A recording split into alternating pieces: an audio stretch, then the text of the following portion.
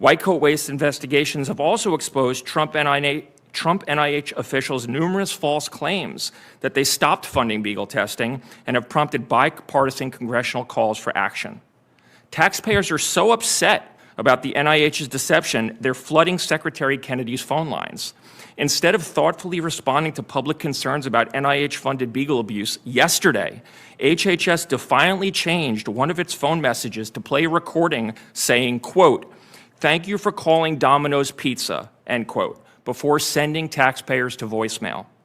Torturing puppies with our tax dollars isn't funny, but people at HHS apparently think it is. It starts with a simple question and ends in objective reality. Through our journey from there to here, we find one another and ourselves. And as the next 24 hours breaks free from our last, we gaze onward in reflection of the day. Come to your own conclusions. Stay vigilant. Welcome to the Daily Wrap-Up.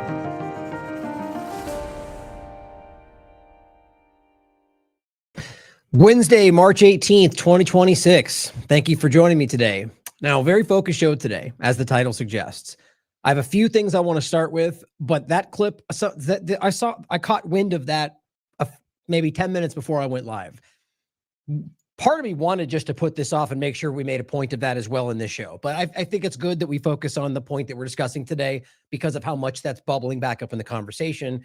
And you guys know all of this. If you follow the show for a very long time, follow James Corbett, Ben Swan, a number of people that have broken this down around where ISIS and al-Qaeda truly originate from which, what the funding and arming and actions and foreign policy that drove to its creation and literal creation. Like in the sense of like byproduct actions, but also what they did deliberately. But this clip, I was going to start with a clip that I played before that relates to the topic, but I played it to start because I felt like it's worth hearing twice. We're going to play that and a few other things to start. But as I said, the main focus today, and it relates to the ongoing Iran war. And we're going to cover some updates around, and like I said, we weren't largely covering yesterday. Today, I did include some of the different actions that have taken place. So you guys can be more up to date on some of those that took place today. But there's a reason I included it today, but largely the idea of, as the title suggests, right? The open secret that it is. James Corbett has a similar title that goes back a long way. And I think it's important to sort of nod to these things that it's been there your entire life. And I'm going to go through some very fine-tuned, like a lot of this we've covered over the years. I'm not going to rehash every part of it, but what you're going to see today is the source material you can reinvestigate if it's something we've covered extensively in the past, but going through very detail-oriented points, old corporate mainstream corporate articles, also different, more investigatory articles, breaking down the same conversation, the real origins of what these groups, where they came from, what actions caused their growth, what actions stoked their growth, and were they deliberate?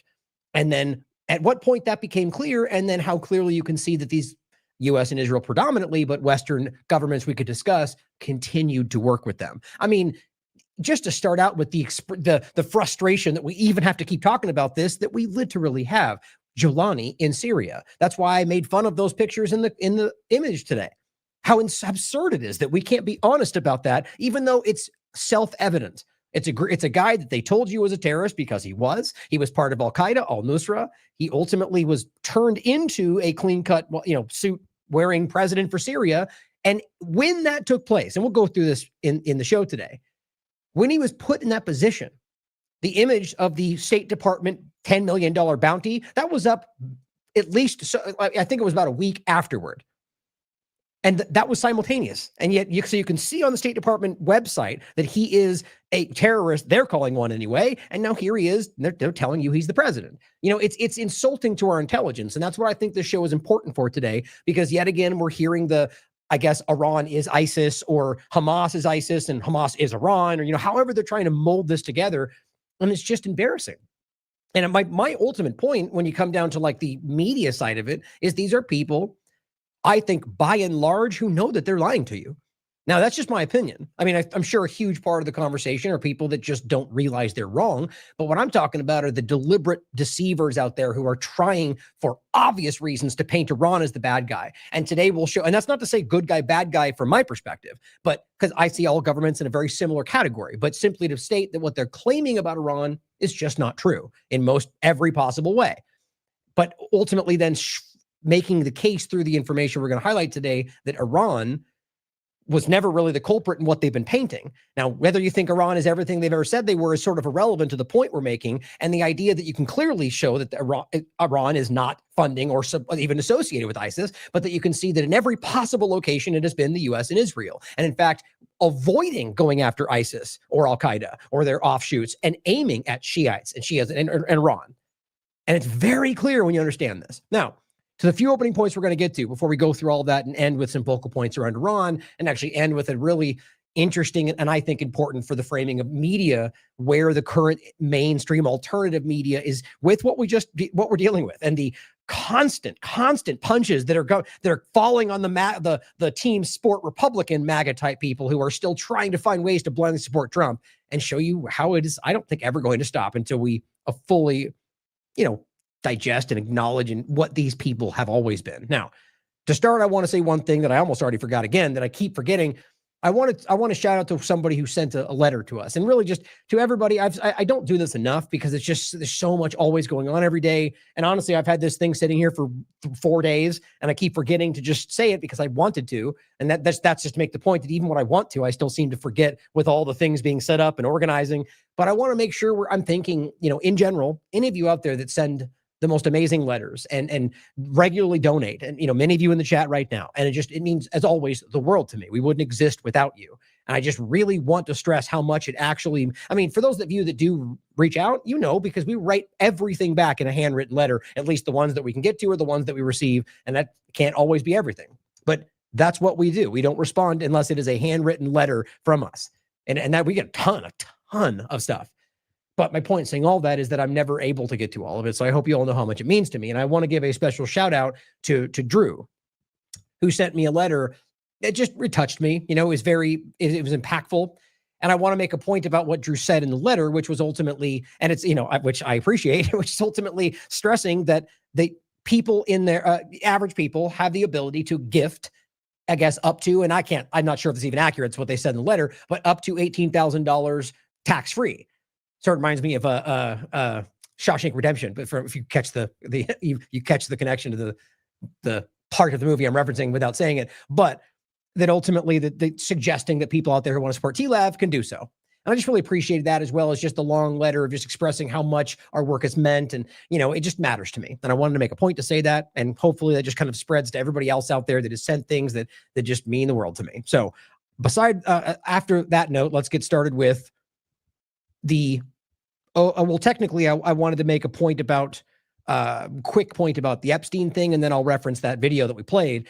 And just because these all interconnect for me. And these ultimate points to start, including the clip we just played, which we'll see again in a second, about the ongoing testing on beagles, despite all of the claim and this is during Trump's administration, despite all of the outrage, which rightly so, about what Fauci was doing, that all of this speaks to a larger point of not just that we're being lied to. And I think everybody is seeing that. Like I was telling you 6 months ago, a year ago, and I meant it. I wasn't just guessing. I meant it. I saw it. I could have been wrong, but clearly we were not. So the point is that I think this is all changing in front of us. To understand that the lying is still step one, understand, acknowledge that problem.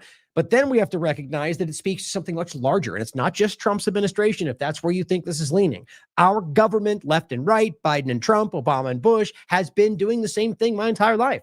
I've been calling it out the same way my entire career. I'm just glad that people are finally starting to recognize those problems. And of course, I could be wrong. That's always possible. But I think the consistency speaks for itself. And I'm hoping that average people who are watching this and are now seeing it keep looking and watch as we continue into the next administration and beyond. And the continual and the same criticisms apply regardless of the left and right paradigm. And the people who do not do that become more and more and more cartoonish and more and more and more obviously dishonest. You know who I'm talking about. And they are transparent today. But all that's to say that what we're highlighting here is not just about partisan stuff. It's about recognizing that this is something that's happening to this country.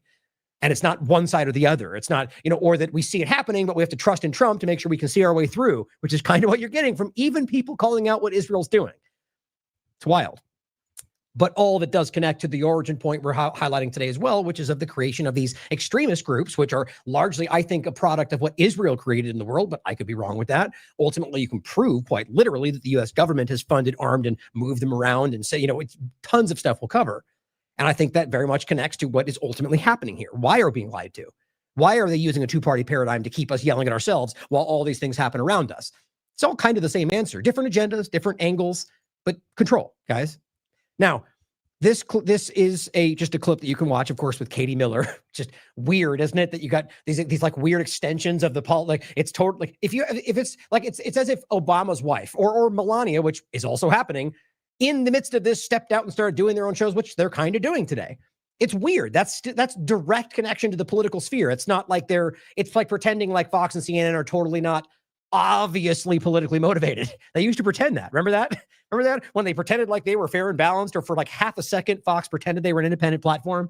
It's just, they're just throwing what they can at the wall, guys. It's so obvious.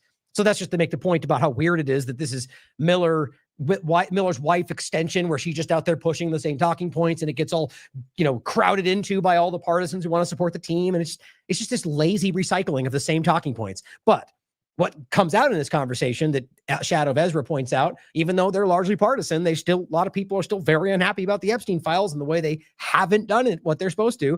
Deputy Attorney Todd Blanche admits they are no longer interested in investigating Epstein's international child trafficking. Now, this is like the fifth time they've accentuated this point, and it still seems to be a shock point for some people. They told you there's no more coming.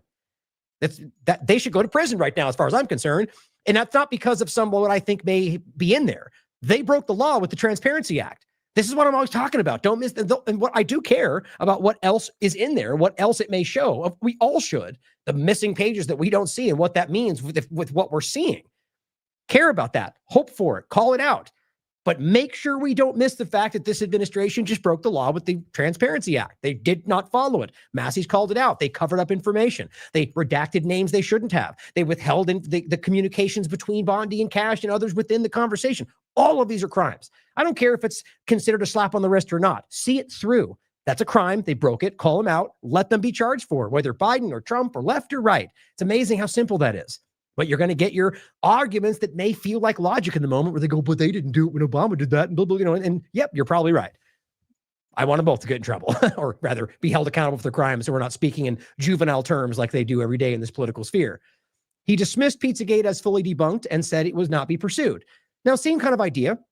If you want to talk about what that really was, and I can also argue that the general mainstream conversation and mainstream alternative, which kind of did exist then too, Pizzagate was turned into a ridiculous cartoon that was meant to be the words and an email, which were relevant, but not even remotely the only and most important thing, and turned it into something ridiculous. The idea behind it, though, very real, as we're all seeing today, as it very much still connects, as Ben Swan came out and made a great point about. But it's not, even the name was turned into something ridiculous because of the pizza place and the shooting. All of this was a manipulation. But either way, it's all done. It's all over. No, it's not. These things are very obvious. What about Zorro Ranch, Todd Blanche? What about the affidavit signed saying Trump had raped a woman that no one's investigated? I mean, all of these things. And I'm not saying they amount to absolute slam dunks, but Zorro Ranch is the most important that I can see. You got people in New Mexico and the government saying no one's even touched this. She said it in 2019. She's now saying it again in 2026. Bodies were buried, they said. They said they got videos and evidence and all this stuff. Nope, it's over. No more. He also denied the existence of Epstein's client list, claiming he doesn't even know what that refers to. You see, this is insulting to your intelligence. Look, you can play this game where there's not some single page that's got all the... Nobody even argued that other than ridiculous, out-of-touch people that either lied or didn't understand what the point was about. We're talking about the list, however you want to catalog it all, of the people that they worked with. Put it on a disk drive if you want. To make it out to be some kind of single page that Epstein had posted on his wall is to make fun of you. And they know that. But we don't even know what you mean by that. Nope, no more, nothing coming. Blanche added that Epstein had no ties to any foreign governments. Yep, that's insanely stupid, or espionage activity, except it's literally proven. Now, whether it was an agent, that you could debate that all day long, and I would too, because I don't think it's proven. I think so. But whether he worked with intelligence has been publicly admitted by just about everybody. But here he is telling Katie Miller through his controlled platform that nope, it's all over, in hopes that that's what will be carried by the partisan team sport players. Yeah, he reports directly to Pam Bondi, of course. Just a normal day in the broken promises world that the Gunther Eaglemans and Cat Turds and Benny Johnsons and Jones, and we'll get to Jones in a minute on his weird waffle, but mark my words as he continues to support Trump. Watch. Even today. But as they all try to make this seem like a win somehow. Now, back to this clip in the same conversation of winning. This is not just insulting, it is cruel, and it's also, I mean, what it shows you, to cut it in very quick point, they frame this, rightly so, as torture, as evil, and then they kept doing it. I mean, I don't even think I need to say anything else. If you haven't seen the clip, we're going to play it right now. This is the most insane thing you'll see on Twitter today, says Holden. Trump's NIH spent $126 million, according to this person speaking to Congress, on Fauci-era puppy torture experiments since RFK Jr. took office. When Maha flooded HHS phones yesterday, they got sent to voicemail with a message that said, "Thank you for calling Domino's Pizza." That's how, in his response, that's how HHS officials are responding to Maha supporters demanding the reforms that they voted for. They're laughing in your faces. White Coat Waste has spent the past year exposing Trump's NIH for lying about shutting down Fauci-era beagle experiments. I mean, you just can't make fun of this. You can't dismiss this. You made a huge case, rightly so, about why that was inhuman, something that only evil Democrats do. And then you just kept doing it. You kept funding it. Which shouldn't surprise anybody who's barely paying attention, who is not trapped by the team sport game, because they're all the same thing. And this is like my point about NED or USAID or the narratives and woke. It's all about getting its means to an end. They use what they think we care about to achieve their political ends. These largely sociopaths, and we need to be real about that. Look at their actions. Look it up what it means. Look at what they do every day. Guys, it's not hard to recognize where we are, but you get the typical average person who hears you say that and goes, "Oh, here we go." These conspiracy theorists, as half the time what they're actually engaging with are things that we were telling you 30 years ago or whatever, back then, or today for me, 10 years ago.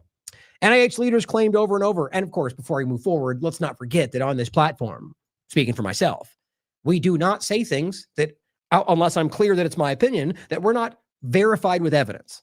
Now, of course, that could turn out to be false, but you go back and look at our track record on this platform to the very day that I started, when I barely knew what I was doing, and I promise you, it'll be hard for you to find an example where we said something that was like blatantly incorrect. But I mean, the point is, you go back to when I was barely starting, and I'm sure you'll find an example, because I didn't have the same passion about it I did. My point, though, is do it.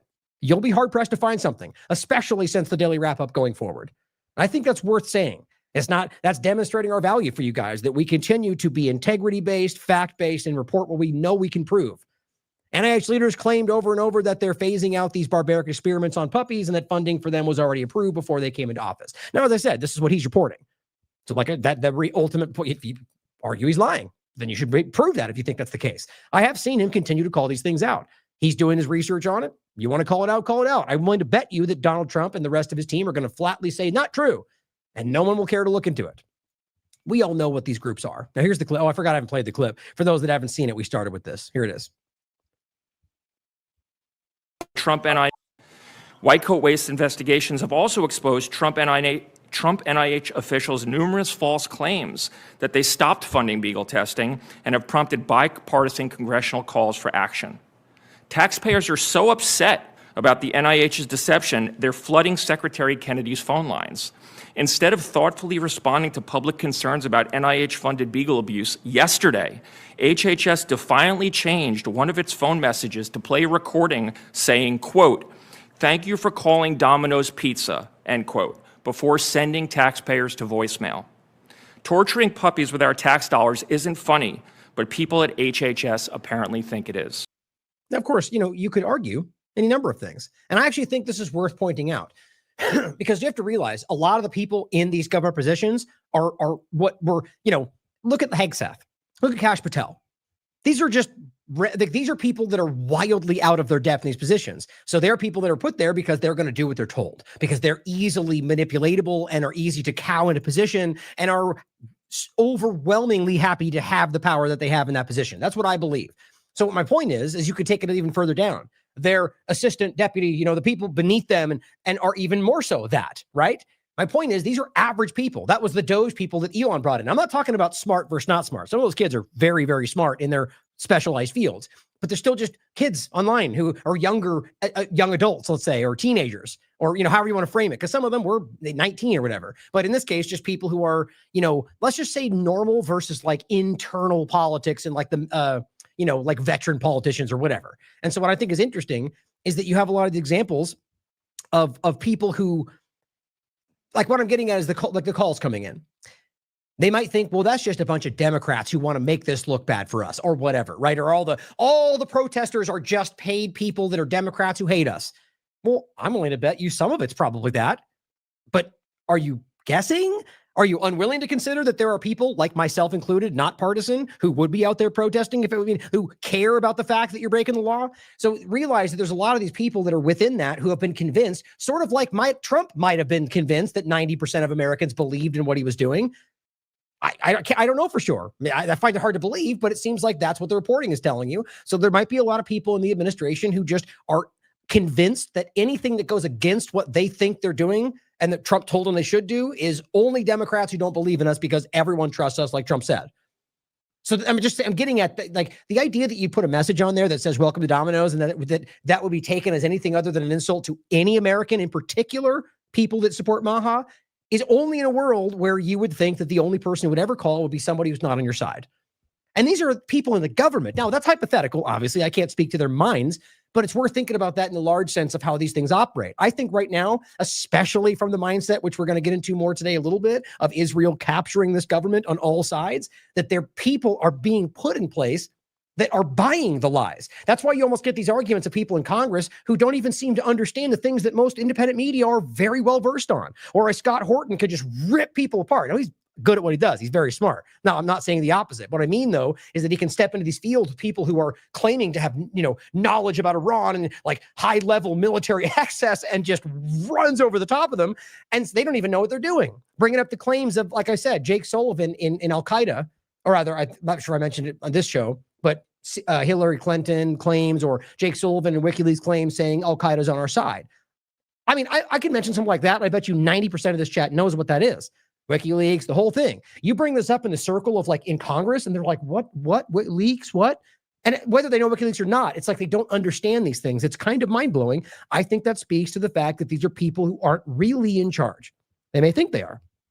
We're thinking about. Now, on other points of that same direction, here's Thomas Massey pointing out that the debt passed $39 trillion today. Take a look at how long ago that was, even in the billions, and it'll scare you. This is obviously not sustainable, and I think this is by design. I mean, we were talking like billions. People were like, oh my God, we're 39 trillion. At some point, again, I should play that video of like the money it just blows your mind. It goes at the most, it goes to like 10 million. And it ends up like the video shows you what it would visually look like. And it's like 500 football fields. Like we can't even imagine what this would be. 39 trillion means nothing to people. And I think that's the point, because it's so far beyond what our mind can even grasp. $87,000 a second. Why? War. Israel, foreign policy. I mean, even other allies too, by the way. But clearly the amount that's dumping out of here just to support what they're doing while they're killing people is worth mentioning. He also says the recent Treasury report says the debt is $38 trillion, almost 39, but that was the debt 2 days ago. The debt badge I built uses dead reckoning to calculate the debt today at the very second. That's why he said it's past 39 trillion. On top of that, Speaker Johnson comes out and says a plan is to move a clean extension of FISA. You know, the thing they all criticized when the Democrats did it, and then in turn, the things that the Democrats criticized when the Republicans used it, and they all just hand off the baton and keep using it and have their rationale, and the partisans don't call it out, not really. It's the same thing over and over. Massey's been calling it out the entire time. It expires on April 19th, and we're looking at that deadline and hoping that we can get a clean authorization for 18 months. Yeah, why not? Just illegal spying on Americans. It's just what we do, right, guys? #winning. Why can't we call this out? Well, because people that don't are dishonest or don't understand that this is a big deal. Sure as hell, most of them seem to call it out when it was pointed to, when it was about Democrats using it. Why can't we paste that together? He asked, why don't I always vote with the party of Washington, D.C.? That's what he get criticized for, of why doesn't he support the team, even though he has a track record far more in line with Republicans. He says, Exhibit A, the party is about to extend spying on Americans without a warrant. by voting to reauthorize unconstitutional FISA 702 program, as well as the fact that they're already kind of doing that with ICE. So it just builds into the situation. This has this has been there for such a long time. People just act like it's not a big deal until they want to make the other side look like the bad guy. On top of that, at AIPAC, Massey writes, should be required to register as an agent of a foreign government under FARA. You know, the same thing that JFK was trying to do with AIPAC before it was called that and then got killed and that didn't happen. Very real story if you don't remember that. Because even U.S. citizens are meant to be subject to FARA. AIPAC and closely associated entities have spent over $6 million to influence just his election alone. It's directly in the interest of Israel's agenda. And that's publicly stated.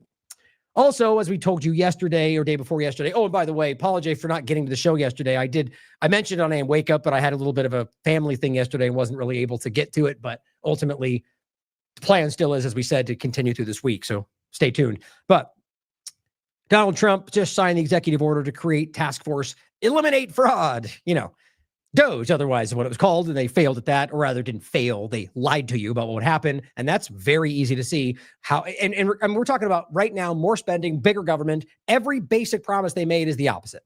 But don't worry, he's going to start a new program to spend money on this new program that will end up probably costing more money. But he says, convicted fraudsters Trump has pardoned this year. If you don't take a second to look these up, it's insane to me how clear this is. And these are people that they call them political prosecution. Okay, maybe. I wouldn't even disagree with that, but they still broke the law. And you can find countless examples. I should say countless. I think at least 3 that I can remember where people were pardoned by Trump and then broke the law again and went back to jail. And people that, for example, defrauded Americans during COVID-19 under the guise of fear about COVID. You're going to pardon these people? So it's just a game, guys, and it's just one more kick down the road to make you think something's happening. I hope I'm wrong. I'd like to see fraud go away. I'd like to see corruption go away, but I'm pretty sure corrupt fraudsters are not going to be the ones to do it. Now, Trump offers access to donors, to national security briefings. And this is where we're going to bring this into, I think, the larger point. And I want you to think about how in the world this possibly makes sense. Now, this is this is actually to start with this point. We'll show you what they said in Congress. I'm not familiar with what that is. Guys, this is widely acknowledged. It was quite literally an email sent out. I mean, this is something that has gone, this is very, very consistent with what Trump has been doing the entire time, the profiteering, the selling access. It's exactly what he is. And it's an email directly sent from there. It's gone around the entire conversation. Trump offered, now you could argue, here's the only error in the conversation, that he didn't necessarily mean real national security briefings. That means he's taking advantage of people. Either way, you could argue, but he listed it as we'll play the clip for you, unfiltered. And so and I want you to ask yourself whether this is just whoever, which means they're selling out to the highest bidder, which means it's national security, top secret, whatever you want to call it. Like, it doesn't have to be top secret, but information that's supposed to be secret, like things that are secret meetings. But yeah, you want to buy in Saudi Arabia? Come on in. Israel, you want to buy in? Well, that's a joke, really, because I think they already have access to this information, but it's about selling access to information that they keep secret even from you. Here's what they said in Congress. I just want to point out something that was released about 6 days ago. This is a fundraising email from the president of the United States. And in this email here, where there's multiple links to donate money, it says, as a national security briefing member, you'll receive my private national security briefings. So right there, if you want to try to defend him, you could argue he just means he'll give you first access to things. He'll tell everybody, yeah, fine. You can assume all you want. What it says very clearly is unfiltered national security briefings. The idea that we're supposed to willfully assume into the direction of what makes it not a bad thing when he just says things is insane. Obviously, we shouldn't do that because it very well could be exactly what it sounds like. That's just people trying to cover for their person, their lead or whatever. Don't counter signal the leader, we hear Cat Turd say all the time. Director Gabbard or Director Radcliffe, do you think the public should be able to, supporters of the president should be able to pay and receive his private national security briefings? I assume these are briefings, Director Radcliffe, that you provide to the president that is now going to be provided to somebody who makes a regardless donation. of what that I don't know what that document is, but regardless of what it says, it didn't happen. Oh, no, this is new. I mean, it's certainly possible since it's certainly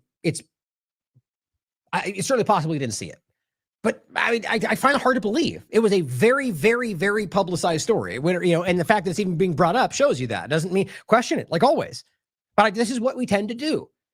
I'm not sure. I don't respect that. Well, what I would do is, but how about they probably would say no, but the point is, let's discuss this. It's something that happened. Let's not just push it off and come back, because they never actually revisit these things. Oh, well, I'll follow up a week later. I never see that happen. Well, but what I'm telling you is that the Hatch Act would prevent me from an apolitical role from engaging in that. I'm not aware that anything like that happened. Yeah, this says unfiltered updates. So, Director Gabbard, do you have any comment on whether unfiltered updates of private national security briefings should be made to individuals that donate to the president?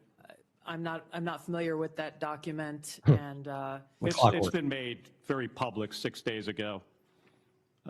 We'll get you a copy here, because I agree with you, Director Ratcliffe, that the Hatch Act should prohibit this type of conduct.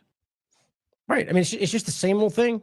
If no one said anything, they would just do it. And if you push back, they'll just lie and be like, well, no, it was, they'll say whatever they need to. Like, are we even quibbling about the fact that this administration has been caught lying kind of, more blatantly and more like cartoonishly than any administration I've seen?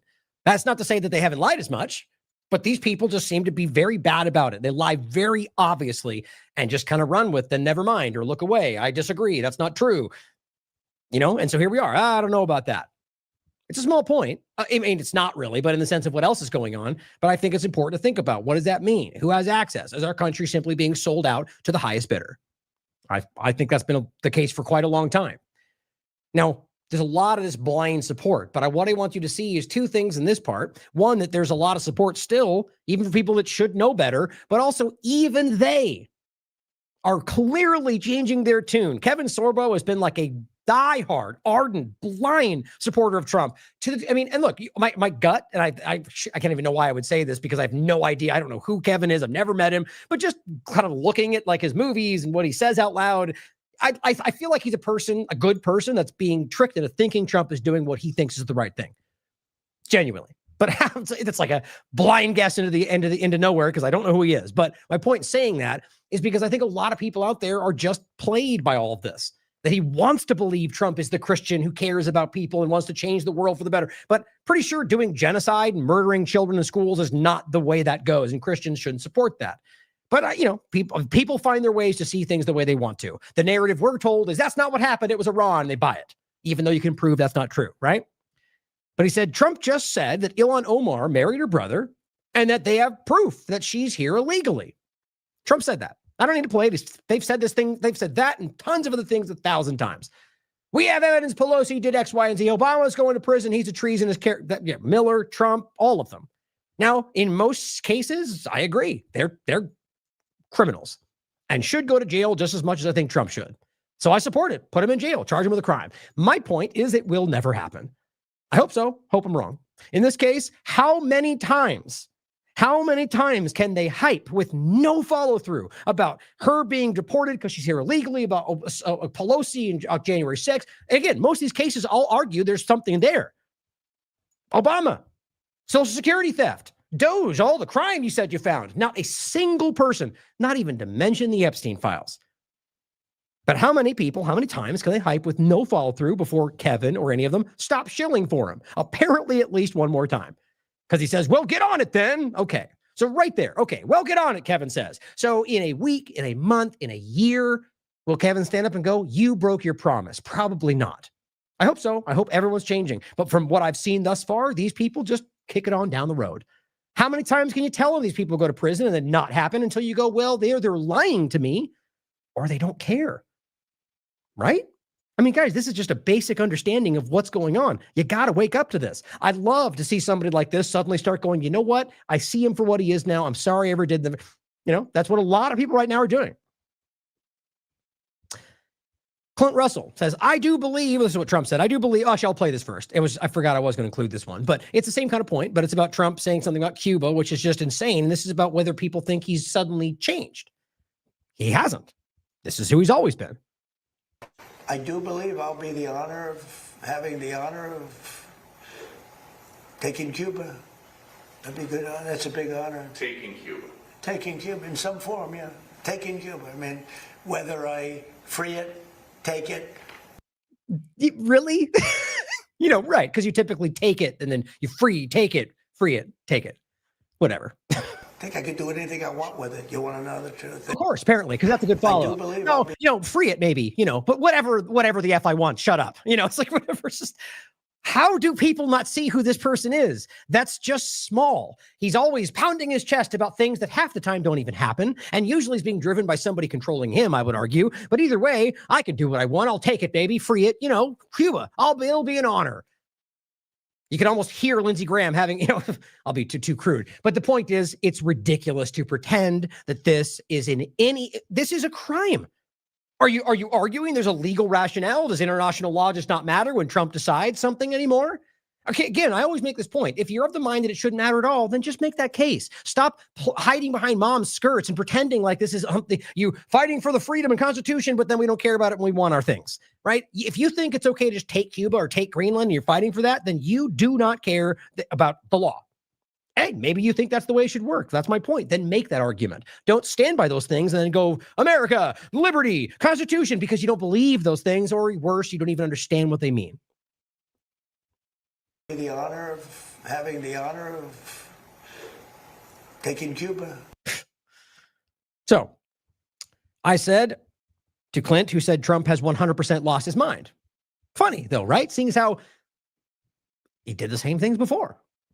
I guess just he didn't see that, or I guess was not able to, or didn't want to admit that it was happening before. I mean, what are we talking about? Trump is just because, narrative is what seems to blind people to what's really going on. Did he not do all he did in Syria? Did he not? I mean, we can go down the list. It's just another extension of the same U.S. government foreign policy with a little bit different flair. This time it's just right on track. Iran, Syria, Lebanon, the whole of Cuba, just everything.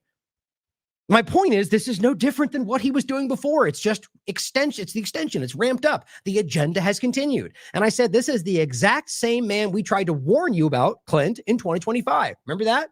We tried to warn everybody. This is what's going to happen. We're going to go war with Iran. Israel's going to take over. We said all of this to a T. And still, in this moment, we're not the ones being recognized for being that. It's the ones like this that step over the top of us and go, this thing that I lied about before. They are, so be it. This is the broken nature of this media sphere.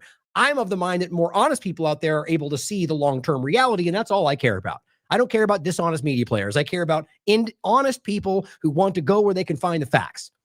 And, you still can find facts from people that waffle around it and jump sides. Hey, but I think consistency is what matters. I'm not even saying dishonest. I'd like to believe this is genuinely people starting to change their minds, like I said about Tucker.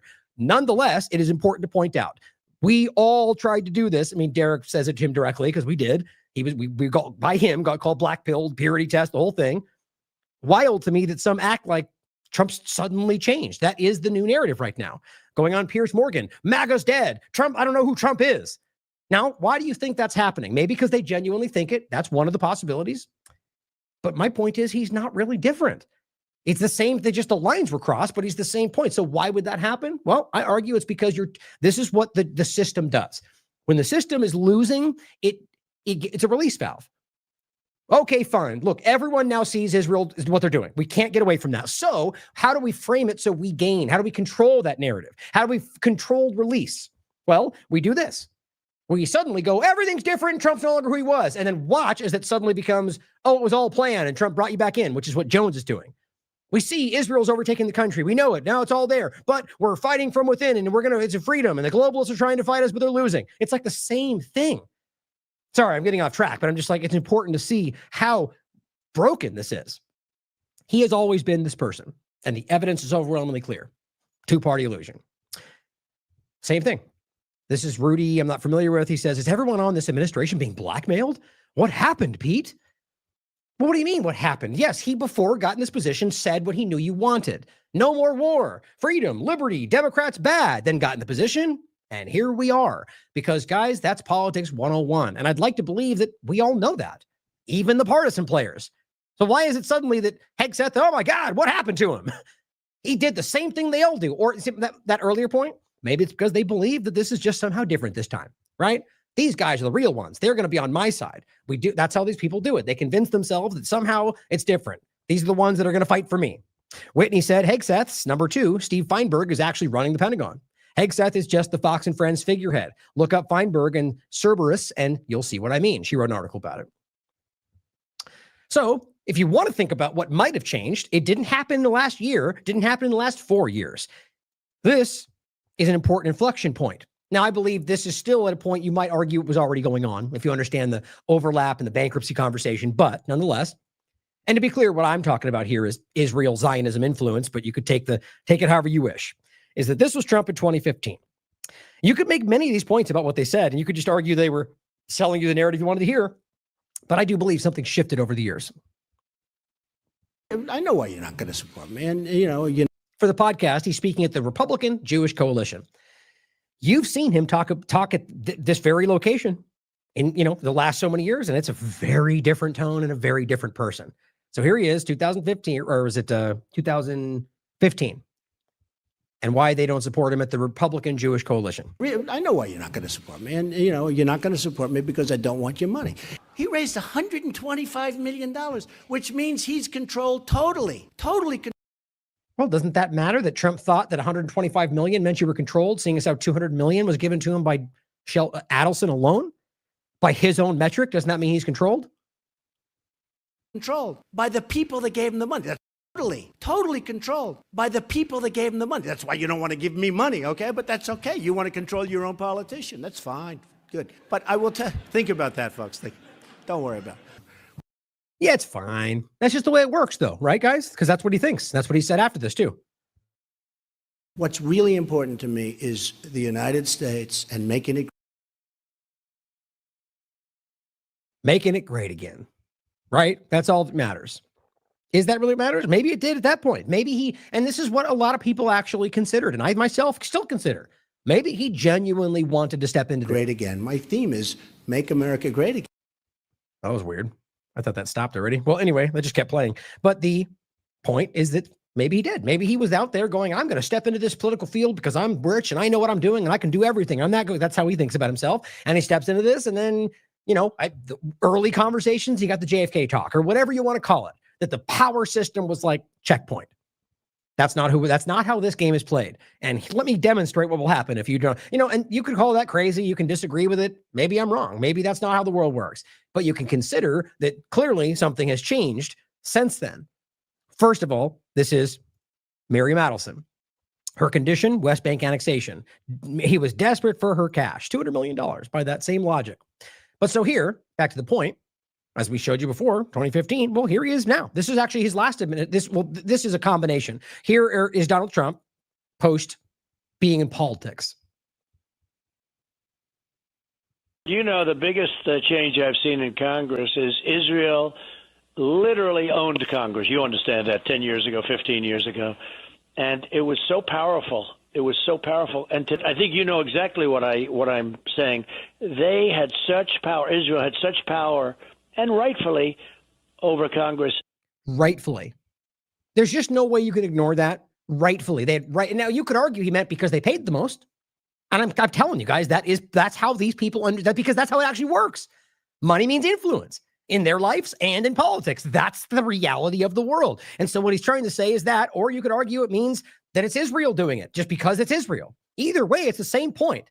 It's a mechanism. The fact is it's influencing our government and they believe that's supposed to be the way it is.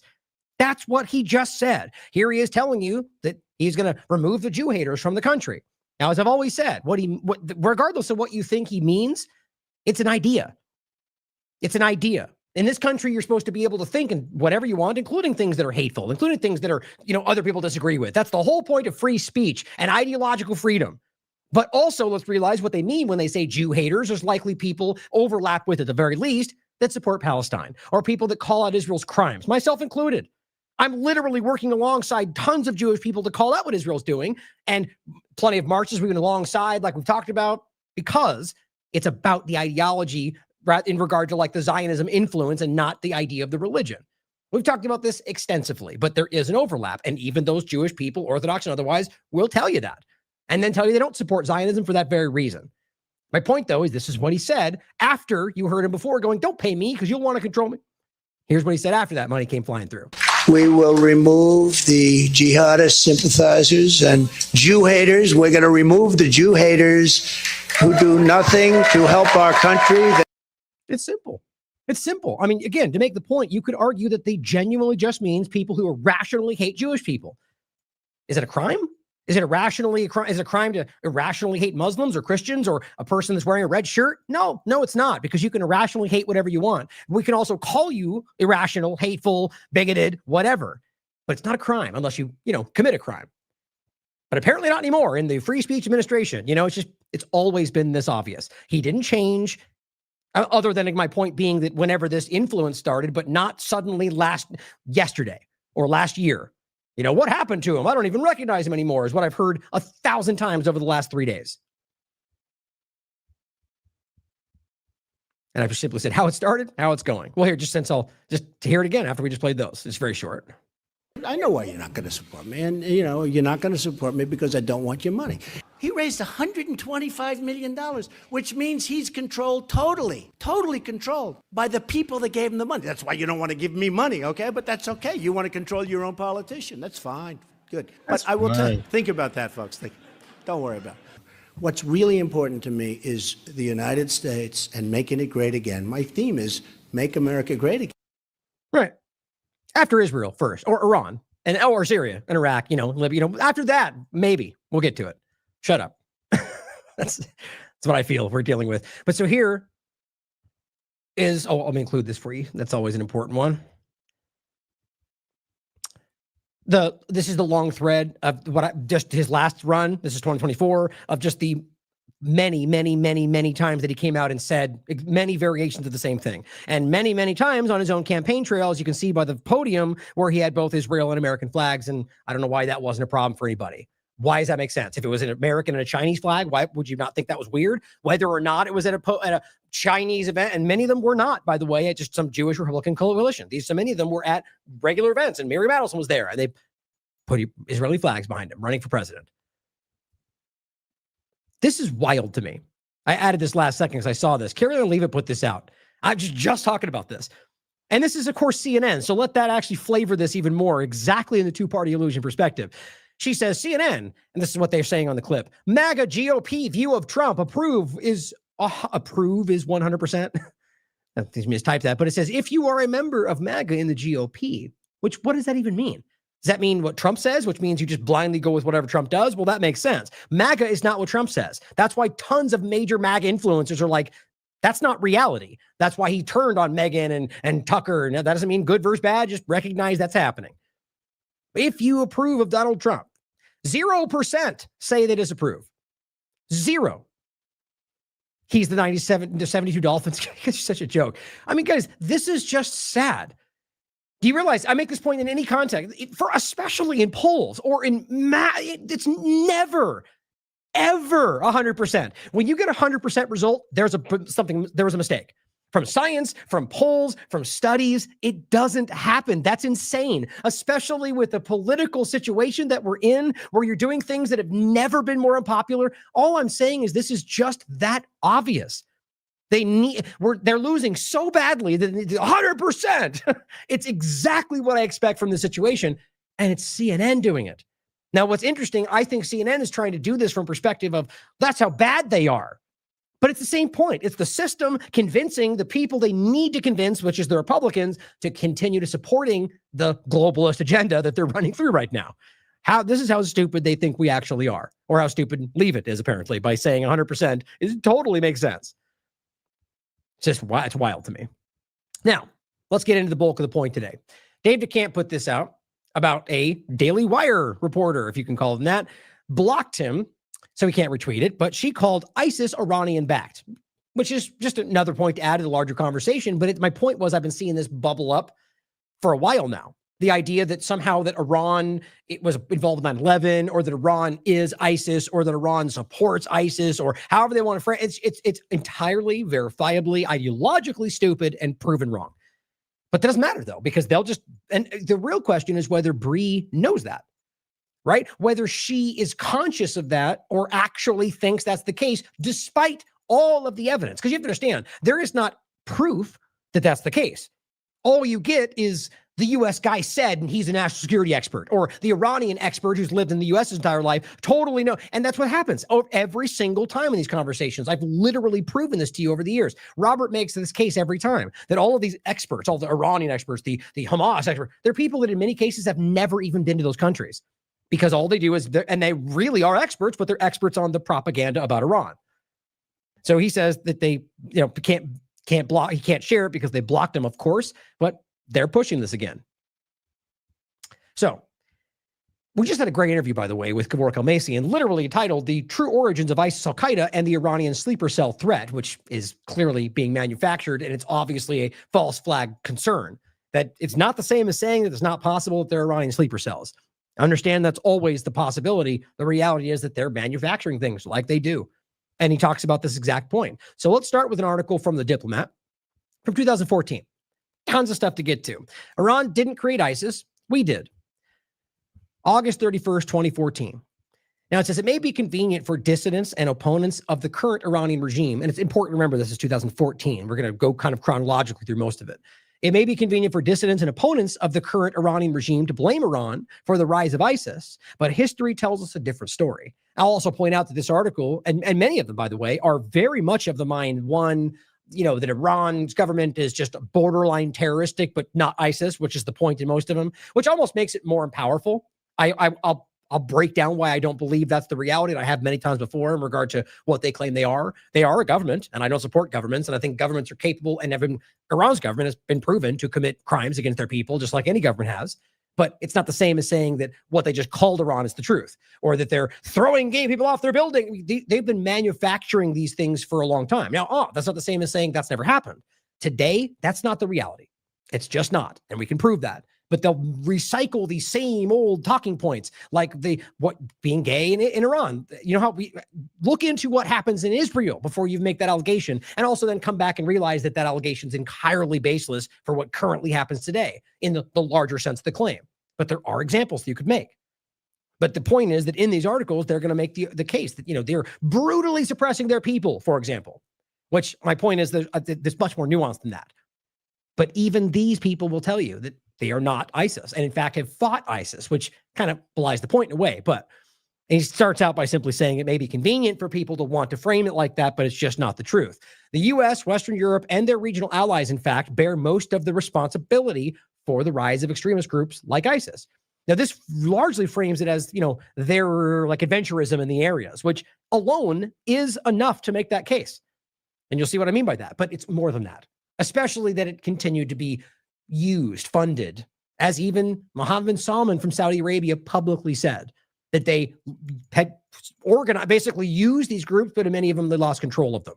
Now, take it for what you will. I can't verify his statement because he just said it out loud at a conference, but I point to it many times. And it also made the argument that many of these leaders aren't even religious.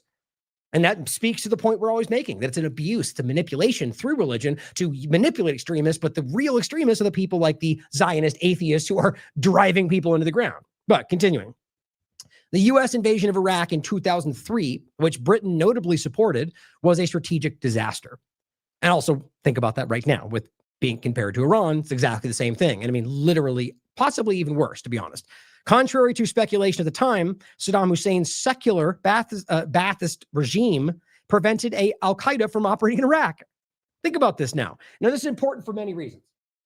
Because we're talking about the Ba'ath Party, which was predominant. Well, let's just put it like there. I get people push back about the numbers, but you can prove that it was a large portion that were Christians in this inner circle around Saddam Hussein.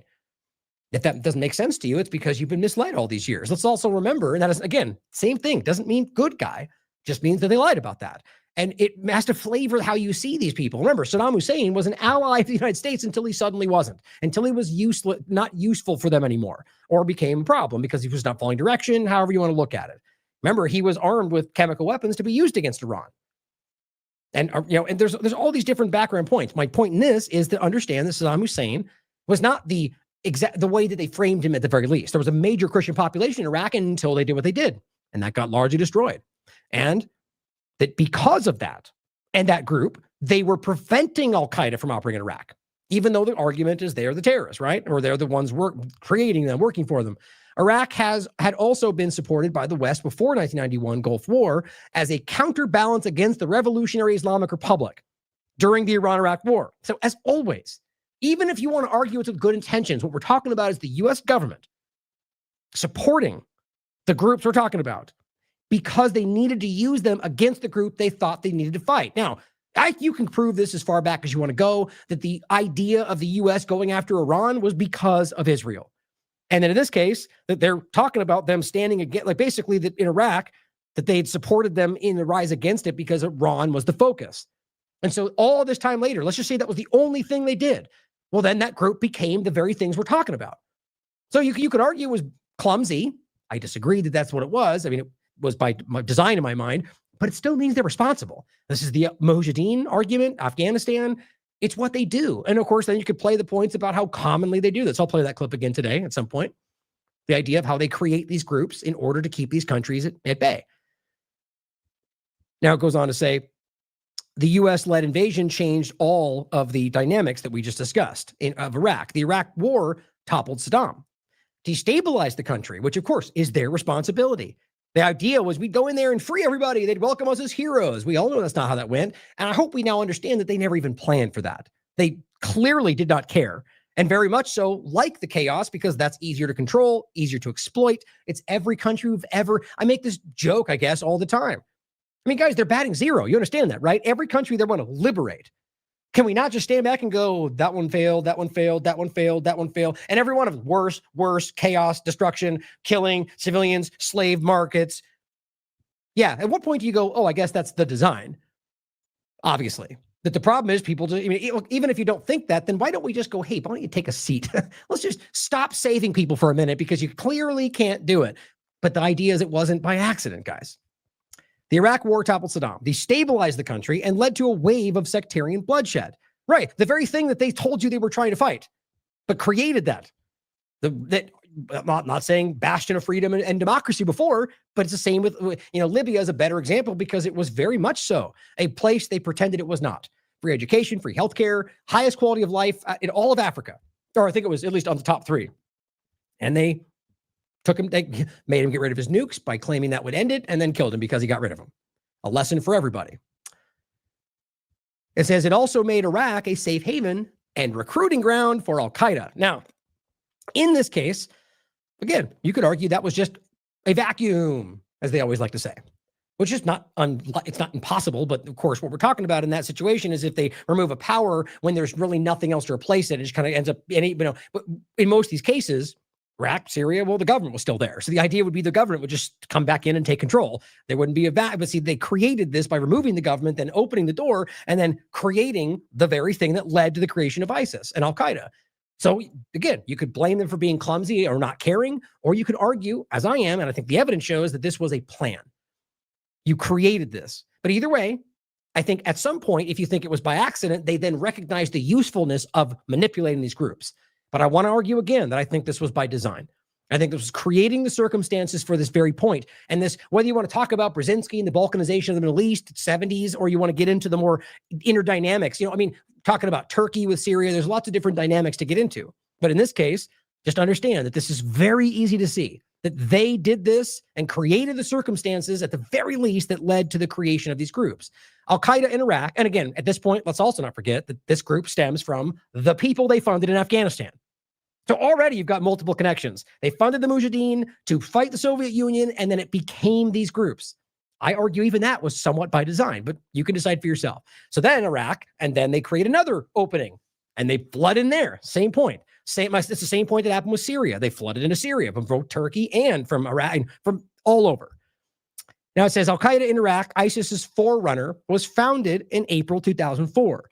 AQI, al-Qaeda in Iraq, conducted brutal attacks on Shia civilians, Iranians, or the ideological connections, not necessarily Iranians, but that's their ideology, and mosques in hopes of sparking a broader sectarian conflict. So ISIS attacked Shiites and mosques. Think about that for a second. And of course, you could always make it, they wanted to create division. Maybe. Or maybe it's because they were not working for what you thought they were and were aimed at Muslim culture and Christians the entire time, which is pretty much what's been happening, guys. We'll get to the fact that they've never attacked Israel. Now it continues.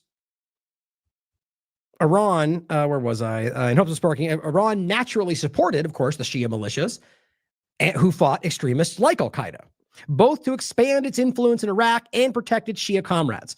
Iran cultivated ties with, at the time, the Maliki government as well, which will be relevant in a second.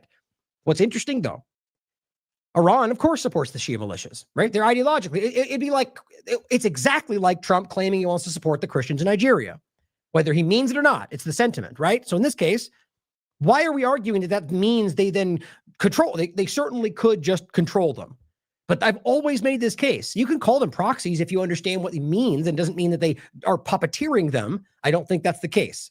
What we're talking about is people, militias, PMU, what became Hezbollah. These are groups that are popular uprisings fighting for the people of their countries who are supported by Iran. And they may sell weapons and exchange, just like the U.S. does with all of its allies. What they want you to pretend it is Iran. Iran in these countries, you know, literally on the ground, pretending to be something else, creating destabilization. You know what that is? That's literally textbook Israel-U.S. policy. That's the whole point, you understand. Accuse them of that which you are guilty. And if you actually look, you won't find a single example of Iran doing that. That's why they need to constantly point at those three groups: Hamas, Hezbollah, Houthis. It's all they can do. And then cite the thousands that were killed when the U.S. illegally invaded Iraq and they defended it. That's all we're talking about, guys. And as I've always said, look at the groups they're claiming. Let's just say, as always, that everything they've ever said about all three of those groups is true. Hypothetically, just for the sake of conversation, let's pretend it's all true. Take that and compare it to only what you can prove. Prove what U.S. and Israel, or individually, have done over the years.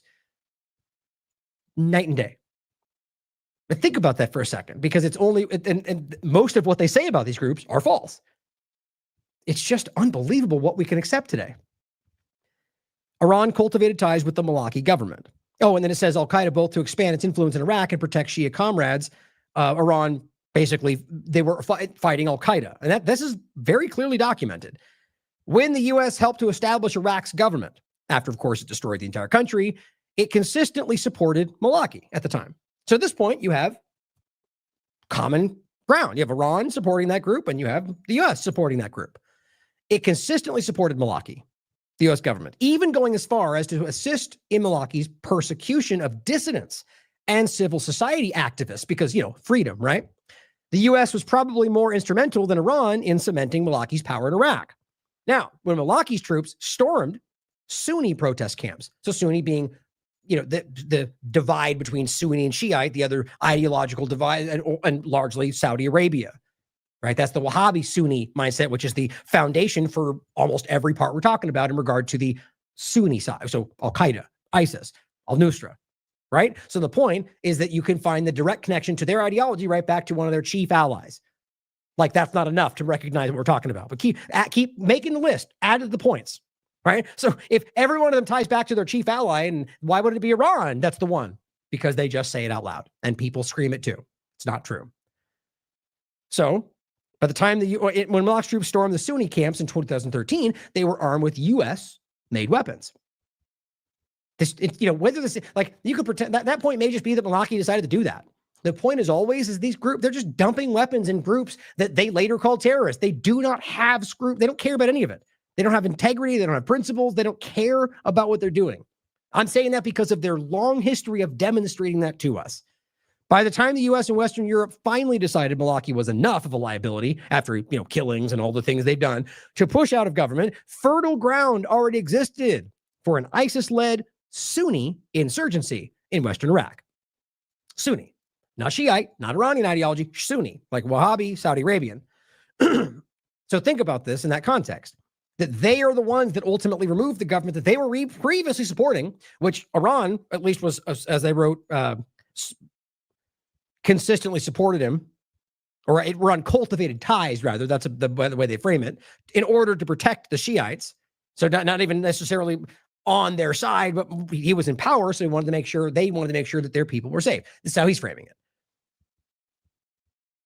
So as it says, it was ready for an ISIS Sunni insurgency. Now, the Syrian story is even more important. Now, in case you missed the simple point, and we're going to get more in depth in some of these articles, they created the setup for why that became the reality in Iraq. which they've utilized ever since. The Syrian story is even more important. In 2011, the Assad regime, and this is what they write, violently suppressed peaceful protesters. That's not true. Again, I always want you to challenge these things, especially if you disagree. And if you do, please send me something and maybe I'll change my mind. But I want you to understand that I don't say things like this unless I feel it's proven. The reality of this has been shown. And the only reason it wouldn't be brought up today is because I've talked about it 1,000 times, is that in the case of that, or Ukraine, for example, as they admitted themselves on record, they planned this. They shot the protesters, blamed it on Assad. And that's not to say Assad couldn't do that or isn't capable of it. But he didn't do that. And he didn't gas the people they lied about, because that was proven as well. Look at Aramate's work and plenty of others. Nailed to the wall. Or Robert Fisk, for crying out loud, like literally broke down how they manufactured these illusions. So I'm just pointing out that this is, so they even still think that these groups are terror or extremist or violently killing their own people, but will still argue that they're not ISIS. I think that even makes it more powerful, but it's just not true. And of all of them, you can quite literally prove that this is what they set up in Syria to create the situation for overthrowing Assad, or at least trying to over the next 20 years or however long that, well, yeah, basically. And then, of course, now they have ridiculously enough, a terrorist running Syria. That's not like that doesn't prove it to everybody. In 2011, they claim they violently suppressed the protesters. Now, this civil society movement rapidly transformed into an armed uprising against the Syrian government. Now, here's the point. Even though this was done from the outside, you had genuine Syrians who, in many cases, didn't agree with their government that were protesting. That's always the case usually in these situations. Like in Iran, though, what happened very quickly, especially since they're on guard for it, is that it became very widely discussed and acknowledged, even by the unions that were supporting their protests, that it got turned into something different. And that's why they all left, and it became just mass people on the streets, bombing, shooting, and being literally armed by the U.S. and Israel, as they openly admitted, actually, in this recent discussion and plenty in the past. Oh, and don't forget, they armed the Kurds, which is happening inside the country. It's all happening. But so in this case, oh, it's right there.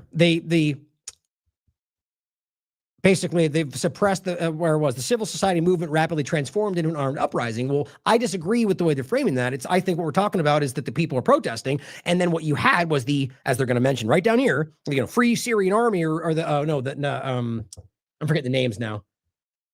It's been a while since we got into all the different acronyms, and remember how many times they changed the names, and ultimately we're talking about offshoots of al-Qaeda.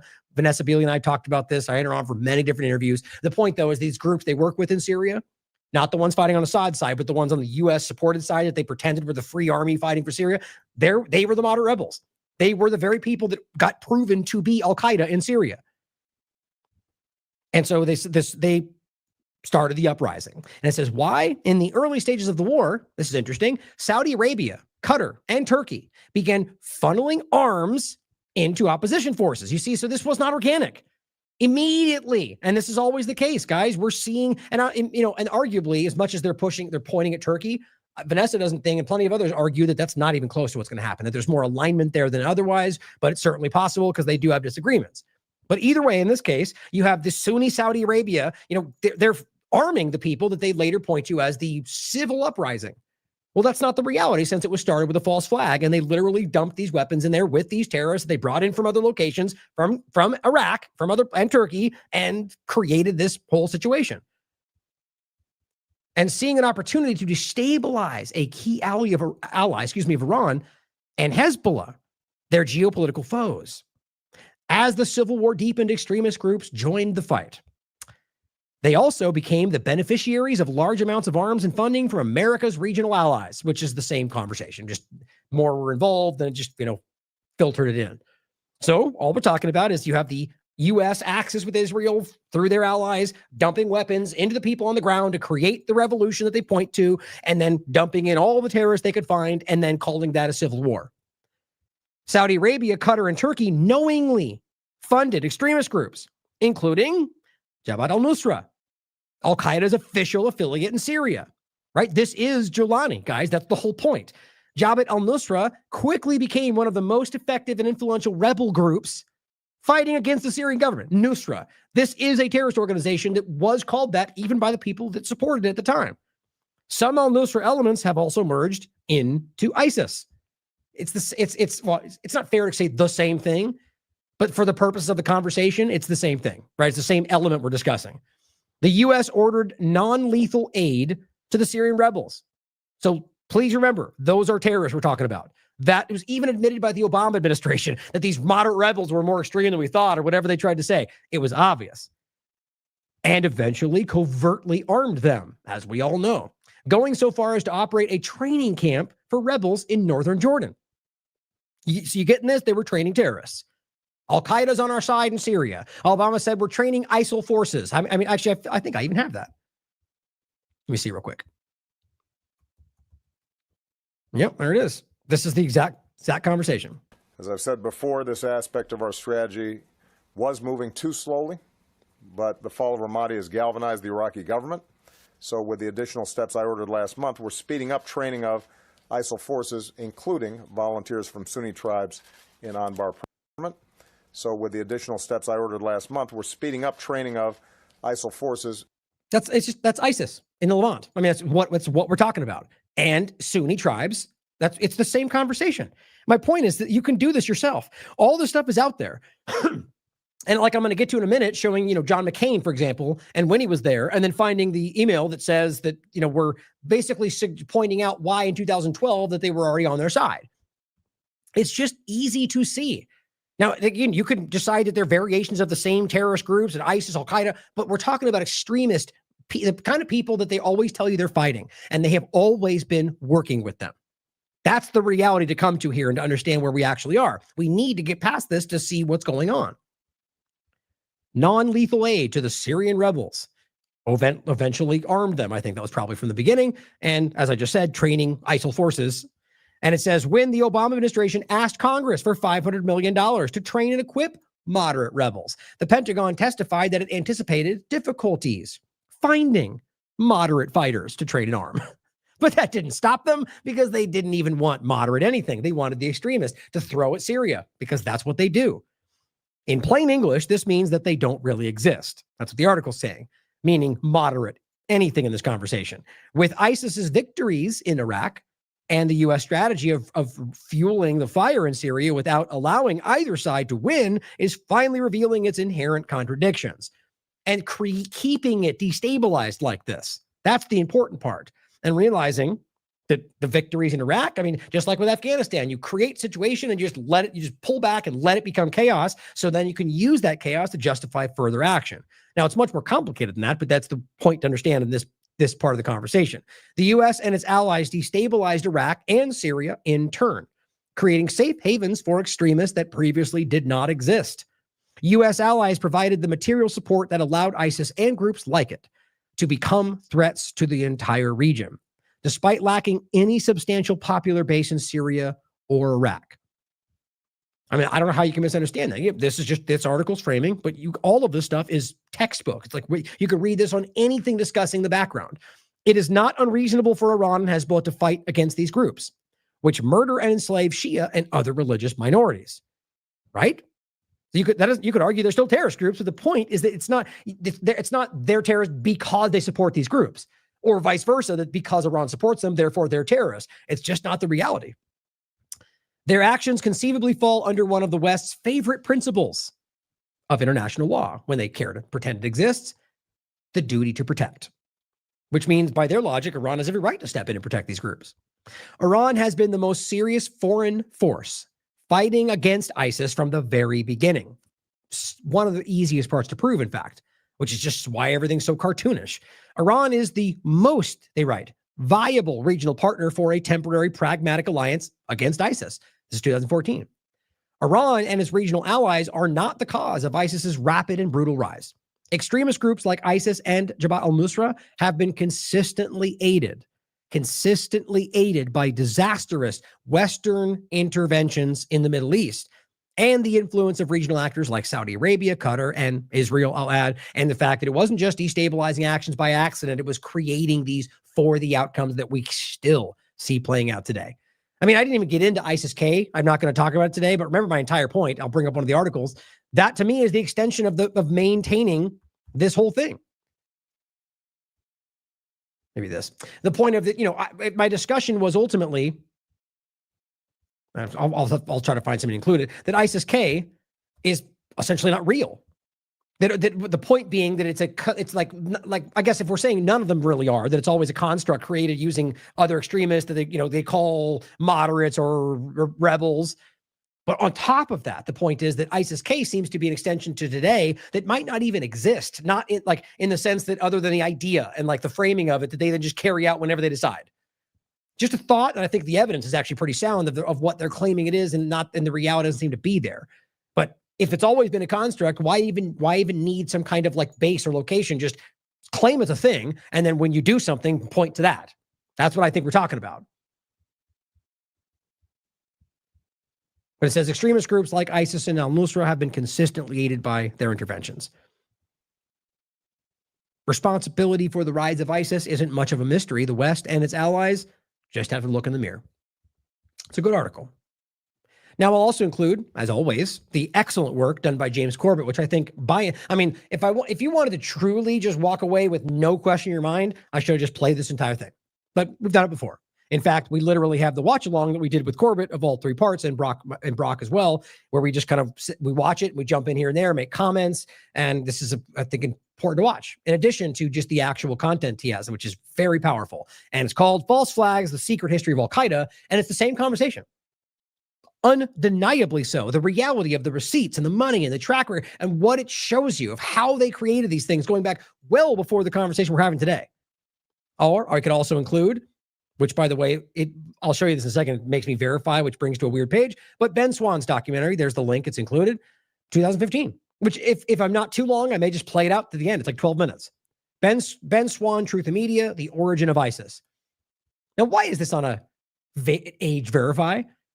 That doesn't make me do that for any other videos. I can watch like people being killed on this thing from bombings and stuff. But check this out. You want to know why ISIS was created by the United States? Verify your age. And look what it makes you do. Selfies, credit cards, IDs. What? Why would this need to be done if I'm logged in, have an account, because you don't want me to see the content? You disagree? I think that's wild. We'll play it if we have time at the end. Now, here's an article from 2014, same time frame, right? Iran sends troops into Iraq to aid fight against ISIS militants. We realize this is the same conversation we're having in the like just general point about why Iran was there in the first place and why Soleimani was there fighting ISIS and defending the illegal invasion of Iraq. And even the Guardian making it very clear. 2014, June. Here's one in December, 2014. Even more clear. Guess what? Even the Pentagon said so. Iranian Air Force bombs ISIS targets in Iraq, says Pentagon. So whether it's talking to Drew from Daily Mail, or that was not Drew, what's her name? Bree from Daily Mail, or excuse me, Daily Wire, or any of the rest of the ridiculous people out there currently claiming that Iran is ISIS, it's just sad. Your own government has made this clear in the past when it suited them. Here is another follow-up. This is from the Defense Post. Iran claims 700 drone strikes against ISIS in Syria, 2018. Now you can question the amount, but the point is clear track record of them attacking, bombing, and fighting ISIS. It's very simple. Here's BBC. Qasem Soleimani. Why his killing is good news for the Islamic State. Why? Because he was fighting them more than anybody. And this is even BBC, by the way. This is 2020. I'll also include my interview with James Corbett on this. I was pretty far ahead of this story for a lot of reasons, and that's why James had me on. January 6, 2020. Ryan Cristian on the assassination of Soleimani. Very important to watch. Now, 2017. And this is really interesting to me because this was written by the late Khomeini, the one that they just assassinated while he was in a meeting to discuss peace. America, quote, created ISIS. Now, what's important to understand is if you only saw this article, you may think, oh, I get it now. These people are just parroting Iran's propaganda, which is what they always try to do. Nope, sorry. What he's pointing to is the same documents that Americans were calling out years before this ever came out. That's what he references is documents that can prove this, because you can, guys. This is not because Iran said so, and then I ended up it's because the documents showed it. Because you can see James Corbett's documentary, or Ben's, where it breaks down the actions they took and why it was very clear.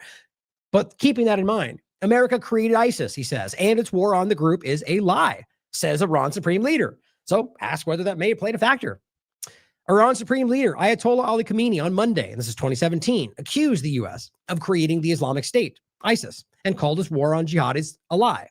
He says, quote, "You, the United States, and your agents are the source of instability in the Middle East. Who created Islamic State?" He asks. He clearly is pointing to the fact that it was the U.S. And also remember, what he's calling out right here is the U.S. government, not Americans at large, as always. The claim of forming a coalition against Daesh, ISIS, is a lie, he says. Of course, Americans are against an uncontained ISIS, meaning that they want to make sure it's controlled in their way, but if anyone would want to truly destroy it, they, the Americans, will counter them, as they've seen before. He says, "We are facing a proxy warfare in the region as a new trick by the arrogant powers against the Islamic Republic." And then I just turned it into the reverse, right? We're claiming that people that rise up to fight what they're doing are the proxies funded by Iran.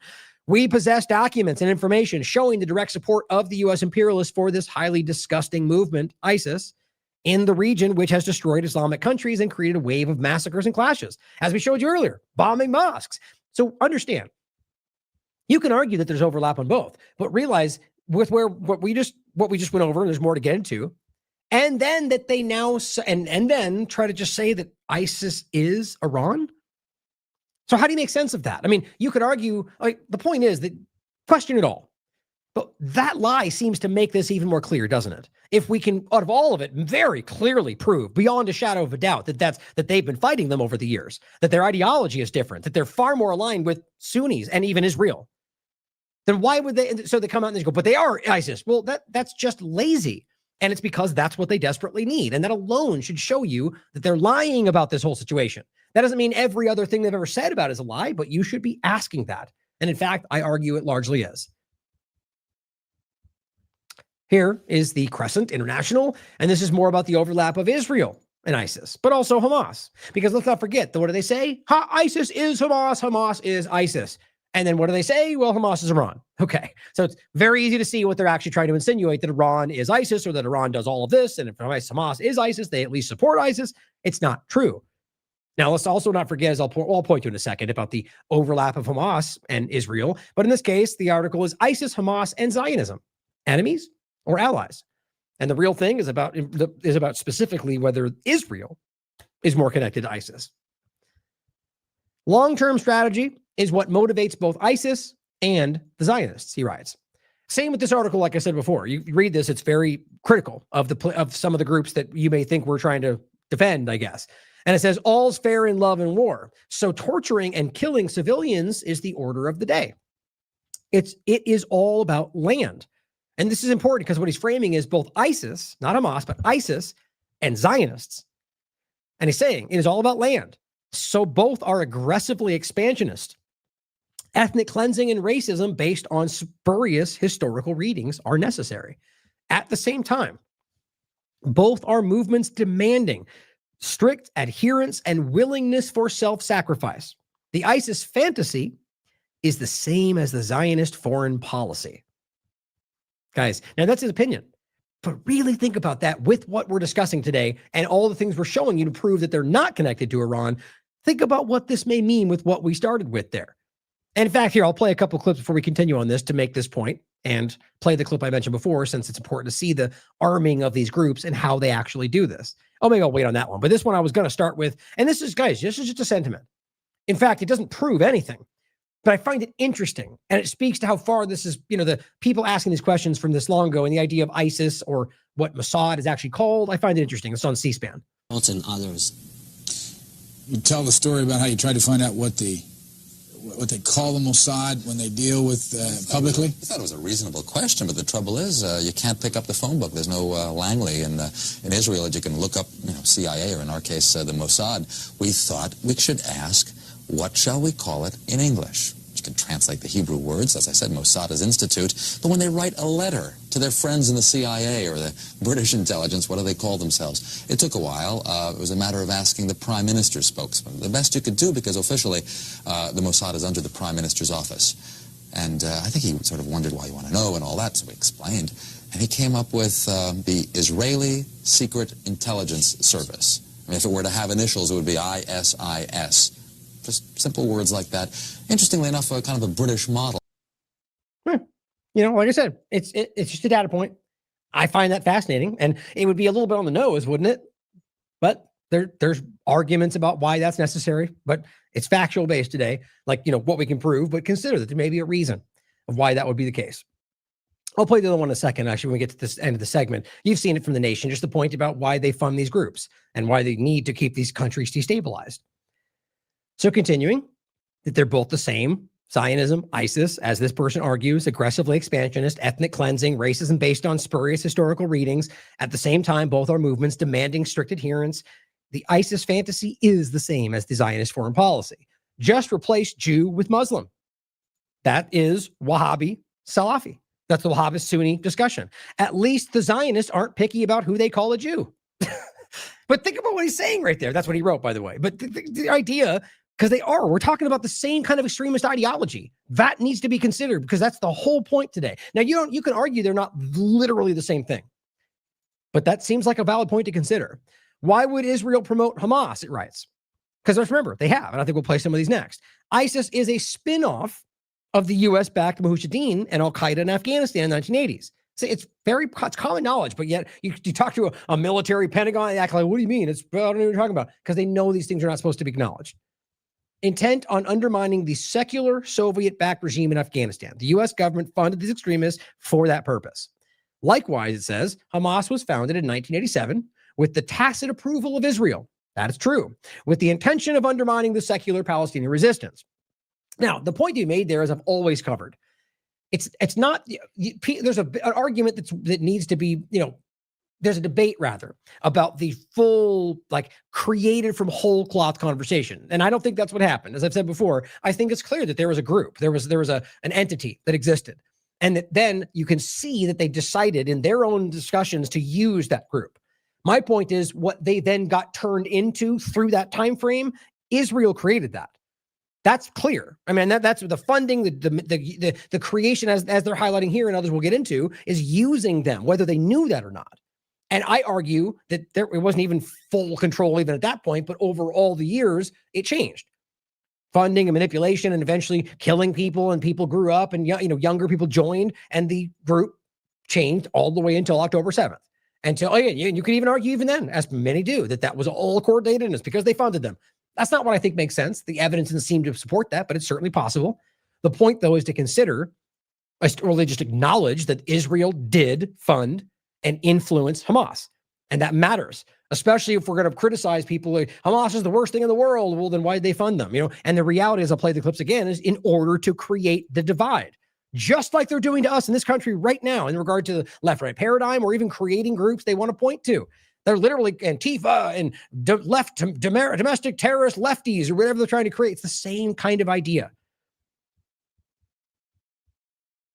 Now it says, likewise, it says, just as the U.S. washed its hands of al-Qaeda when they stopped following the U.S. script, when Hamas showed itself as an effective resistance movement, he writes, and a competent governing party, Israel switched to persecuting it, tacitly defending the Palestinian Authority.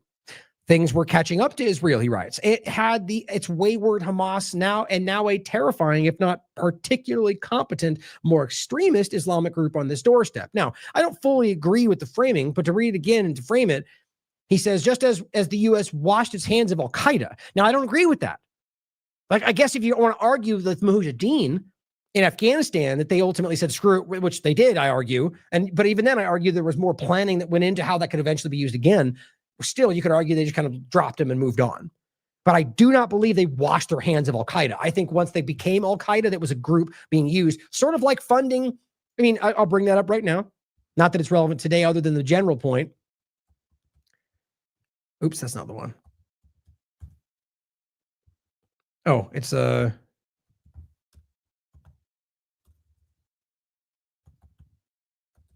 is that? CIA. There it is. Oh, that's right. Not just Azov. That's how I remember it. The point in this one is to realize that the CIA, as well as, you can get into the other groups that were involved over the years, documents you can prove, which, by the way, was already popping up. I should just grab that too. Right there. Project Aerodynamic, 1966 is the document posted, but it's from before that. Documents prove the CIA has been cultivating fascism in Ukraine since at least 1948. So let's understand, this is a tactic. It's a plan. So when they funded the Mujahideen, it was a model. And that was well after this. And they'd been funding these groups, which literally are today the Azov movement. That's the whole point. So it's an extension of the same game. They create these groups in order to destabilize and control. That's the entire point. And so what we're talking about in this is the same idea. And that, look, they, like the Kurds, for example, different kind of point, but it's a group they've used, but then they don't see a use. They just drop them and leave. They do not care. Just like these groups too sometimes. But the point is still to understand why they got created and why and how they were used. So I'll play this clip here for this very point of why they do this with these groups. Brzezinski was the strategist for Jimmy Carter and convinced Jimmy Carter to say, look, the Russians are dominating Afghanistan with a civilian secular government. Let's create al-Qaeda. Let's back Osama bin Laden and give his supporters weapons to begin fighting the Russians. And we can pull a coup d'etat there. And the Russians will fight back, and then we'll say the Russians invaded.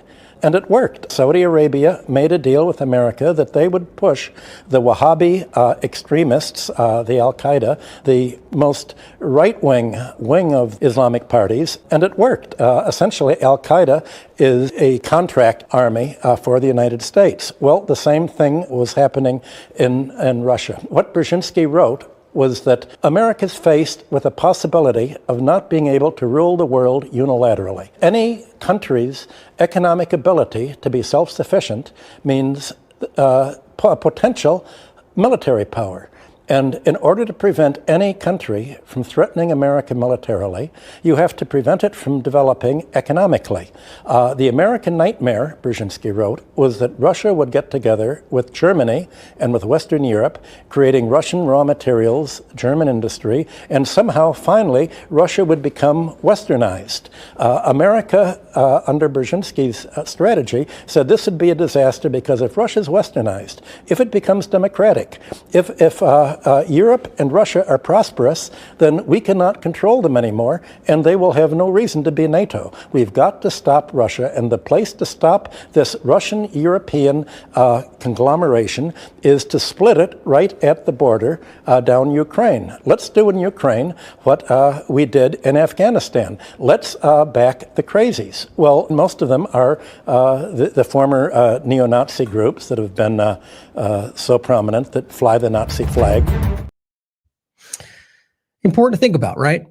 Just so it's basic reality that's been going on a very long time. So to finish this paragraph, when Hamas showed itself as an effective resistance movement and competent governing party, Israel switched to persecuting it. Now, the question is that what happened? I think there is a level of that transition that clearly took place, but I've always argued, even going to post-October 7th or before, that there was still influence there. Maybe an individual, maybe more, just money. It has an effect. And it goes on to say, Israel switched to persecuting it, tacitly defending the Palestinian Authority, which was the argument just to shift into a group that was another element to use as a counterbalance, and ultimately is now had demonized them, but it became another element they manipulated. Things were catching up, it says, and has wayward Hamas now terrifying, if not particularly competent, more extreme Islamist group on its doorstep. Well, remember, this is still a group that they're involved with in the first place. So continuing from 972 magazine, also 2014, excuse me. No, Hamas isn't ISIS. ISIS isn't Hamas. It's just an extension of the same point where they're trying to claim this in the same time frame. Remember, 972 magazine is an Israeli platform. Anyone who isn't a shill for Israel can see through Netanyahu's new slogan. Remember, this is 2014. We're not even at post-October 7th right now. It says Hamas is ISIS, ISIS is Hamas. It's such a crude attempt to brainwash people, he writes, to put the most horrifying image in their minds and associate it with Gaza, thereby cleansing Israel of those images of Gaza's agony. Because remember, 2014, was it Iron Shield or one of the last operations, which, guys, you could qualify as a genocide if you understand what they were doing. But of course, we're quibbling about an obvious one today, so let's just call them war crimes. But objectively, like very clearly, killed hundreds of innocent people. So to ignore what they were doing to make it more about they're so bad, this is okay. It's what they tried to do now. It's what they're doing right now. It says, like he's been doing his whole career. Netanyahu is insulting people's intelligence, treating them like children, selling them the war with a short little sing-song slogan they can all remember. And remember, they're telling you Hamas is Iran, right? That Iran's the one, even though that doesn't make any sense. The point is that clearly If you're going to make the case, well, we just very much outlined why that's not the case. They were in fact fighting them. But ignore that, since, the point is that if they want to try to over here conflate these things as the same thing, then it should matter that if we can debunk one, then both apply. But well, they're the ones lying around in the first place. So let's continue. He gets away with it because people won't challenge this idiocy for fear they'll be accused of defending Hamas. Very simple, right? It's the same thing I did today. Or Assad apologist or whatever. It's the same kind of sentiment that floods through the incredibly stupid, highly regarded mainstream people. Because or just shockingly dishonest. Because it's the same thing and the same sentiment. You just like to support the terrorists and whatever. It's so frustrating that it happens every time. Just to be clear, he writes, I know very well that Hamas is a brutal dictatorial organization, he writes. The term Islamo-fascist is indeed descriptive of its character. So in that limited sense, it's the same as ISIS. Now, I disagree with the general point. I'm not saying good guy, bad guy, but I actually don't think, and it's funny because he goes on to make the same argument essentially, but he says, take his point as for the sake of this conversation, consider them the same thing. But as he goes on to say, it's just not the case. But the difference between Hamas and ISIS in the degree of their brutality and in their strength is so great as to be a qualitative difference. It says Hamas is not slaughtering and beheading and crucifying people by the thousands. Funny how you would hear differently from Israel and the United States. It's not committing gang rape. Seems wildly relevant, seeing as how so many years later they made that allegation. It's not massacring people because they practice a different religion. Well, that's interesting. They're not, by the way. Or a different variant of their own religion. Or because they belong to a different ethnic group. All of which you're seeing happen through Israel and the United States and the people they support. Look at Saudi Arabia. Hamas, like ISIS, is persecuting minorities, Netanyahu says over the weekend. This is 2014, but there are churches in Gaza, right? We've talked about this. Christians attend them freely. It's provable. There is a seat in the Gazan legislature reserved for a Christian.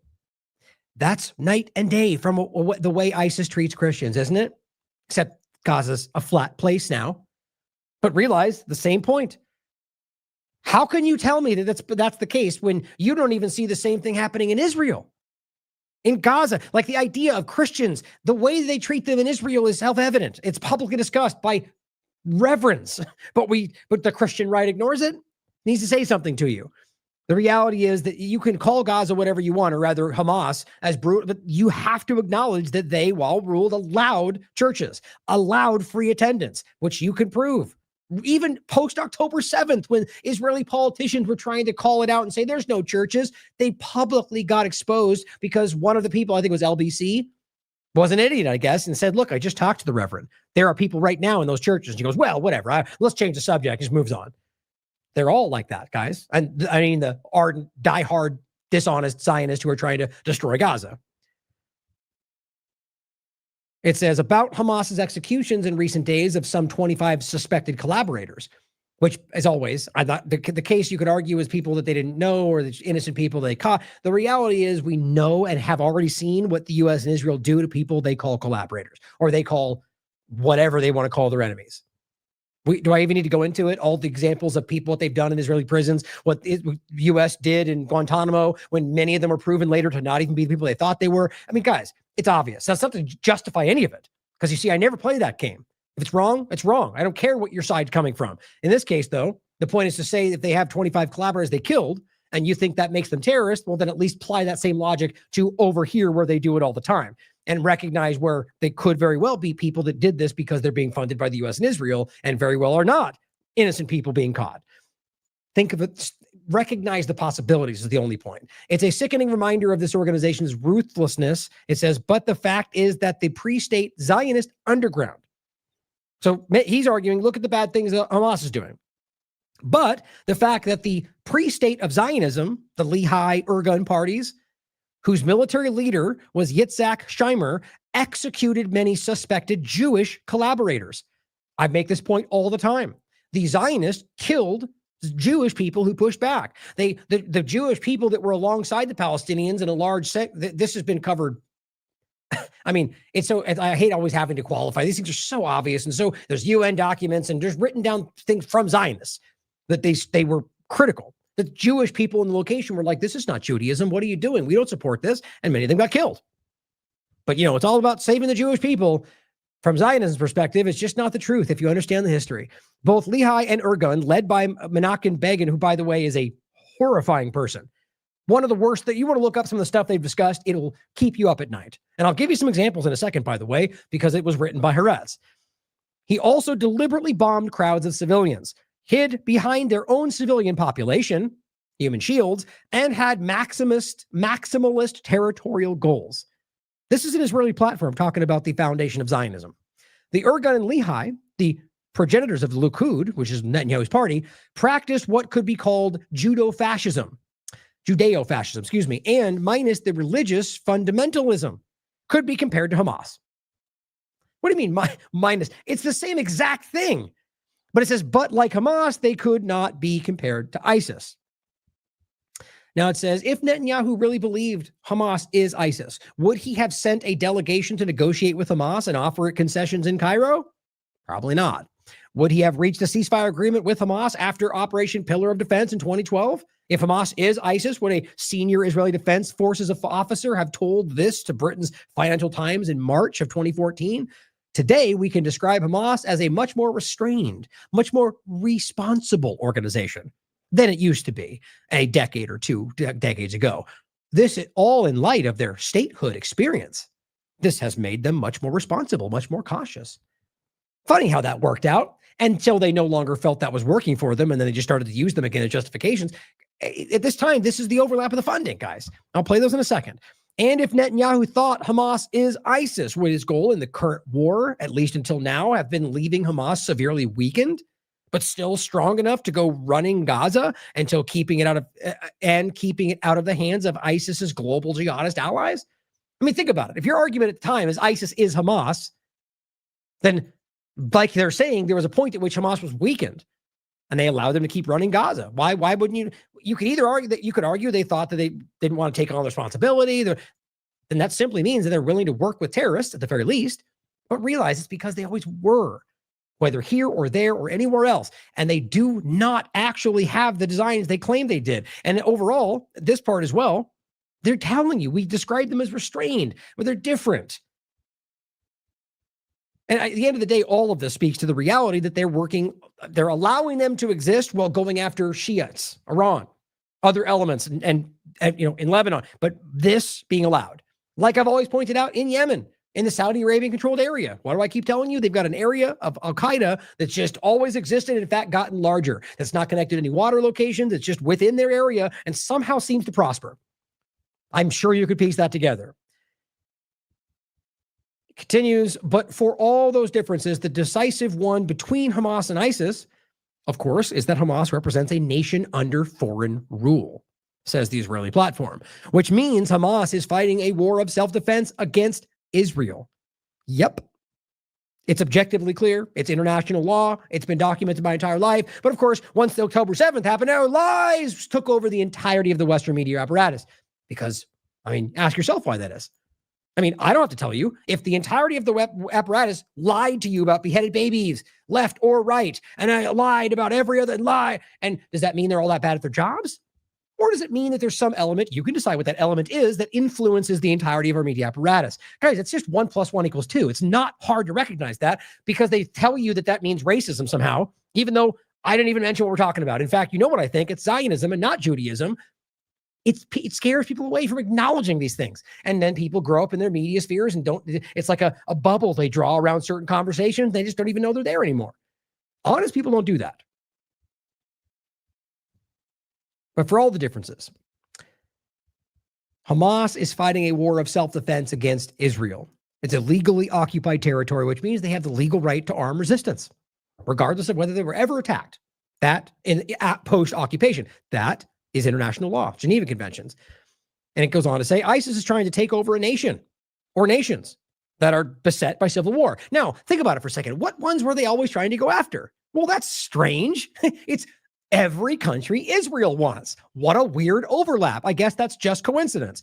Trying to take over these nations, which we know they are beset by civil war. So ISIS, being the most murderous, totalitarian, and feared of any of the factions, is fighting a war of aggression. His point is very different than Hamas. He says, ISIS is a threat to take over all of Iraq, maybe later Syria. Hamas isn't a threat to take over a blade of grass in Israel.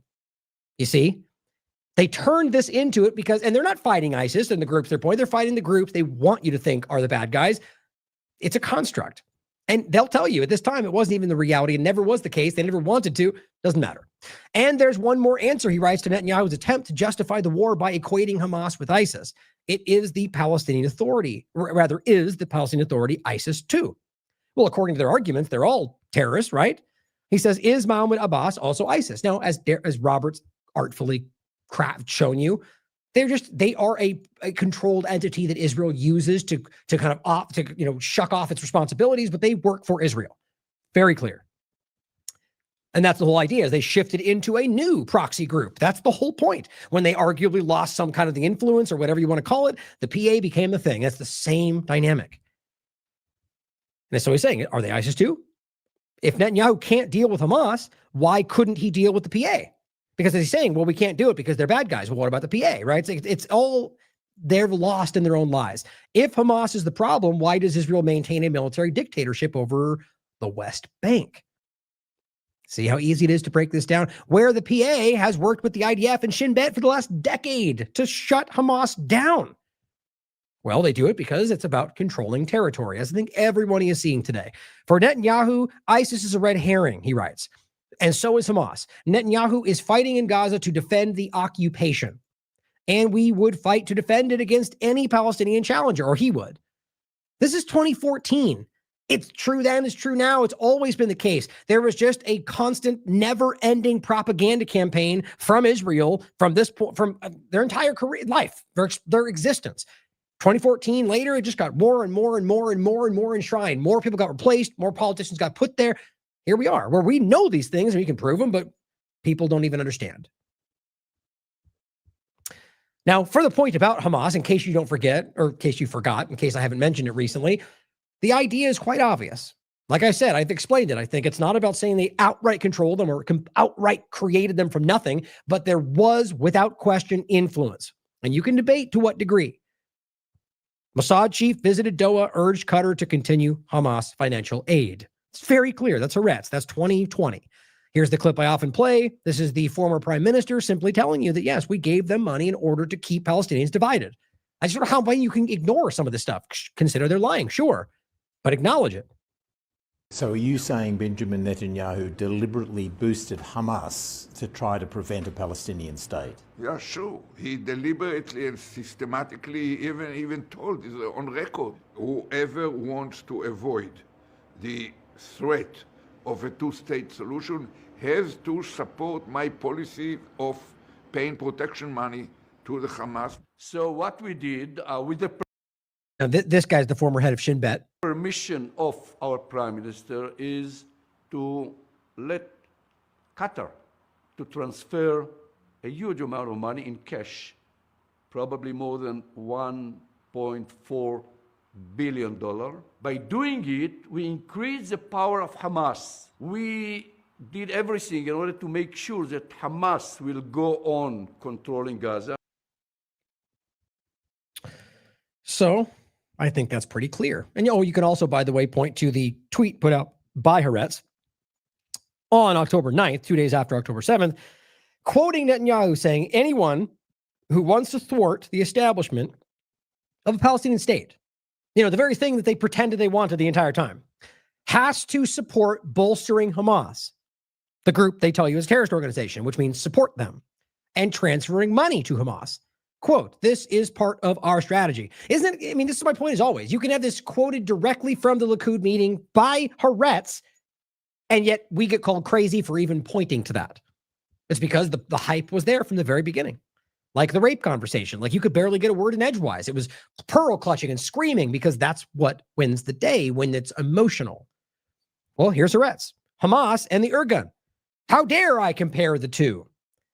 Because we were just talking about that, right? Like the idea that these groups are worse, objectively, from what anything you see Hamas doing, despite the lies about it. For all those suffering from voluntary amnesia, here is just a few of the Irgun highlights. Now, I'm not going to read all of them, but I'll give you some and you can read the article for yourself. It says, we will find whoever prepared this explosive device, we'll get to whoever is behind them, and we will settle accounts with these terrorists. says the Israeli government. Benjamin Netanyahu speaking about something, and this was April 28, at a conference of the 85th anniversary of the establishment of years to the founding of the Irgun. So what became Zionism. The pre-state underground militia led by Menachem Begin. Unfortunately, Netanyahu neglected to specify, which terrorists he meant. That's the Israeli platform making a joke about whether he was talking about Irgun or Hamas. And it says the ones whose 85th birthday he was celebrating or the ones who blew up a bus earlier that day. Of course, assuming that was actually who did it and not some Mossad operation or somebody they funded through Hamas. But it says, how could I dare to compare them? That's because people were outraged. Some Israelis, Zionists rather, were going, how dare you? But it says, by way of jogging the memory of Arns and everyone else suffering from voluntary amnesia, below is a tiny sample, a drop in the enormous bucket of praiseworthy deeds, praiseworthy should be in quotes, carried out by the heroes of the Irgun and Lehi, the militia once led by Yitzhak Shamir and known as the Stern Gang. All are from approved revisionist sources, which if you don't know what that means, Israel literally has an entity that makes sure certain information never gets out to the media, like a constant actual censor, the literal Ministry of Truth. And so my point is, even this is allowed because I think they're proud of this stuff. You take it for what you will. Now, there's videos where you can watch them brag about this. People just tend to pretend like either the translations are false or you're, whatever. Like they just ignore it because but you can watch them. These old guys joking about raping women. In fact, this one I'll include only because it is the one that was really well, made the rounds. And this was this clip of this guy who was from, I believe it was the Lehi Party, saying, and you remember this, right in the beginning of October 7th, October 13th, Israel drove this guy around speaking to the IDF, literally telling them, erase them, their families, their mothers, their children. This is October 23rd and publicly put out. That's who we're talking about. This is an old monster who's still alive, who is raping and killing, and they're bragging about it, and then went around to the IDF and said, do it this time, rape and murder and kill the children. That's what he literally says. You can watch it all for yourself. So, as Dan writes, Ezra Yachin was a member of the Lehi. That's this guy, the Zionist terrorist group that twice attempted to ally with Nazi Germany. Provably documented by Wikipedia, by literally by Haaretz, by the way. I'll show you in a second. On January 11th, he just reads the reality of it. They twice tried to align themselves with Nazi Germany. If that doesn't make sense to you, then maybe you should look into the reality of the history and stop listening to people like Benjamin Netanyahu. Dan Cohen is a Jewish person himself, in case that matters more to you. Here is the Haaretz article. Zionist militia's efforts to recruit Nazis and fight against the British are revealed. This is an article from 2023, and it's discussing that exact point, that the Lehi Party tried to align itself with both the Nazi Party and Stalin, by the way, because they wanted their own fascist government. That's literally the terms that they used. All of this is on the record, even from an Israeli platform, but we're all crazy, apparently. So the point is that this is the guy or the party we're discussing. And all this is on the record. So these are some of the things that those people and some of the videos you'll see where they're kind of casually discussing it are talking about. November 14th, 1937. Irgun gunmen in Jerusalem carried out a shooting attack, killing 2 Arab pedestrians in Rahiva. Later, snipers fires at an Arab bus, killing the 3 passengers and wounding 8. Bravo, Irgun. Now, these are actual entries that are not allowed to be discussed, like entries documenting what the Irgun and Lehi were doing and saying. And these are, as they wrote, these are the praiseworthy deeds that they're highlighting. For the first time, but not the last, the Irgun throws a bomb into an Arab cafe with middling results. 1 person killed, 6 wounded. 1938. 1938 July, a series of terror attacks on pedestrians in Jaffa, Tel Aviv, and Jerusalem. My point is, this is in Jerusalem.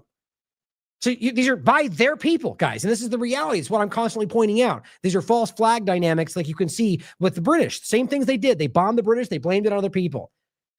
Bombs and shootings, the buses, the results improve, they write. 11 Arabs die, 22 are wounded. Civilians we're talking about. The Irgun, 1938. Irgun plants an explosive device in the Hafia open air market out of political motivations. The device comprised a few metal milk cans stuffed with explosives and nails. Same thing they do today. Cans for children. July 1938. A similar device in the Arab shuk is in Jerusalem. 10 dead, 31 injured. Same thing. Just keeps going. Explosive devices killed Arabs. Cheering it on. This is an Israeli platform writing about why Ergun is comparable, and I argue much, much, much worse than what they're pointing to as Hamas. Goes on a long time.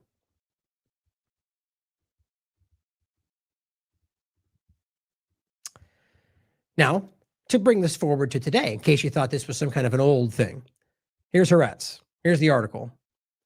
When you leave Israel and enter Gaza, you are God. That's a quote. Inside the minds of IDF soldiers who commit war crimes. Just casual. That's 2024. That's in the midst of the ongoing genocide. And he says, from Haaretz in Israel, this is the chief commercial officer for whatever this is, UN diplomat, a description of an IDF commander murdering a 4-year-old for fun. It's the truth. I've gone over this already. Casually, just written about it because they're bad. They're all terrorists. That is the mindset of the leading Likud party that is driving this into their people's minds. Okay, 2016. ISIS in Israel on the Golan Heights. Now remember, this is the place that Trump gave them illegally, which has a huge portion of water that Syria needed, and also the elevated area from which now they bomb down onto Syria and control strategically. The Yarmouk Valley is run by ISIS, it says, and left alone by Israel. 2016. Firstly, it says, why has ISIS not attacked Israel? It's a good question. A country they have sworn to destroy, or so we're told. I mean, that alone should be a question that shakes you, right? Okay, so we're being told that it's all about killing the Jews, and then what you do is attack Muslims and Christians. Maybe there's something to that. And maybe we can stand back and recognize, I don't know, that they've apologized for bombing them before. Well, I'm jumping ahead just a touch. We'll get to that. But the reality of that one question, why have they not attacked the people that we're talking about? Why have they not attacked inside, I don't know, the United States? In no way am I even remotely saying that I want that to happen. Don't pretend that's what I meant. The truth is, though, if you want to talk about 9/11, then you are lost in this conversation because the evidence does not support what you're probably thinking. Or that somehow connects to Iran is probably where you're going to go. Firstly, it says, why have they not attacked Israel? A country they've sworn to destroy. Similarly, and the point is from this base, which is literally on the border of Israel. That's the Golan Heights, before it was given to them by Trump, and before Assad and his government is the one that removed them. So at this point in time, 2017, you've got an ISIS group that's literally on the border of Israel. Now, I'm actually of the mind this is a group that they were working with, and that's why that exists. But either way, similarly, why has the IDF not attacked this small and weak group of extremists on their border? Again, I think they were cultivating them at this time. The answers to such questions show the truth behind the rhetoric all actors use in this conflict. Now, the Yarmouk Martyrs Brigade, the YMB, is what we're talking about. So remember the reference to the acronym.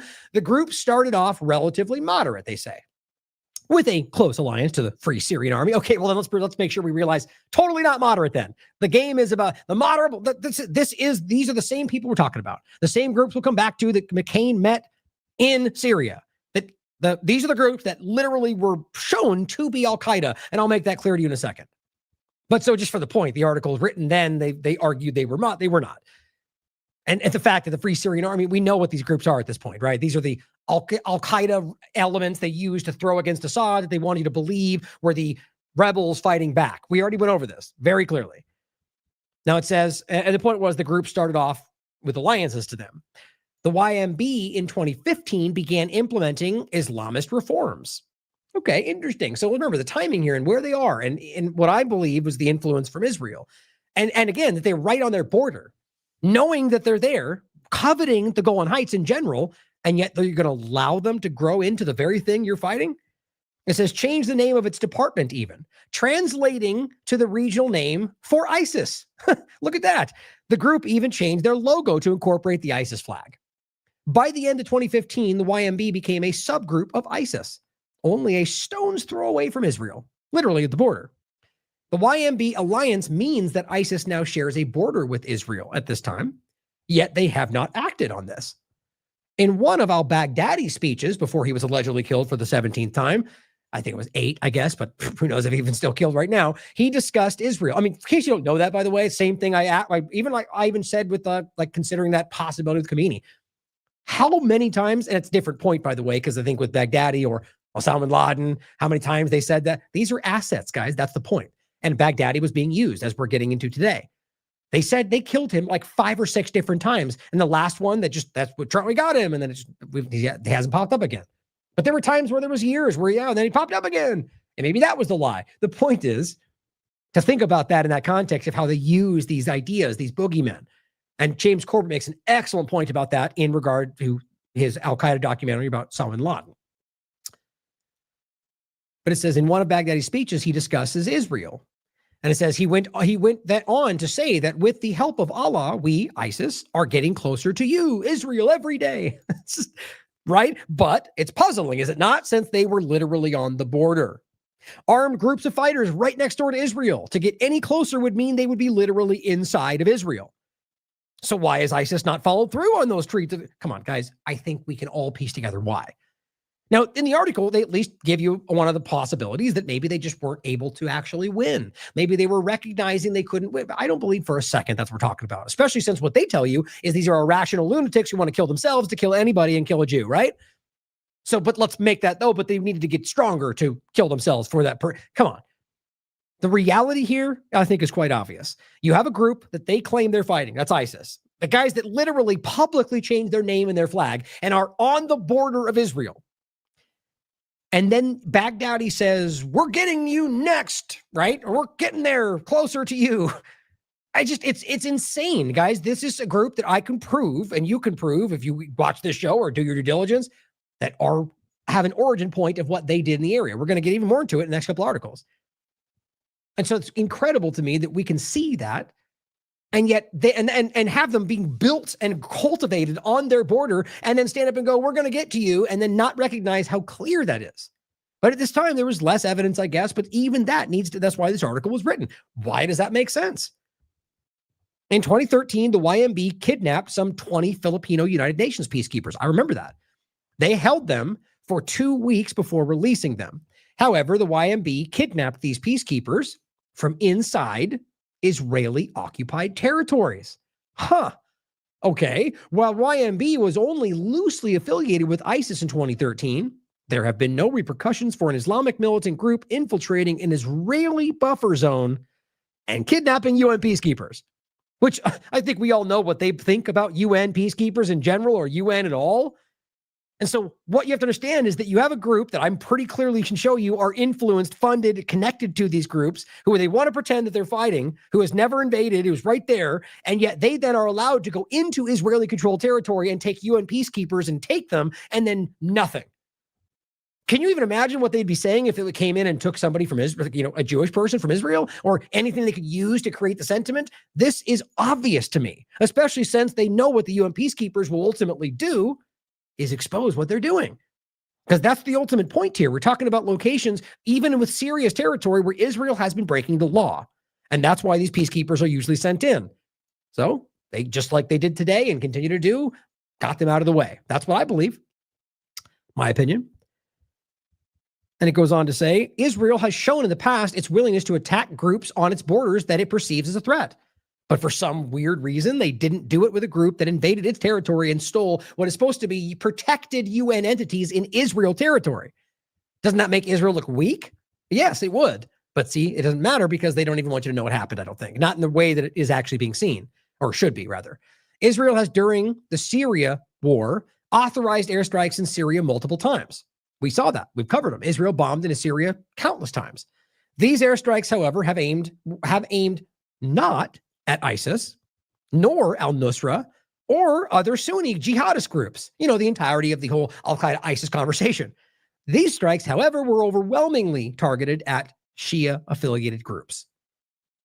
By the way, many of which they claim are connected to Hezbollah or Houthi, but really just talking about like groups like the PMU, which today, if we get to the point about Joe Kent, the idea of this conversation being that they were like, the idea of us always told you about what these groups were. It's to say that these are Iranian proxies and then claim that they're controlled So what you're talking about is that like the Iraq government is controlled by Iran, but yet the U.S. is occupying Iraq. You're missing a few very important connected parts in all that.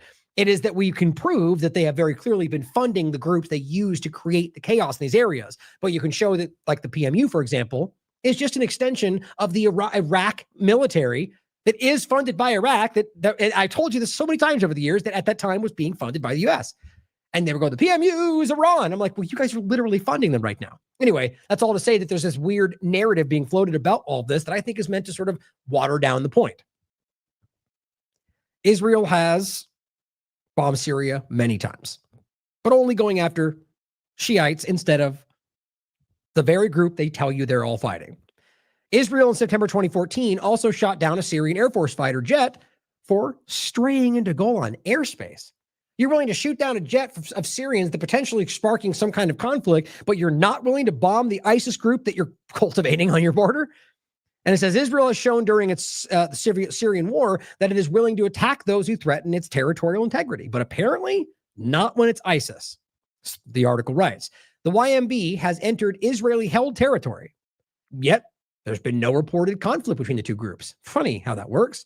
In fact, there have been reports from Foreign Policy magazine, and you've seen these, claiming that far from fighting the militias that are ISIS, as we just verified, in the Golan Heights, Israel has in fact been providing health care.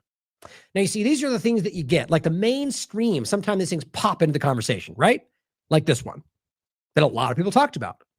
Exclusive. Israel is tending to wounded Syrian rebels.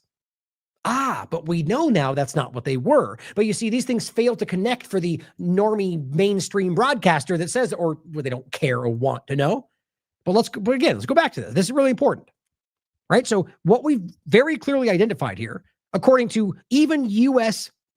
documentation, is that the YMB, and really just publicly, changed itself, its name, its flag to ISIS. That's on the record, right? So that's the group we're talking about. That's the group in the Golan Heights that Israel went and gave treatment to. At the time, they called it the rebels, moderate rebels. They were not. They were quite literally ISIS. So I mean, these momentary points, that's enough right there, period, for you to understand that they were not truly fighting them. But what I'm painting is much bigger, that they're actually working with, arming, and, are ultimately the proxies. But at the end of the day, that should be enough. Here's Jerusalem Post. Netanyahu visits the IDF field hospital for Syrians. They tried to frame it at the time as like helping innocent people. It all came out. As it says, Prime Minister Benjamin Netanyahu on Tuesday visited a Golan Heights field hospital that treats Syria's wounded. And the timing, 2014. Like, it's easy to connect these dots right now because all of it's out there. So back to the article. This is 2017 pointing back. So we know that happened. And it says, quote, we don't do any vetting or check where they are from or which group they are fighting for or whether they are civilians, says Colonel Peter Lerner of the Israeli military. Why would that be? So you're fighting terrorism, but you don't care to check whether the ones you're treating are the very terrorists you're trying to fight? That's just stupid, guys. That means that they are, you could argue that they just didn't check, but what would that mean? If they didn't check, that means they don't want to know. I argue they didn't care to check because they knew who they were. It says there seems to be a very different treatment for rebel groups on the south of Golan Heights border than for those on the north. Contradictions. But why would Israel, which authorized multiple bombings on Syrian militant groups on the Assad side, take such a relaxed view towards ISIS on the doorstep? You know the answer. Israel is focused not on ISIS and Sunni groups, but on the Shia groups in Syria. Again, the funding of Hamas. You can find common ground. You should question all of this.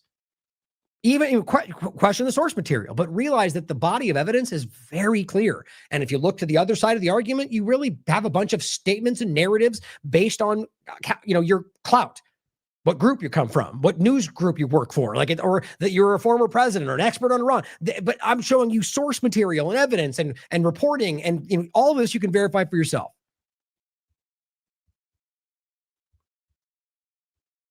Where was I here? So it says Israel is focused not on ISIS and Sunni groups, but on Shia groups in Syria.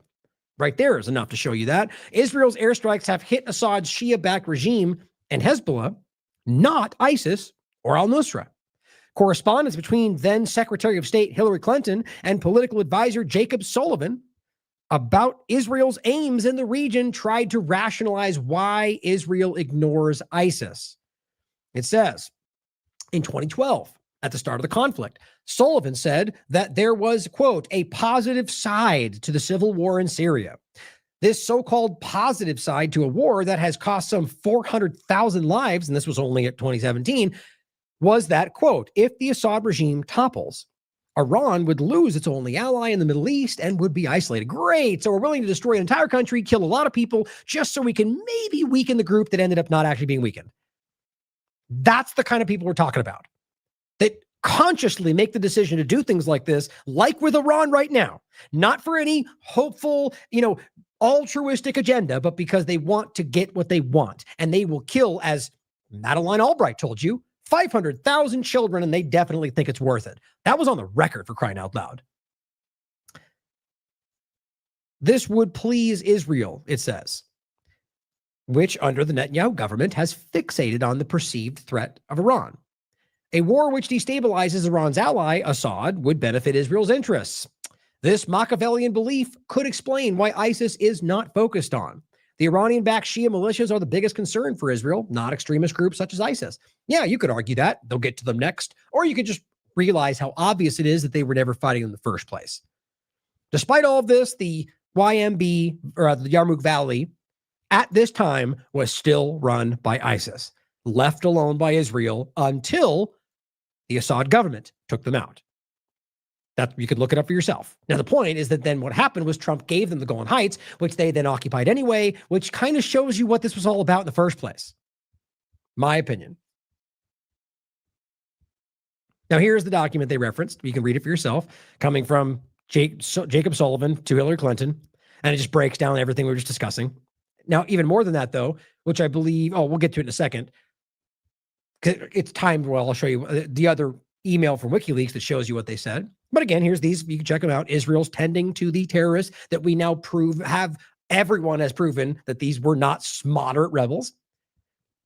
Here is a disinfo site. I thought it was interesting what they said, but it says ISIS never attacked Israel, nor the other way around.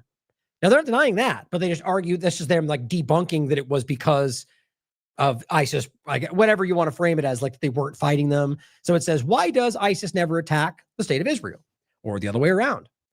This is weird. It says, since the Islamic State emerged in 2006 and started a global crusade with terror attacks all over the world, it seems that it did not employ too much effort in harassing Israel. It's astute observation. It is striking that the state entity most hated in the Muslim world has been practically ignored or avoided by those who proclaim themselves as the most radical, violent Islamists in the world. It is weird, isn't it? The ones they tell you are they want to kill all the Jews, but then they actively avoid and never actually attack the state of the Jew. It's funny, right? Of course, that's what Zionism tells you it is, but it's a different point. But it says, does this mean that the state of Israel encouraged, cooperated somehow with the creation of ISIS? Sure, certainly should make you ask that question, since the evidence shows that. But it says it would be reckless to give an unequivocal answer to this question. That's fair. But here's the response. Response? Conspiracy theory. Very sound. And listen to what they say about this. It's so funny. You could even read and agree with everything they write here, and then be a smart enough person to realize that you could still argue this and that would still be the case. It's because you're supposed to say conspiracy theory, which doesn't even mean anything. That's not a response. But here's what they write. Only since October 2023, Israel has thwarted several Islamic State-related terrorist plots. It's actually a gross misrepresentation, but it says at least 9, according to jihadist terrorism expert Aaron Y. Zelen, which I'm sure you can deduce where that expertise comes from. And it says the Islamic State organization attacked Israel from Sinai in several occasions, notably 2015, 2017. Now, you can go into this yourself and find out that most of these were things that you can't really tie back other than, like what I often talk about, like rockets falling where they claim something. There is a coordinated effort to frame things and, in fact, many times just outright fake that things happen a certain way. I'm not saying that's these here, but recognize they're so often lying about the way things went down. What I'm going to show you here is the fact that in 2017, one of the examples that you can actually prove, even though they say 9, and that's not even close to the reality, is that it happened, or at least you saw some kind of exchange. And even as Newsweek reports, ISIS fighters regret attacking Israel and have apologized. That's according to the Israeli former defense minister in 2017. So here they are going fake news because they did it and defended, even though ISIS came out and was like, whoopsie, our mistake. We didn't mean to bomb Israel. Like the fact that that ever even actually happened, or that he said it, whether it did or not, that's enough right there. How would that even make sense? That's over the top. And then it says in March 2024, the Islamic State spokesperson called its supporters to carry out attacks against Israel, which didn't happen. Sure, they love to go, we're getting Israel. And then, like you heard a second ago, we're getting to you next, and didn't do it. Among other objectives, it says Israel's also attacked Islamic State bases and militants in 2015 and 2018, carrying out dozens of covert airstrikes. Oh, you mean fighting the Assad government? Yeah, not the same thing. Guys, this is very clear. So again, you can agree with every single part of this and then still acknowledge the evidence that shows you that they are in fact working alongside these groups, or literally giving a medical treatment, however you want to look at it. But even they will acknowledge how weird it is that it's never been, the what we've seen elsewhere. And the minimal cases you can find, they'll apologize for, or they'll lie about what actually happened. This one's interesting. Jerusalem Post. And this is what they were saying at the time, 2017. Report, ISIS Israel, temporary allies against Iran. That's a real post, a real headline from the Jerusalem Post, which they've changed now, right, for obvious reasons. ISIS Israel, temporary allies against Iran. I mean, guys, it's very clear. You know exactly what this means, because they're not fighting ISIS. They're fighting Iran. So ISIS and Israel become allies because they're fighting Iran. But why would that even remotely make sense if they've always told you they're fighting ISIS and that ISIS is Iran? Because it's schizophrenic. It's ridiculous. But that's everything Trump's doing today. I'm sure you can understand why I said it that way. A new report suggests that in the narrow area of confronting Iran's presence in Syria, ISIS and Israel's interests may temporarily converge, which in a way makes them allies. Work yourself into a pretzel to somehow make that make sense. But in the era of ISIS as a state, it says, but in the era after ISIS as a state has fallen.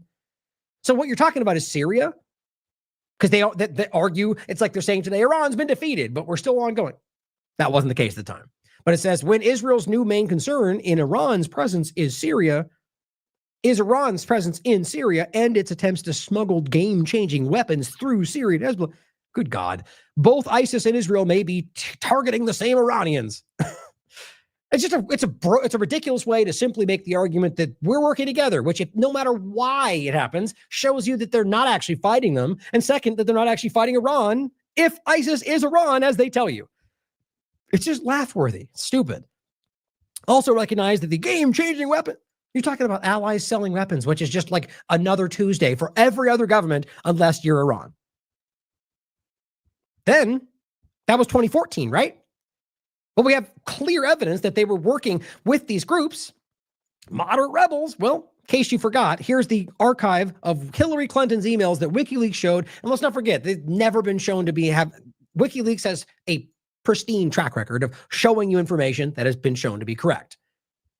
February 12, 2012. Al-Qaeda is on our side in Syria. 2012. So that means 2 years before they're talking about what we just showed you, they already were told through Israel that Al-Qaeda was on their side. And then that's why they're later trying to make the arguments, well, we're aligned, we're in judge. Let's not forget how many times over the years, even U.S. politicians have casually floated the idea that, maybe we'll make a deal with ISIS. Maybe Al-Qaeda will work with us. There's a reason for that. This was a group now you could argue this is the U.S. finding out that Israel was working with this group. And they're going, okay, good, they're working with us. Or this is just him informing Clinton or whatever else it is, that this has always been the reality. Oh, and by the way, here's John McCain visiting those same rebels in 2013. 1 year later, after we've just told, Al-Qaeda is on our side in Syria. And what have we already made clear? That group is the moderate rebels. That's who it is. That's what we're talking about. Well, guess what? That's these guys right here. John McCain goes and meets with the very people that we know, and it all spins. This is not hard to understand. You could also make the same point of McCain and Lindsey Graham going to meet the Azov movement in Ukraine before they did all this. This is how dumb they think we are, that we can't piece this together, or frankly, they just don't care that we see it. Here is Craig Murray breaking down for you this reality as one of many journalists you should listen to that's been telling you this entire, I mean, if you haven't looked into his work, you need to, especially right now with what he's been covering about Lebanon, or at least as he was covering, because he's been calling that out well before it became the focal point now, telling you they were violating ceasefires, telling you they were killing civilians, telling you they were occupying territory, but no one's listening. Now it's just part of the ongoing war, which makes no sense other than it's what Israel wants. There is no doubt that the so-called rebel forces attacking the government in Syria are creatures of the United States and of Israel. There's been congressional testimony in the United States openly that the United States had spent more than $500 million on the Syrian rebel forces. And that was some years ago. It's gone up since then. Israel has provided medical and other support facilities to them perfectly openly. The United States yesterday was attacking from the air forces coming from Iraq to try to help. By the way, this is not extremely new. This is not old, but it's not like from the last couple of weeks. So I forget the exact date, but just recognize that it's before what we're dealing with right now. The government of Syria, while Israel was attacking the links between Syria and Lebanon, again with bombing from the air. And the forces facing the rebels, the Syrian Arab Army, the National Army of Syria, has been bombed relentlessly by Israel for more than a year. So there's no doubt whatsoever that the rebels are backed by the CIA and backed by Israel. The same group. So if you need one more data point, one more person, Craig Murray and his excellent research telling you the same point. The ones meeting with John McCain, the ones that Israel's giving treatment to, every point we're making. This is the same. These are the terrorist organizations. That is the Jalani, al-Qaeda, al-Nusra. This is the same conversation. I mean, if you need to stop and go back and rewatch all that, do it, because it's important to make sure that this all connects in your mind, that what we're talking about are the same groups right to this very point. And now they're just trying to spin this into about it because it's always been about Iran and Israel's religious war. And that's what's happening here. It's an attempt by the Americans and the Israelis, aided by the Turks, to overthrow the regime in Damascus in order to block assistance flowing through Syria to Lebanon. Right, which ultimately is about the Iranian conversation as well. Especially one, because they'll tell you that it is Iran. It's not, but also because it's the focus of what Israel is trying to accomplish, whether it's Greater Israel or just trying to eliminate the people that they see as adversarial to, I guess, them controlling their lives. But let's also recognize how ridiculous it is that we can be at a point today where you have provable examples. I mean, to the point to where Netanyahu publicly says it out loud.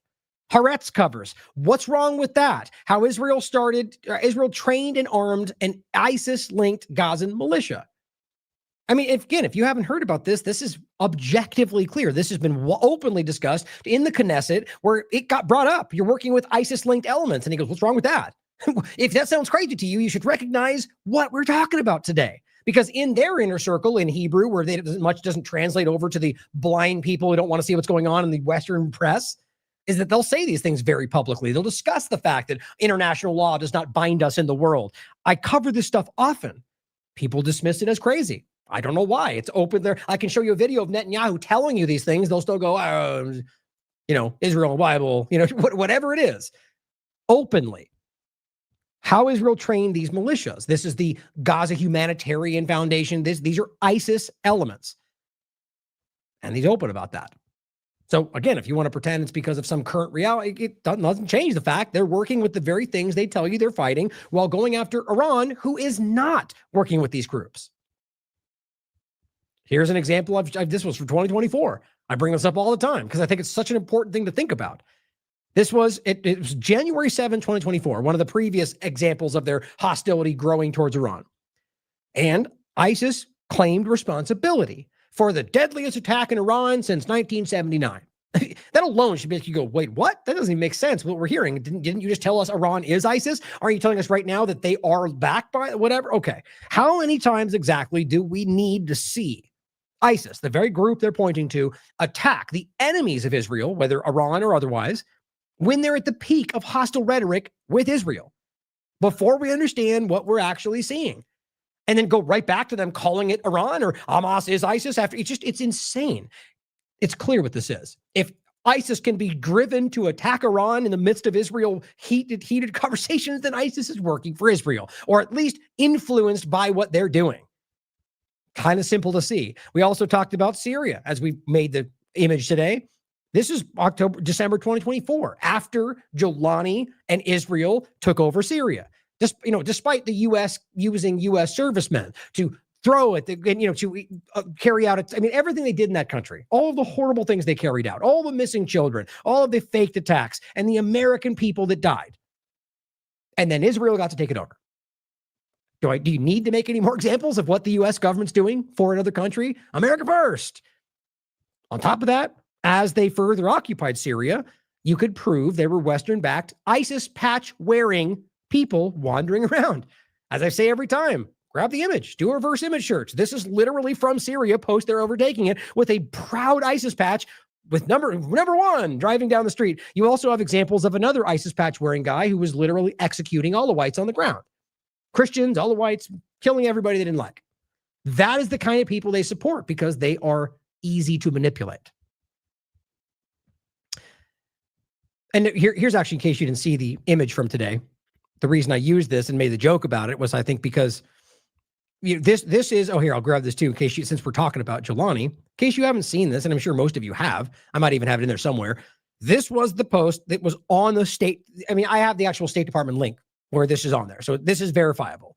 The U.S. government put this out about Jelani, the guy who's currently the leader. Actually, I do have this up there. I forgot. I'll play the clip where Trump says he put him there. They realize that this says $10 million bounty.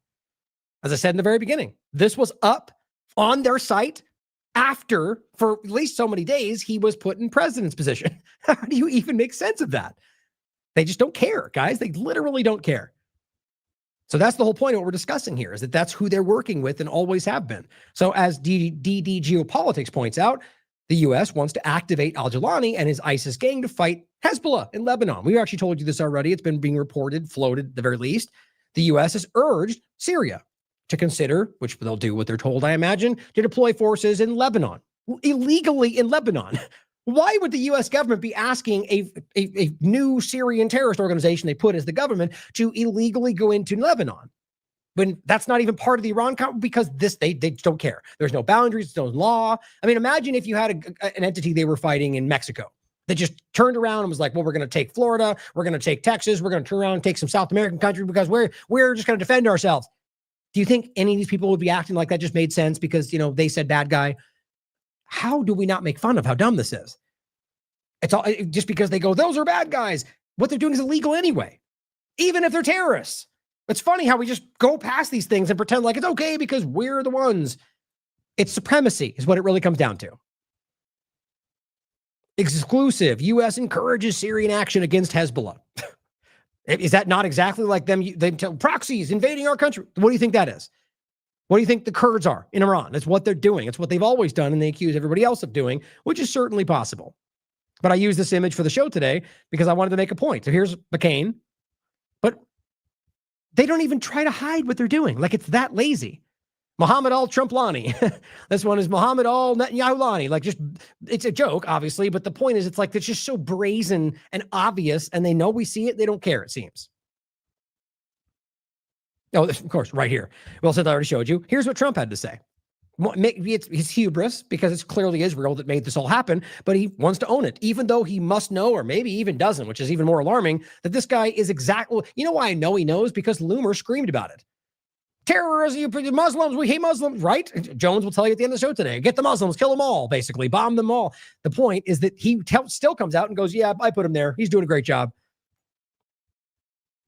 I can say is that the president of Syria, who I essentially put there, is doing a phenomenal job. He's a rough guy.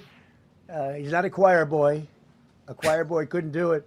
But Syria is coming together, really coming together well. You know, you could probably argue right there that they convinced Trump that, well, it's a dangerous place and there's mean people there. So what we need for the moment is somebody who can actually deal with that. And then we'll transition back to somebody better. Maybe he's that easy to fool. You know what I mean? Like, that's what I'm always talking about. Like, you're so smart, Mr. Trump. Here's the only two options I know you have to pick because no one else can.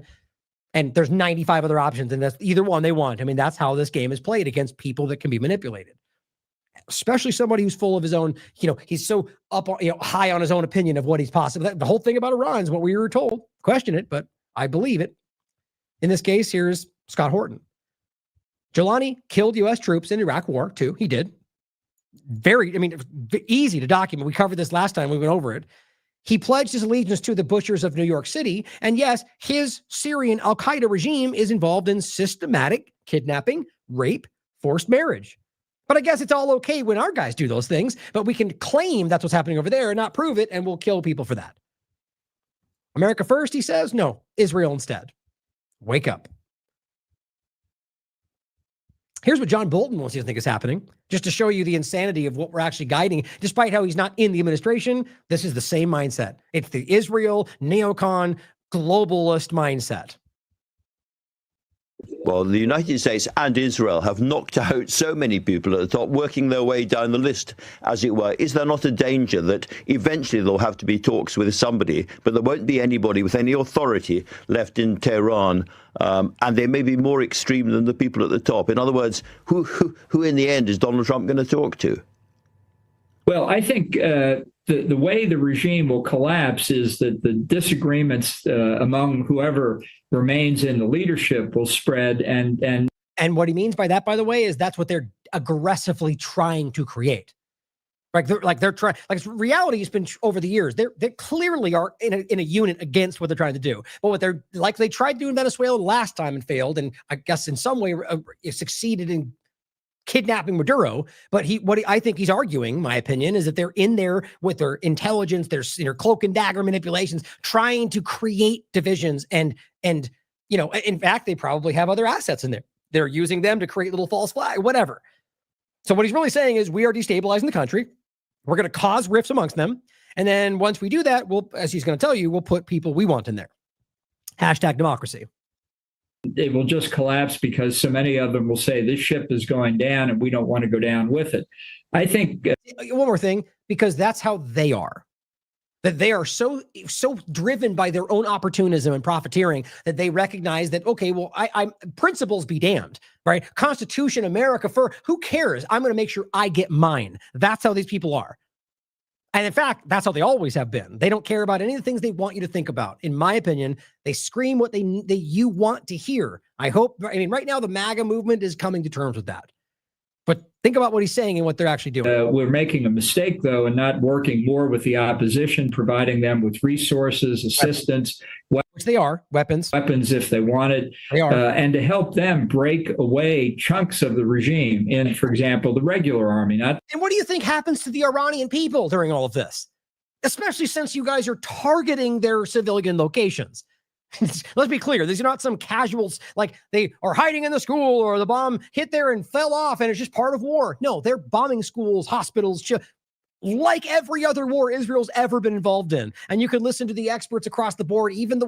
Everyone will tell you that because it's happened every single time. Every single time. The Dahir Doctrine, mowing the lawn, is their actual policy. And that means kill everything. They'll tell you that if you look into their own policy. The Revolutionary Guard, but the conventional military that might come over to the opposition because they know what bad shape the country is in. And it would be and that's probably them hoping that by saying this on a show, they might hear it and convince them that's actually what's happening. It's pretty clear. I think that's not the reality. The regular army that could restore order and, coming out of this, you wouldn't have Jeffersonian Democrats running the country. You'd have a military government, which hopefully would have the sense to allow the people of Iran space to figure out what. Sure, why not? Let's just install a military junta and just cross our fingers and just hope it works out. You literally hear what he just said? I mean, you understand, this is such an irrationally violence-driven. This is like Lindsey Graham in Cuba. He's been drooling over Iran being toppled his entire career, probably driven by lobbying and whoever else is influencing him. But at the end of the day, It doesn't matter as long as we get that guy out of there. Now, you may even think he truly believes they're just that dangerous, so it's worth it was worth it, as Madeleine McCain said. Well, it's just worth 500,000 children because they were so bad. Well, look at what happened. Clearly, that's not the reality. He was not as bad as they claimed. He wasn't a good guy. But the reality was they created this situation to drive in what they wanted. And then the second they got what they wanted, they cut and run. They leave it. Libya, Iraq, Syria, who cares? And this is where we are again. Military judge. And what he mentioned there is true. Their own assessment told them if they took Khamenei out, you're probably going to get someone worse. Whether it's sure or not, the point is they didn't care. And Trump lied about all of it. Or even worse, he was lied to and he's too dumb to know he's being manipulated. It's pretty alarming. Here in Congress, now we're going to get into the next part of this conversation and get into Joe Kent and some other things, but this connects to what we were just saying. We're going to get into the Iran side of this, which is obviously still very relevant to the larger point of why we just discussed that. As Patriotic Blonde points out, the Colorado Senator Michael Brennett asked who you warned Trump that if Israel assassinated its supreme leader, that somebody worse would be in the position. The way he responds is very telling. Now, we already covered this. This is very provably the CIA assessment was very clear. And by the way, it's not a new one, but I've seen that more than once. And so for him to answer this way, like I said earlier, I'm not familiar with that document. You know what they're doing. It's an effort to not contradict what Trump is saying. I know, Senator, I know, Director Radcliffe, that you warned President Trump that if Israel assassinated the supreme leader, the IRGC would replace him with potentially a harder line puppet. In fact, by the way, a few points I want to make, but that Israel would. So here's what's interesting to me. This is a little slip or other inside. You realize this is well before the actions were taking place, because the assessment came out before he took out Khamenei, or Israel did. So you understand what he just said there is that the intelligence community, well aware that Israel was probably going to bomb Iran, was telling Trump, well, if they do that, they're going to someone worse. And then what did you hear from Rubio? Well, we knew Israel was going to bomb, and so we had to bomb first because they were going to bomb. And then Trump even came to that point at the end, even though he lied about it first. We had to because, Israel. Well, as always, that proves it's not an imminent threat. So they're trapped by that logic. And clearly, if there's any legal reality here, they'll go to jail for that. Probably not, based on how broken this all is. But that they knew that Israel would do that. All I'm showing here is the timeline, that this was weeks likely before they got here. And they were already trying to, if Israel's going to do this, because Israel has always been driving this. Now, to play it from the beginning, he calls it a puppet. I'm not even sure how to take this, whether he's just his framing it because he heard it, but realize what he's saying right there. That there'll be a new puppet in Iran? What does that even mean? Who's the puppet? Aren't we being told Iran is the puppeteer? That Iran is the one manipulating proxies in other countries? So if what he's saying is there'll be a new person in the position that's a puppet, who exactly is the puppeteer? I know, Senator, I know, Director Radcliffe, that you warned President Trump that if Israel assassinated the supreme leader, the IRGC would replace him with potentially a harder line puppet. In fact, harder line puppet. Now, what the assessment said was a harder line leader, like someone from the harder, more extreme part of their government. But a puppet. In fact, I think what was clear is that the likelihood was that it would be a hard line puppet. Do you disagree with that characterization of the intelligence? To that specific question, what we knew was, first of all, I guess I have to address up front, so much of what you related in there, the difference between political rhetoric versus... Not political rhetoric. I'm quoting the President of the United States. What do you mean political rhetoric? It's a publicly discussed assessment that your department put forward. It's crazy to me that it's same thing we're going to get into a Gabbard in a second, where they're just they were you know why? Because Trump is watching and he will punish you for challenging what he said. You all know that. I mean, it's crazy that anybody even tries to pretend that's not what we're all watching. But a puppet. Okay, what does he mean, right? I mean, you could. I'm almost not. I don't even see how that perfectly fits in. It's interesting to me, but you could argue they may believe that they already have control. Right? That maybe the person they have in place, or maybe they knew that when they killed him, or maybe they thought when they killed him that one of the people they already controlled would be in place, but they might be extreme. sort of like the ones they work with in al-Qaeda, right? It's interesting to think about. Now, I don't think that's what's happening. Just the only way I can think that makes, or he just said it because that's what the terms they're mixing up. I don't even know, but it's worth remembering if this becomes relevant down the line, a harder line puppet, because that would suggest that the U.S., Israel, or some other force is puppeteering them. It's not Hamas, Houthis, Hezbollah, ISIS, al-Qaeda, because they're telling you Iran is the one funding and manipulating those groups. Yeah, maybe it's meaningless. Maybe you misspoke. Something tells me that there's more to that. And of course, Ratcliffe just going, oh, whatever. I don't know. That's political rhetoric that we told you that would happen. Now, the point is that Joe Kent, and others, whatever you think about Joe, is relevant to the point, in fact, that he came out for whatever reason and told you what we all know, that this was not imminent. Now, maybe he supports bombing Iran, which what you're getting from the partisan media is the usual flailing. Like, instead of addressing the point, it's about attacking the person. And, oh, yeah, well, here's what he did when he was 17. What a monster. It's like, well, maybe. What does that have to do with what he just said? It's always how this works. And so right now you're getting a lot of things, some of them which are relevant to like the larger picture, but you're getting a lot of attacks about who he is and what he said before, and really the ones that might be relevant are things he said about Iran before. But how does it in any way change? Like you guys all tell me, what if he just changed his mind? That's also possible. To me, it's about the sentiment and the fact that he resigned in order to say it, and that and that I can literally prove that it's true. That's what matters to me. The rest of it might be relevant down the line if he ends up being a larger point in all this, but he's resigned. So what I want to get into here is the claim and then what we hear from Gabbard and the idea that this was undeniably an illegally started war. And that's like we already showed you, because Israel's been gunning for this and Trump was their opportunity.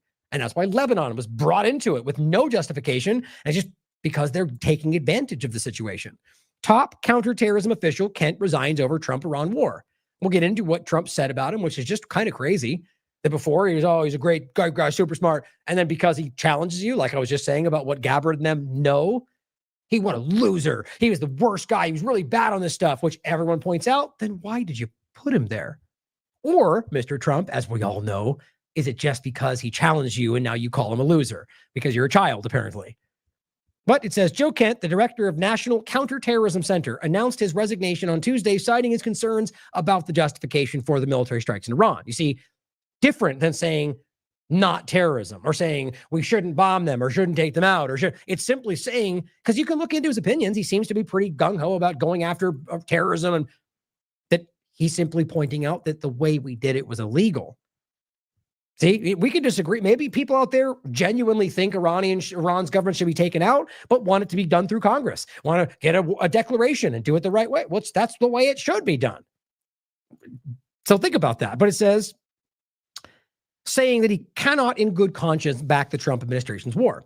He's somebody on their team, understand. Iran posed no imminent threat to our nation. Simply true. Verifiably so. And it is clear that we started this war due to pressure from Israel. This is what's bothering everybody. Now, here again is where I think the true point is. The Charlie Kirk point, if you will. What we're dealing with in this country is, even within the team sport partisanship, the growing awareness that ruins it all. Israel is the one driving the policy. And so you get people like this who are, you could argue for sake of conversation, are just diehard team sport Republicans who want to take out every terrorist. They don't care about the law, whatever, deport everybody we don't like. But if they feel that Israel's the one doing it to the detriment of Americans, that you can't allow that, because that's not America first.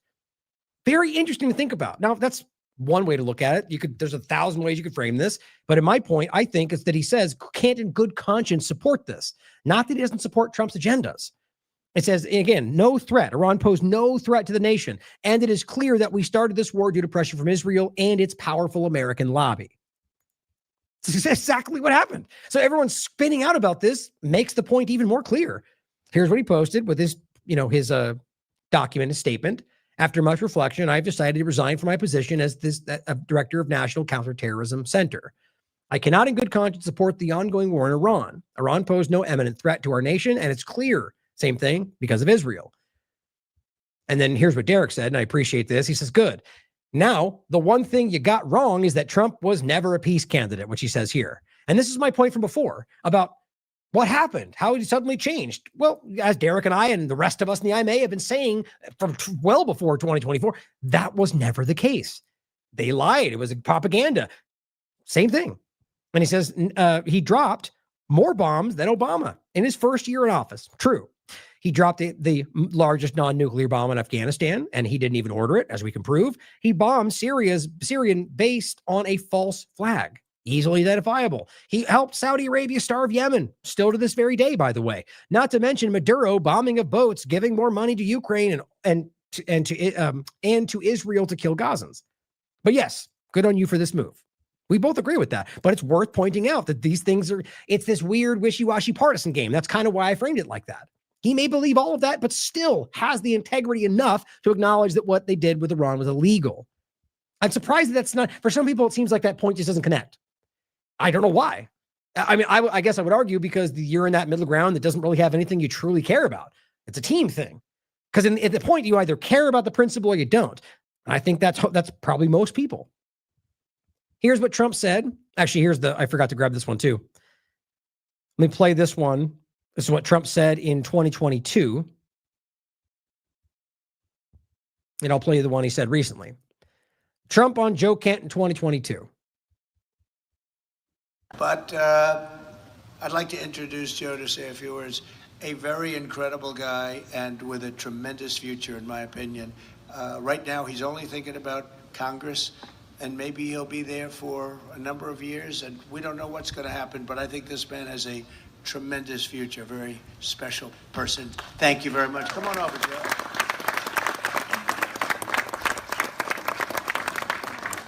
Well, thank you so much, Mr. President. Thank you so much, Don Jr. and Kimberly. And thank all of you for being out here. This is absolutely amazing. Funny how that works out, right? How often you can have these people who are the best ever, who suddenly are the worst ever the moment that they just disagree mildly with Trump. Again, guys, it's a special kind of juvenile person that can't acknowledge how obvious all this is. Though, again, but you could also make the same argument that he lied about him right there because he was on his side. It's the same point, whichever way you look at it. You can't, it's not like he just suddenly changed everything he was. He just disagreed with Trump. And in fact, is pointing out the one thing you're not supposed to point out. And I think that's the whole point. Now, here's what he says today. It's a good thing that he's out because he said that Iran was not a threat.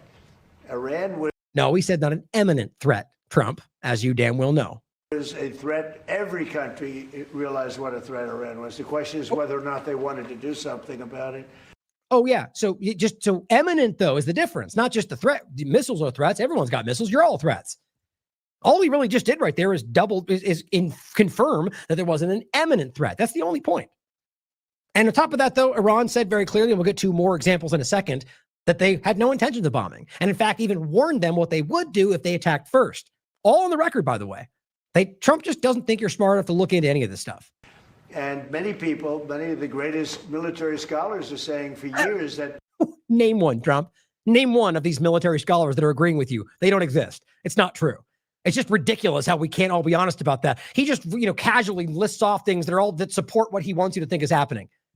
President should have taken out Iran because they wanted a nuclear weapon. Nope, not true. Not by any sense of anybody's information other than what Israel tells Trump. Literally. They were, if we didn't do the attack, or if I'll go a step further, if I didn't terminate the Iran nuclear deal given to us, one of the worst deals ever made by Barack Hussein Obama. Remember when they sent Boeing 757s over there loaded with cash? Yeah, they're cash. The cash you see is from them illegally. Yeah, very simple. Easy to look up. Hundreds of millions of dollars. You would have been very happy.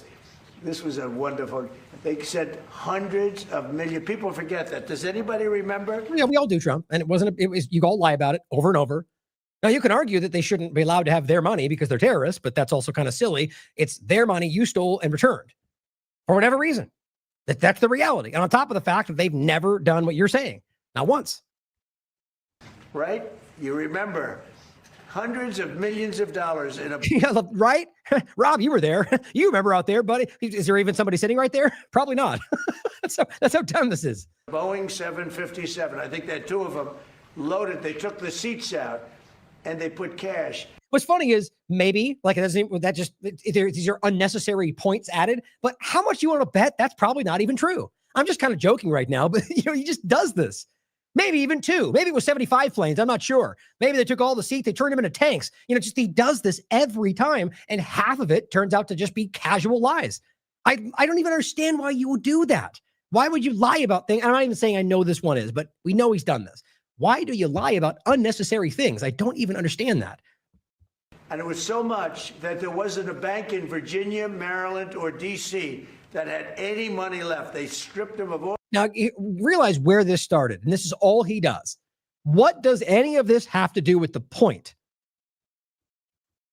Iran was not a threat. Joe Kent, Iran's a threat. So suddenly being told that you gave them money, that Obama, so the point turns into Obama sucks.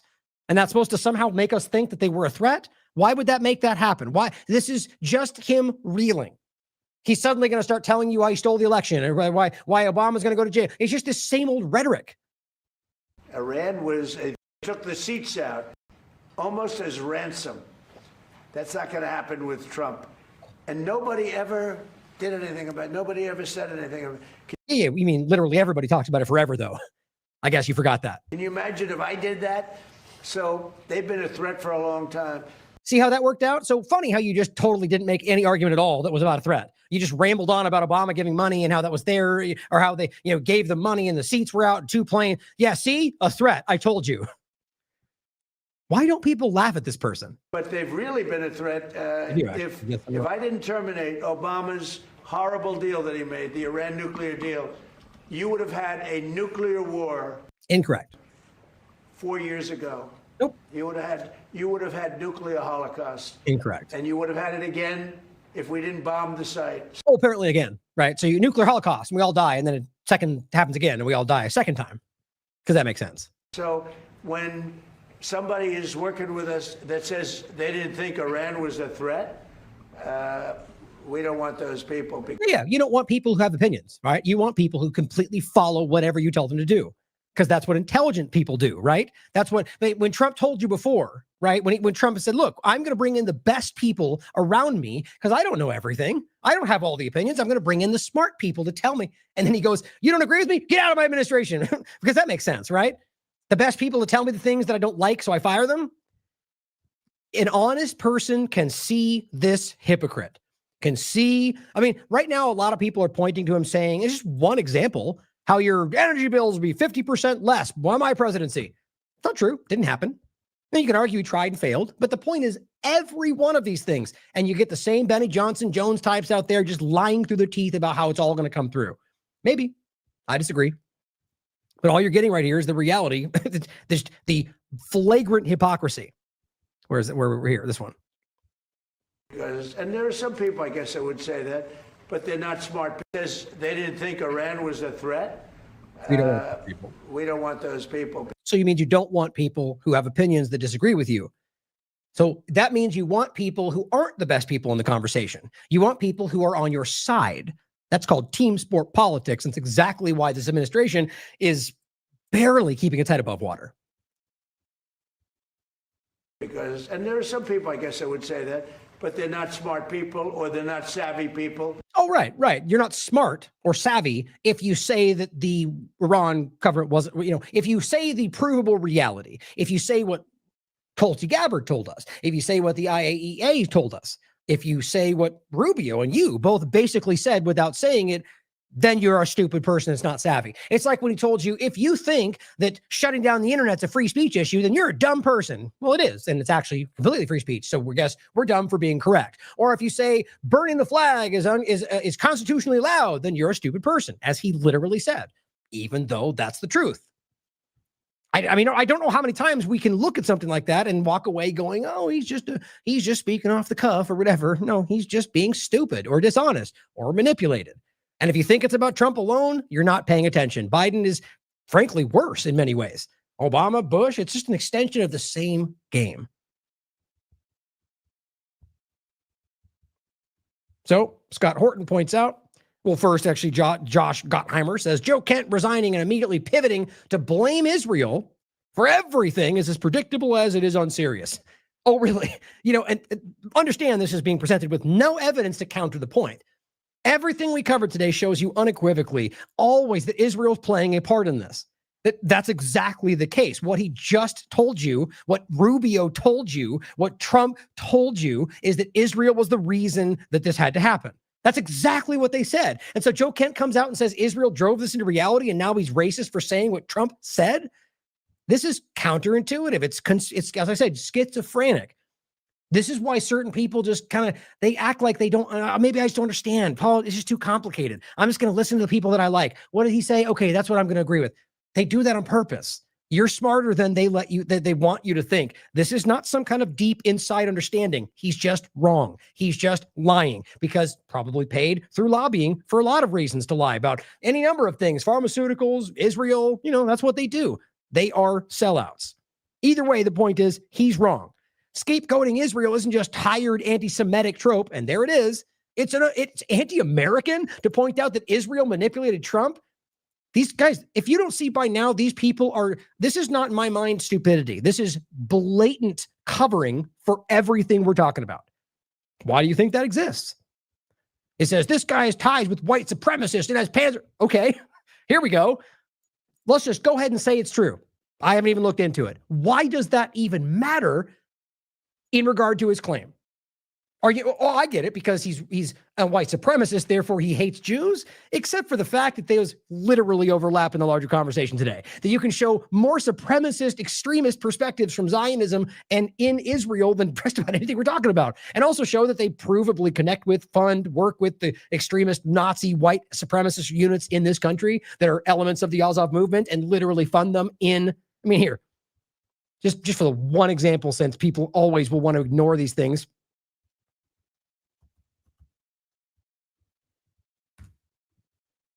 This is Haaretz, yet again. This one's 2018. Rights groups demand Israel stop arming neo-Nazis in Ukraine. That suddenly makes no sense to you. It's because you don't understand the situation. And it's very surface level if you care to look. And the reality was the Azov movement. These are Nazis, neo-Nazis, extremists, the very thing they claim they're fighting. And they're funding them because that's what's going on, guys. That's the whole conversation. Patriot Front, the whole thing. Now, it doesn't mean that there's no realistic, genuine, organic extremists, but it's that they've used them our entire lives. So his point is, well, because he has ties to something they claim is, and, look into it. If you care to look into it. I don't think it even has relevance to the point of whether this was an imminent threat, but if you want to, maybe look into it and you'll probably find out it's less definitive as they want to make out. But either way, you're talking about that makes him somehow anti-Israel, which doesn't really make sense when you understand Zionism. Kent's reduction of Iran to Israel's fault isn't leadership, it's bigoted deflection. Well, guess what? He's resigned, so he's not even in the government anymore, man. You guys are spinning out because this is the truth. And it's not about racism or Judaism. It's about the fact that we already know Israel drove this because you guys literally told us that. I mean, this is just embarrassing, isn't it? But people like Josh don't care. They're going to make themselves look that stupid to defend Zionism. Which they'll turn into me being racist, even though it's literally not even what we're talking about. And I've made that explicitly clear. But here's an even better response. Mike says, Iran is the greatest state sponsor of terrorism in the world. Wow, that's compelling, right? Very, very fact-based oriented. This is like Hamas is ISIS, ISIS is Hamas. It's the same kind of dumb thing. It's not true. We literally just showed you that. And on top of that, even if you want to argue they're funded by Iran, look at what they're doing in the world. Israel, the United States, they're funding groups, extremism all over the world. And then you can prove that's not even what Iran is doing. So this is just lazy. Maybe he believes it. Maybe he doesn't. I don't know. Let's see. What is he? 180,000. Sits in tanks and thinks. Yeah, very smart. So here's what Tulsi Gabbard had to say. And this gets into the same point of the conversation. I find this to be very important because this is new. So we played the old one. In fact, I'll just bring up the Newsweek article because I played the clip many times. Where Gabbard, on the record, in 2025, said they are not building a nuclear weapon. I have the IAEA post from 2025 that says the same, that proves to you that the 60% that Witkoff mentioned was within their safeguard agreement. I'll even go over the JCPOA point that I referenced. And in fact, that was correct about it being 36, by the way. I was proud of that. It is all there. And they knew it. They weren't breaking the rules right up into this very moment. Despite what they all lied about, which has to show you that they have to lie about it, then they must know that it's not happening. So here's Gabbard coming back. Okay, this is March 1st, 2026. And you can't, I mean, guys, I find this to be almost unequivocal, the way that she responds and the way that she refuses to when it matters.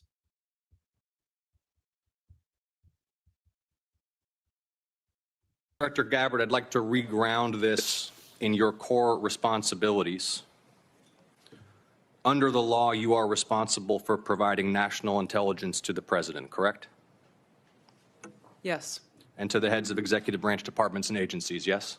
Yes. And to the chairman of the Joint Chiefs and senior military commanders?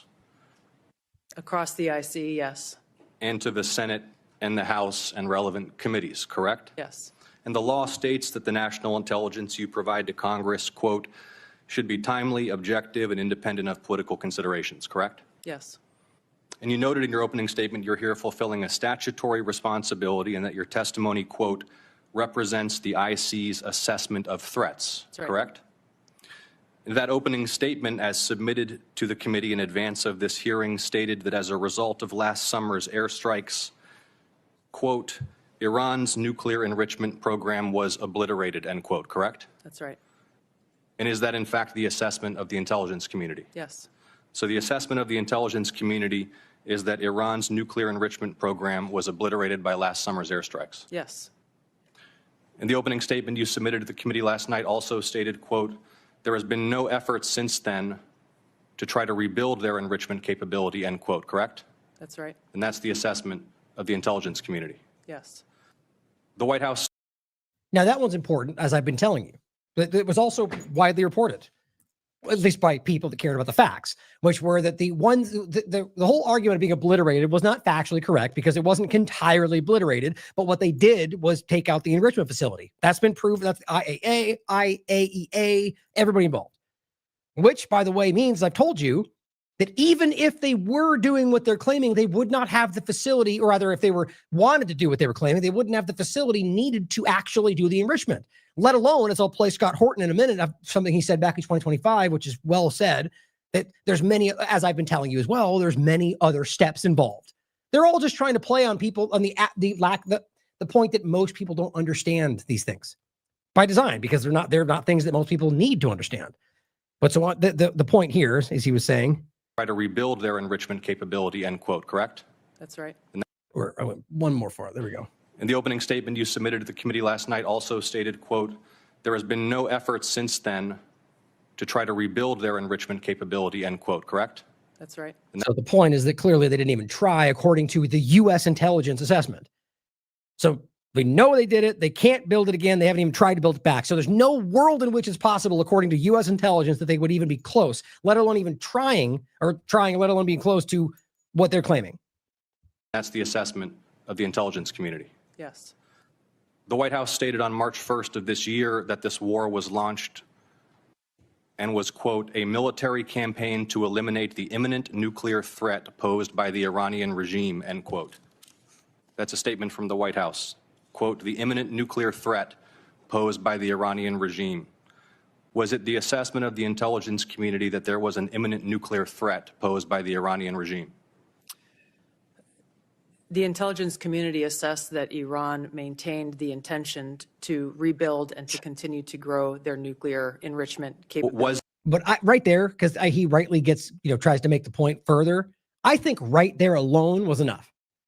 If you're telling me that they can maintain the intention to do so, but you're also just clearly acknowledging that there is no enrichment facility, well, then by definition, there is no imminent threat, nuclear imminent threat.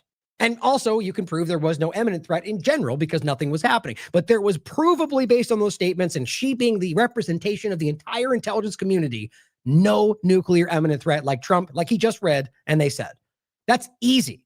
But it gets more clear. It gets clearer the way that she continues. The intelligence community assessed that Iran maintained the intention to rebuild and to continue to grow their nuclear enrichment capability. Which every country in the world has the right to do, by the way. Was it the assessment of the intelligence community that there was a, quote, imminent nuclear threat posed by the Iranian regime, yes or no? Senator, the only person who can determine what is and is not an imminent threat is the president. False. And This he is the made that worldwide. This is the determination. worldwide threats hearing where you present to Congress national intelligence, timely, objective, and independent of political considerations. You've stated today that the intelligence community's assessment is that Iran's nuclear enrichment program was obliterated and that, quote, there had been no efforts since then to try to rebuild their enrichment capability? Was it the intelligence community's assessment that nevertheless, despite this obliteration, there was a, quote, imminent nuclear threat posed by the Iranian regime? Yes or no? It is not the intelligence community's responsibility to determine what is and is not an imminent threat. Okay. That is up to Here's the the president problem. based on a volume No, of it is information precisely that he receives. It is precisely. Now, before I let them finish, the point that they're losing people, trying to lose people in, here's what's important to understand this. The one he's going to make very clear right now, based on her own statements and quotes exactly. Yes, it is her responsibility to present the threat assessment. That's literally the statement. That's the framing of the hearing and exactly what her job is. Now, you could also say, though, it's Donald Trump's position as the president to then take that information and then decide if it's eminent. But that's not what he's asking. But that is a fair point to make, that from Trump's perspective or any president, that it is their prerogative to decide what that intelligence means and how it should be carried out. That is how that operates. That's not what he's asking, though. And she refuses to answer. He's asking, is it your assessment from the IC before? Yes, it's his prerogative. We get that. But did you come to the conclusion that it was an imminent threat? The answer is no. Based on everything she said and the facts that we have, she refuses to say it. You don't need to think hard to understand what that means. It's pretty clear. I mean, look, he already stepped, when she came out and disagreed with him last time, he literally threw her under the bus and said, I don't care what she thinks, like on the record. And then excluded her from many meetings, including Venezuela and others, as the DNI. That's insane. That's why she's playing ball, I think, anyway. To determine what is and is not an imminent threat. Okay. That is up to the president based on a volume of information that he receives. It is precisely your responsibility to determine what constitutes a threat to the United States. This is the worldwide threats hearing, where, as you noted in your opening testimony, quote, you represent the IC's assessment of threats. I mean, it's very simple, right? So you represent the assessment of the threat, but from the IC's perspective, the intelligent community. That's it. You are here to represent the IC's assessment of threats. That's a quote from your own opening statement.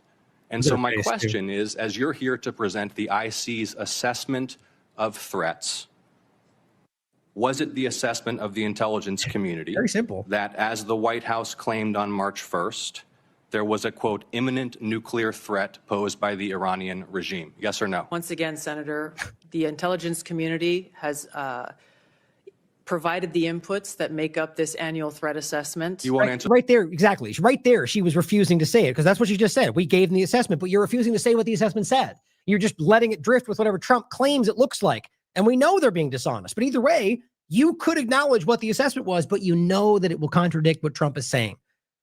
This is just politics, and it's bad. There's people's lives on the line. American soldiers are being killed. Iranian civilians are being killed.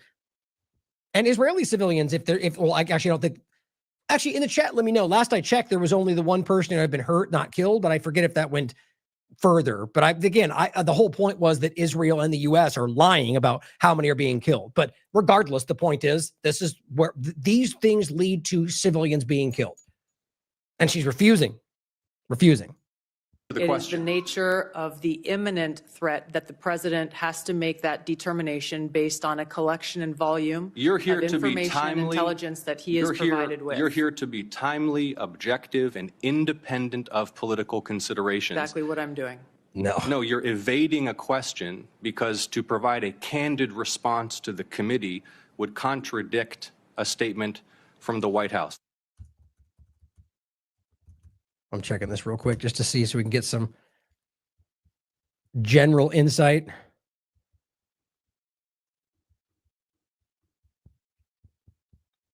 So it says generally about 14 to 20 have been killed. But again, we should question all this, including what Iran claims is being killed in Iran. Now we're going to get to a point in a second that is going to speak to more of why just in that general point, there's more skepticism for me. And it's not because I don't think Iran is not capable of doing that. We've talked about that already. We'll come back in a second though. So I think this is really important. Obviously, there was no imminent threat by every piece of evidence that we have. And she just refuses to say it, which shows you where we really are right now. And that she's probably even afraid to say that. Now here, Gabbard comes out because of that exchange and says, well, I think so anyway, Donald Trump was overwhelmingly elected by the American people to be our president, commander in chief. Which, this is, people disagree with that, but it's not even relevant to me about whether or not they're breaking the law, right? And it says, as our commander in chief, he is responsible for determining what is and is not an imminent threat. Well, yeah, that's not inaccurate, but it says, and whether or not to take action. Correct. As he deems necessary. Yeah, I agree with that. The president, but he's still also responsible for the fallout, the outcome, which he then shucks off to people around him, as usual. The Office of the Director of National Intelligence is responsible for helping coordinate and integrate all intelligence to provide the president and commander-in-chief with the best information available to inform his decisions. So are you actually pretending right now, Gabbard, that you give him a bunch of scattered data points and he just sits down and puts it all together for himself? Like he's even capable of that, quite frankly? That's just bad. That's what you have to do to make these things make sense. We all know, as he may just artfully pointed out in that hearing right there, that it's literally your job, per the hearing, per your job's description, to assess the threat and present your assessment of the threat. Exactly, not give him the data points that could be used to do that. I just am so embarrassed by where we are right now.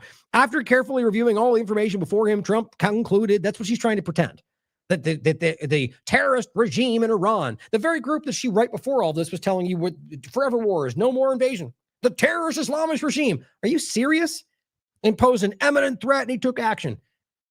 And as everyone wants to call him out, Patrick Henningsen, no Tulsi, Iran's not a terrorist state. Check Patrick's work. He does good work. Derek, another sellout. Of course, again, this should have been obvious for years now. She's always been a war hawk when it comes to radical Islam. All of the people you fell for as part of the Trump coalition are sellouts. Gabbard, WEF, global leader, CFR, correct, RFK Jr., Zionist, silent on glyphosate, on and on. When will people realize politics is a rigged game and no one gets into the system at a level without being controlled? Here, as you heard a second ago, I'll play just the short clip again, is what Trump said about the deal. And I think this is actually really important because not only is this incredibly false, and maybe he believes it, which is even more alarming, but it just speaks to the way that they're always going to play this to make it look like the group that's in fact not breaking the law is the villain in the conversation. If I didn't terminate Obama's horrible deal that he made, the Iran nuclear deal, you would have had a nuclear war 4 years ago. You would have had nuclear holocaust, and you would have had it again if we didn't bomb the site. I think it's worth laughing at how dumb that is, right? That's like saying anyway, I said it before. That's just him. That's his off the cuff, which speaks to intelligence in my mind. When somebody is working with us that says they didn't think Iran was a threat, we don't want those people because. Yeah, so here's another way to look at this too. So he stands up and goes, that's not an imminent threat. Now, clearly he did this in these discussions. He didn't just jump out and announce this. He clearly tried to bring this to people's attention. And so the point is, instead of having that conversation, you just ignore it. You don't want that. You push him out because he disagrees, which is what we keep seeing. So what it shows you again is you're not willing to consider other people's opinions. At the very least, there was no opportunity to actually have the conversation of maybe why that's the case. But my opinion. I'm just trying to be objective. I think it's quite obvious that there wasn't even an opening for that. This is Israel's war and Trump signed on for it. There's really no other conversation. They've been exposed for that kind of tunnel vision mindset with everything they're doing. So let's talk about this deal. As we brought up a lot, we covered a lot when that was in the midst of happening. With most of these things, we were in the weeds telling you Article 36, we can prove right there that they're allowed to do it. But that nowhere was in the main conversation and barely in the main. And even to this day, people still don't even understand what these things mean. And I said, what he just said is utterly ridiculous. Seeing as how it was the U.S. government under Trump that violated the agreement by unilaterally pulling out of the JCPOA, the Iran deal, and thereby legally allowing increased enrichment, which the deal specifically outlined in the event the U.S. broke the deal. So let's talk about that. As I've shown you many, many, many times. Here is it's been a while since I brought up the document, which is what we do on this show. Source material, the Joint Comprehensive Plan of Action, otherwise known as the Iran deal. I was actually surprised I got it right because I kept going, well, I think 36, right? That's what it was. 36, right here. And I actually have it highlighted, but I can read it right here. Okay, so this is specifically under the dispute resolution mechanism, which is exactly the point. If Iran believed, and now remember, this is signed on to by the U.S. government, by everybody else involved as well, including Iran. If Iran believed that any or all of the E3 and EU plus 3, the different groups involved, like U.S. being one of them, if they believed that they were not meeting their commitments under the JCPOA, Iran could refer the issue to the Joint Commission, which they did. All of this is documented. They went to them and they said, this is not, the U.S. pulled out, the U.S. is sanctioning us again. All of this was literally documented. I'll show you in a second. So if you read the rest of this middle part, it simply says, okay, if that doesn't go anywhere, the commission has 15 days to resolve it. If they don't, and it goes on like that. And then it says, if it wasn't resolved, then after that, you have 30 days process if the issue is not resolved, and the commission would consider the opinion of the advisory board for no more than 5 days. Like, it's this whole process, right? To cut to the chase, the simple reality is, it says, if the issue still has not been resolved, like, so after all the kind of engagement, which, by the way, again, is important to hear, Iran did it all. Iran brought all of this to the right people, and to frame them as like the evil terrorists trying to secret buy, it's just insane, because you can see, and that's why nobody wanted to talk about it at the time. Because they were the ones going to the UN. They were the ones going to these places, trying to get this conversation. Like, look, they're breaking the deal. And as usual, the influence of Israel made it so people ignored it. If the issue, after all of this stuff they did, which they did, still has not been resolved, to the satisfaction of the complaining participant, in this case, Iran, because at this point, the U.S. had unilaterally pulled out, and I'll show you at the bottom, it was explicitly stated that if they do that, they can go back on the agreement, essentially within the deal. It says, and if they haven't been resolved, and if the complaining party deems the issue to constitute significant non-performance, which everyone else agreed with, by the way, then that participant could treat the unresolved issue as grounds to cease performing its commitments under the JCPOA, which in this case was to not enrich uranium, or rather to a certain degree. And it says, or in whole or in part, and or notify the UN Security Council, which it did, that it believes the issue constitutes significant non-performance. Then lastly, and this is under 37, that was all 36, Article 37, at the very end, it says, and you can read all of this if you want the moment-to-moment specifics of how it should go. Iran has stated, and this is all agreed to by the U.S. government as well, if sanctions are reinstated, which Trump did, in whole or in part, Iran will treat that as grounds to cease performing its commitments under this agreement, in whole or in part. So the bottom line is, not only did Trump unilaterally pull out of the agreement, which gave them the right, as they just stated, to go back on those agreements, which, by the way, they didn't just rush into making it, they just slowly increased their enrichment to make that point and use it as a bartering tool to try for a long time to force the U.S. back into the agreement. So understand, the only one violating the deal that Trump was claiming Iran was breaking was the U.S. government, by everyone other than the U.S. government in Israel. Because their point was they're secretly making nuclear bombs. They weren't. And even back then, if you remember, Trump went from that to, well, ballistic missiles, the same way he did this time, because they're just jumping from narrative to narrative. So the bottom line is, then they also sanctioned them. And so they had provable examples from the deal that allowed them to slowly increase enrichment. Now, eventually, it just was so long past where the deal just became defunct. And now there's other agreements, which we'll point to in regard to the IAEA, which Iran is still, to this point, adhering to. It's just incredible that we have to point this stuff out. And all the dishonest people out there, all the mainstream alternative liars, and the people that are just, holy crap, this is the greatest war ever because #freedom. It's embarrassing. Now, you want to hear someone who knows what they're talking about? Here's Scott Horton. And he's breaking down, in a very good kind of breakdown, adding things that I didn't include that I've been telling you for years, that this is exactly the point. Trust the Iranian regime as far as he could throw them when it comes to potentially creating a bomb.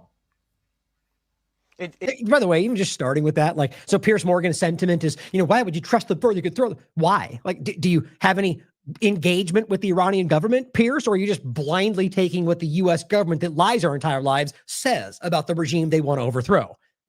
That's Piers for you. It's funny to me. It doesn't come down to trust at all, and I'll beg the rest of the panel's forgiveness. I'll try to stay quiet later on in the hour here and let y'all talk, but just real quick so you understand. We had a deal in 2015 under which Iran exported every bit of their enriched uranium stockpile to France, who would then turn it into fuel rods and then ship it back to Iran to use in their reactor. Now, the nuclear reactor produces plutonium waste, but they don't have the facility required to reprocess plutonium to get all the impurities out to make weapons fuel. So Now, guys, that's a different point than what we're currently talking about today, which I believe still exists. But the point was about the enrichment facility that was been destroyed recently, which means they can't enrich. What he's talking about is something different, which shows you that even then they weren't able to do the way, basically, to sum it up quickly, the way that they were framing it, that in a week or a month they'll have a bomb, like he's proving, and he'll go into further that that's not the reality. Rather, he's stating that, and the point is you can prove that. And it's clear that the evidence was always there. And the UN documents, IAEA, it's people just choose to listen to what Netanyahu said, even though he's been caught lying our entire lives. Produces plutonium waste, but they don't have the facility required to reprocess plutonium to get all the impurities out to make weapons fuel. So they had no plutonium route to the bomb. The Russians would come and get the plutonium out of their reactor when it was full and time every couple of years or whatever. Now, their uranium route to the bomb, because they were exporting every bit of their enriched uranium out of the country, was they have this arbitrary timeline breakout period. They call it the breakout point, that it would take them 1 year if they decided to withdraw from the treaty, kick the inspectors out of the country, and begin to enrich weapons-grade uranium. It would take them a year to have enough to make one bomb with. Now, the new report that came out said that on top of that, it would take them another couple of years to have an actual warhead ready to do anything with it. And I'm sorry this is complicated, but I know people can follow on this if you know anything about the history here. Let me explain real quick now that the Nagasaki bomb was a implosion bomb, a plutonium implosion bomb. Which is the type of bomb that can be miniaturized and fit to a missile. But the Hiroshima bomb was a simple gun-type nuke, a uranium nuke, which is a humongous thing. Iran could never fit that on a missile or deliver it to Israel or the United States in a million years. And so if they had a single gun-type nuke or two, it would essentially be to test off a demonstration round in the desert to show that they have one, but it still would not make them an offensive threat to anyone. And as the CIA concluded in 2007, they abandoned all research into a weapons program, even bothering to look into it in 2003 when America got rid of Saddam Hussein for them. Now, here's what's funny to me. All of this is easily verifiable. What he was just claiming that we're saying there before was that, hypothetically, first of all, they're not doing it because the evidence shows that. But hypothetically, he's saying, should they have, desire that they would be in this position where the one they would make would be so gigantic that it wouldn't even be useful. And the girl is clearly the Israel supporter, just rolling her eyes and going, "Oh my God!" Like he just said, they have a bomb. We don't care. But he didn't, though. His point was they don't. We can prove that. But even within the hypothetical, it wouldn't even be possible. And she rolls her eyes. It's just this game that any possible thing, because Iran's so evil bad guy, has to be taken out because they're so evil. All that's based on claims that are usually false by people who are actually committing crimes in the world. And that's not to say Iran has not, is not capable of. When I'm doing that, I'm only talking about the allegations from Israel and the United States. It matters. And if you want to look into it, they've been lied about our entire lives. But if you want to get into the reality of the government, yes, listen to Iranian people. They've discussed the actions their government have done, and there are things that you can prove. But most of what you're hearing from our governments have been completely manufactured. And again, let's just even say you disagree with that. You can stand back and look at Syria and Iraq and Ukraine and on and on and on and literally prove that our governments created these operations to justify what they want. It's not new, guys. It's been happening. As long as I've been doing this, this has been the reality. It's always about creating the justification to get what you want. And so the fact that they've had now, I'm sorry, get to your point. Donald Trump left the treaty or the agreement in 2018. Now, Piers, it's complicated, but according to the agreement, Iran is allowed to stop abiding by some of the restrictions in it if America breaks our side of the deal. Correct. They actually are still within the larger agreement, even while ceasing to abide by some parts of it. Yes, exactly. And see, that's hard for some people to wrap their mind around. But it's exactly the case. And I was yelling this and get people, the same thing. People like the girl, "Oh, you guys are so stupid. That doesn't even make sense." It does, in fact. It's explicitly stated within the agreement that they're allowed to do the thing that you guys all point to as a crime should Trump do what he did. Like, if you're going to pretend that's not the case, then explain why. Because all they do is say, "Oh, well, Iran was the one breaking it first." That was their argument at the time. Nobody presented evidence for that, as usual. Now that 60% enriched uranium stockpile that they built up is clearly, just as it was in the Obama years, is clearly simply a card to play in negotiations to deal away. That uranium is there to give up if they can get America to back down and lift the sanctions. That's Which, by the way, let's not forget, was what the foreign minister of Oman told us just happened. That Iran was agreeing to hand over this, agreeing to hand over the material to stop enriching entirely, and the next day Israel bombed them. That's all on the record. all it is. If they wanted to make weapons-grade uranium, they could have made weapons-grade uranium. They weren't doing that. They're getting closer because it's a card to play in negotiations. And now to your closer meaning increased enrichment percentage, which, as he already pointed out, is one step in many to actually get to having a usable bomb, let alone one that's small enough to put on a ballistic missile. last point, and then I swear I'll stop. And you made this point.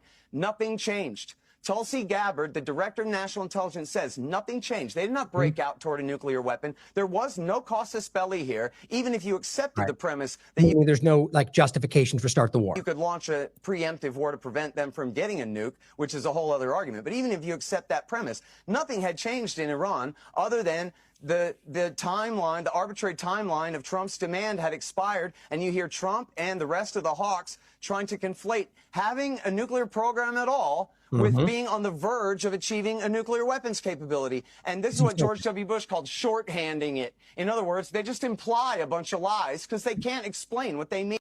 And realize this is around the time of like a 12-day war point, which is, a precursor to where we are now. So again, I've brought this up many times. I still think it's very relevant. This is from the International Atomic Energy Agency, the Director General, and cites the 60% claim that Witkoff used to lie to you. Still, it's amazing to me how I can point this out, and I haven't seen this in literally any other show. Not mainstream alternative, not all the big time media. Imagine that. Why? Because Witkoff is not supposed to be countered, I guess. The point is, it says, and this is the Director General, as stated in my most recent report to the agency's board of the IAEA, Iran's uranium stockpiles remain under safeguards in accordance with their deals, with their safeguard agreement. And then says that the 400 plus, that's 465, Witkoff was mentioning, in the stockpile is enriched to 60%. And that is within the safeguard agreement. It's very simple. And as well as always, at the end, it says they can guarantee through their watertight inspections that Iran is not and will not make a nuclear bomb. Things like this matter, don't they? Now, Mario Nawfal comes in and says, what the hell? And this is Tulsi Gabbard simply saying that Russia, let me see if I have it. Yeah, I do. Here's this clip, just very quickly. However, the intelligence community assesses that Russia, China, North Korea, Iran, and Pakistan have been researching and developing an array of novel, advanced, or traditional missile delivery systems. Missile delivery systems. With nuclear and conventional payloads that. Okay, so just so it's clear, that doesn't mean nuclear bombs.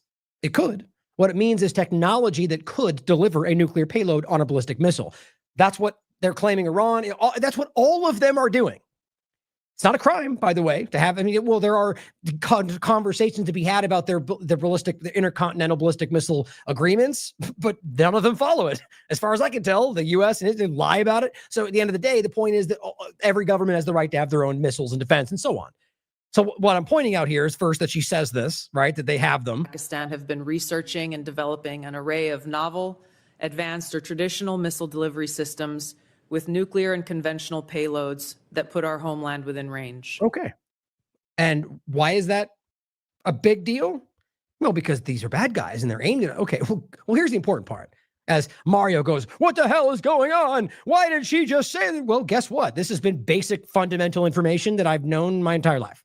Or, whatever, is anybody confused about Russia having ballistic missiles and nuclear capability, or China or North Korea? Iran is incorrect, since the information we just showed you is not even remotely the case. But of course, in fact, did she say that one?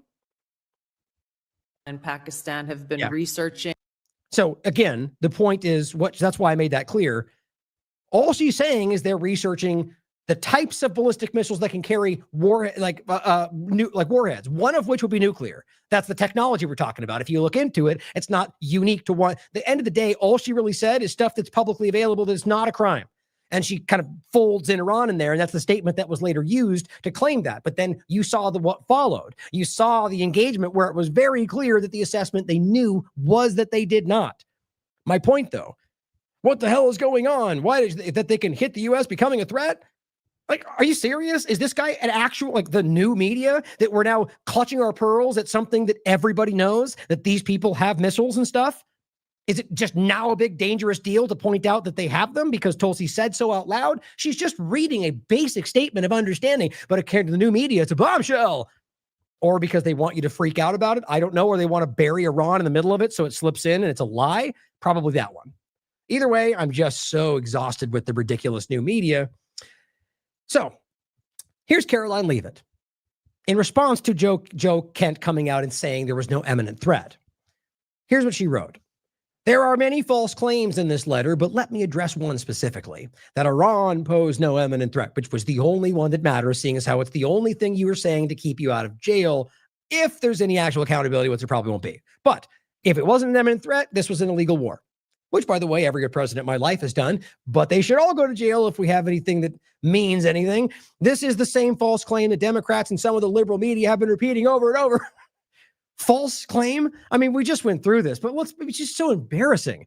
Trump said you attacked first. You said he had a feeling. Literally, he had the feel. They thought they would respond. That's in no stretch of the imagination imminent anything. And then we know they've been stretching it to be like, well, they're working on nuclear stuff eventually. So maybe, or 47 years of imminent threat. This is just desperate. And of course, they shove her out there to look stupid because they don't want to do it. As President Trump has clearly and explicitly stated, clearly, he has strong and compelling evidence that you guys don't want to show us, though, right? It's back there. Trust me. This evidence was compiled from many sources. Oh, you mean the DNI report we just talked about, where she just told you that that's not the case, but Trump decided anyway? Yes. And it says, Trump would never make the decision to deploy military assets against a foreign adversary in a vacuum. Didn't Gabbard literally just say that? That you gave the information you gave him and then he's the one that decided? That's the case. Or I guess you could argue they were in the room with him. But the point is, what she's trying to insinuate is that it was the intelligence assessment that guided his decision, not that they handed him scattered data points and he pieced it together to make the imminent threat. Iran is the world's leading state sponsor. I'm just so tired of this. Not only does the evidence not back that up, even if everything you say is true, it's just flatly not the case based on everything we know, even based on U.S. intelligence assessments that I've shown you over the years about the proxies, about everything. The Iranian regime is evil. That's it. It's evil, right? No crimes, no invasions, no regime changes, no bomb, nothing, but evil because Israel doesn't like they want their territory. That's what it's about. It's proudly killed Americans. Oh, proudly killed Americans. You mean when you were illegally invading Iraq? That's it, guys. That's the only point. U.S. government illegally invaded Iraq. Soleimani and Iranians supported Iraq in resisting the illegal invasion. Simple. They know that. And that's the best they can do. Wage war against our country. What? Are you now genuinely trying to conflate this with 9/11? I bet you that's what she's doing. And openly threatens us all the way up to your illegal actions against Iran. Is that what she just said? Yes, it is. Openly threatened us. You mean like Trump does to everybody who blinks at him? This is so stupid. All the way up to the launch of when we attacked them without justification. That's how you explain why it was not an imminent threat or was an imminent threat? Seriously? Iran was aggressively expanding their missiles, right? That everyone can do that you guys are doing too. That's not imminent anything. This is bad. This is bad. The regime aimed those missiles at like everyone does everywhere. What are you talking about? Ultimate goal, nuclear weapons, despite the facts though, despite everything we know and all of what our intelligence told us and what everybody in IAEA said. No, but they had them though. Trust me. I mean, I don't even, this is just worthless. Let's go to the point that matters here, which is funny to me. So she says, no imminent threat. The whole thing is a rambling, nonsensical argument that doesn't even make arguments, in fact, half the time, to argue that it was not imminent. Okay, well, let's check out what Leavitt had to say on the 12th. Caroline Leavitt, arguing with Caroline Leavitt. Here it is. This post, and it was ABC News, saying that there was a threat to California from Iran, right? This post and story should be immediately retracted. Why? Because it's false information. It says, to be clear, no such threat from Iran or to our homeland exists. Wasn't that funny? Wait a minute. So you could, if she said no such threat from Iran, you could have argued she meant this specific type of threat. But she said, no such threat from Iran to our homeland exists. And it never did. To our homeland. So there is no threat to our homeland from Iran. You can't misunderstand that. Then, because Trump made her, apparently, she comes out and says there's no imminent threat, or there was for sure an imminent threat. But you literally just said there was no imminent threat on the 12th of March. I mean, guys, this is the dumbest thing I've ever seen. I am critical of government. I always have been, but this is a step above or under, I guess, however you want to say it. It's insane. These people are the most embarrassing things I've ever seen in this government. And think about that statement with how we've talked. I mean, this is just crazy. And then there are people who want to make it about left versus right. I mean, for crying out loud, how many times did to say it or look back at how we criticize Biden? It's not that, and you damn well know it. If that's the best you can do, you're already losing. But here's what Circle or Circe said about him, or said about what she said, which is just artfully done. So I read some of it, but this is perfect. So she goes, it was clear, perfectly clear what Trump was trying to do, right? And he goes, yeah, everything's perfectly clear, right? Iran could not be allowed to get a nuclear weapon, which they have been months away from for well over a decade. Also, Trump is the only president who could have kept us out of war with Iran, as he himself repeatedly told us. So we destroyed their nuclear capabilities, which Tulsi said they didn't have in 2025. Then we attacked them last month because Israel was going to attack them because they were months away from developing a nuclear weapon, since we destroyed their nuclear capabilities. And then that would then lead Iran to attack American bases, as you could add with possibly a nuke that doesn't exist, because that's what Rubio said. Iran has never posed a threat to the United States, but we had to attack them first, not because of Israel, but because they pose an imminent threat to the United States. It's exactly what she's doing. And it says, fortunately, we have won the war already, which was not a war, though, but a special operation. In Iran, now several times in the last 2 weeks, it's basically over, but might not be over for some time because we already won. We also don't need anyone to help out of the Strait of Hormuz, which we knew they would close, which is why we didn't prepare. And we now need allies to help soon. What are you guys not understanding? I mean, it shouldn't even be laughed at. It's so alarming that this is what's actually happening, but don't laugh, you're going to cry, I guess, you know? I mean, think about how dumb this all is. And this one sentence, Iran has never posed a threat to the United States, as she says right there, but we had to attack them first because of the threat to the United States they posed.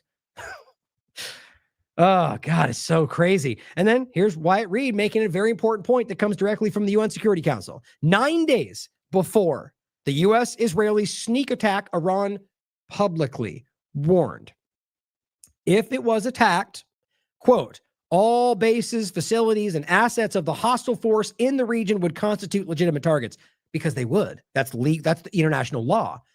Here's the letter they sent to the UN. So think about this. The UN, whatever you think about it, you've got Iran, who they want you to believe is a terrorist organization, going to the UN to present evidence about why Israel's about to attack them, or the United States, and that they have to respond in the way they did. And even though they know that, they did it anyway. And then even went on to claim that the response they told you they would carry out legally was demonstration of how they're terrorists. I mean, that is such a bad, what's a better way to frame it? It's like sophomoric. It's just badly prepared, badly formed, or by design to make the U.S. look this bad. I mean, those are the only two things that truly make the most sense to me. I don't know why would you have this and then still carry out the plan that would then cause the thing you would then need to claim that is a terrorist act, when you can go here, they just said they would do this. It's just beyond the pale. Here's Trump, as you just heard. Power.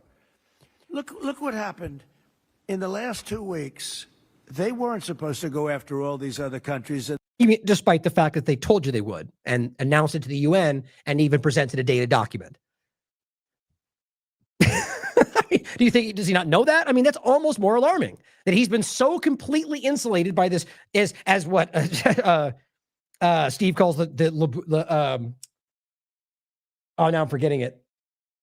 Chapad Luba bubble or something like that. Like just speaking to like the internal Zionist Israeli politics, influencing him from the religious perspective of the Zionist influence over it's obviously a part of this, understanding the reality of Zionism we've discussed endlessly, but the idea that he's so insulated by this, as everyone seems to be acknowledging at this point, that he doesn't even know that, or he's just lying to you. They weren't allowed to do the thing. Like, what are you, in kindergarten? Happened in the last 2 weeks. They weren't supposed to go after all these other countries in the Middle East. Those missiles were set to go after them. So again, my point last time we played this, he starts by saying they weren't supposed to, but then says they were aimed at those locations. Why would that mean they weren't supposed to? If they were aimed at the places that they weren't supposed to attack Qatar, the missile was aimed at Qatar. Does that make sense? It doesn't, because they were aimed at Qatar. So anybody with a brain is going to go, that might be where they attack, right? In addition to that, they told you they would, which is right there. I just showed you. And it continues. they hit Qatar, Saudi Arabia, UAE, Bahrain, Kuwait. Why does he say Nobody expected that. Weird. We were shocked. Okay. Nobody expected that. So you start by saying they weren't supposed to. You then say they were aimed at them, and then say nobody expected that. Other than that they were aimed at them, right? And then other than the fact that they told you they would if you did this. Now, you could argue that Trump didn't know about that somehow, which would mean his own team kept it from him, which kind of makes sense when you understand what's happening. If you believe he's being insulated and like manipulated, then that is what we're talking about. Or I think your only other logical discussion point or consideration is that Trump is part of this and working for something other than American interests.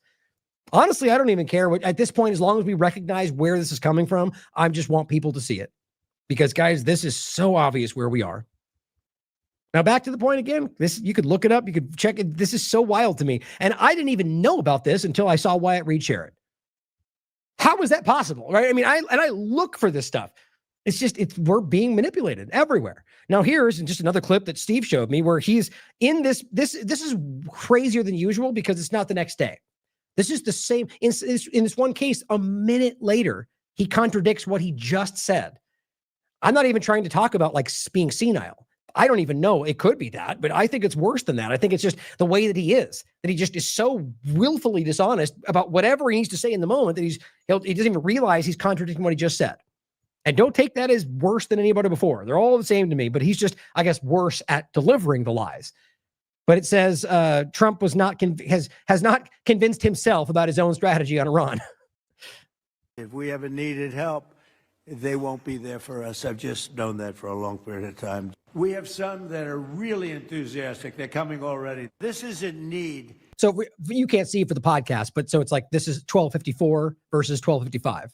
Need would be one of the big boys. If we need their mine boats, or if we need anything, any piece of apparatus that they may have because of a situation that they have, they should be jumping to help us. We want them to come and help us with 1219. The straight. My 1256. attitude is we don't need anybody. So we have to understand that. So this is different questions, right? So somebody asks him at 1219 and he says one thing. And then later when it's about him trying to look tough, we don't need anybody. They're probably not going to come. And some of these are smaller examples, but the bigger point is just about contradicting the sentiments about what you're doing, the plan, just like all of them were doing. It's a war. It's not a war. I mean, you still have like conservative podcasters determined to not call it a war. What a childish thing to do.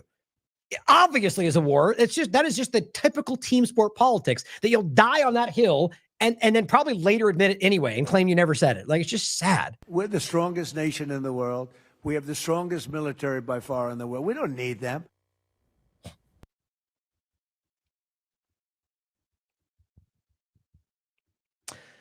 Let's not forget, by the way, and I talked about this a lot. I mentioned it on last show with AM Wake Up as well, but just in case you missed it, I'm still seeing, I mean, even right now in corporate media, they're still claiming that the strait is closed. It's not. Now, this is actually a really important distinction. It's very much restricted. That's very obvious. I've done this every time I've been live when we're talking about this, but you can literally prove, guys, that there is traffic. So by definition, it is not closed. It's definitely restricted, but this is why this is so important. When they started this, I believe Trump was told they would do that, probably to drive him to think it would be an easy open and shut game. They're going to close the strait. The whole world will turn against him. It'll be boom, open and shut. And he fell for it, or he didn't care and was part of it. Your decision. The point, though, is that they didn't do that. Just like I told you, they lied about tanks rolling into Kiev in the first day, because it's one, about setting the narrative they want you to believe, and two, that I think they project what they think will happen, what they do. In this case, they didn't do this. The reports of mines, look at how no one's even talking about that. I don't believe it was ever even happening. They have in the past. I know they can and would, but I don't believe they did because Iran's playing the long game.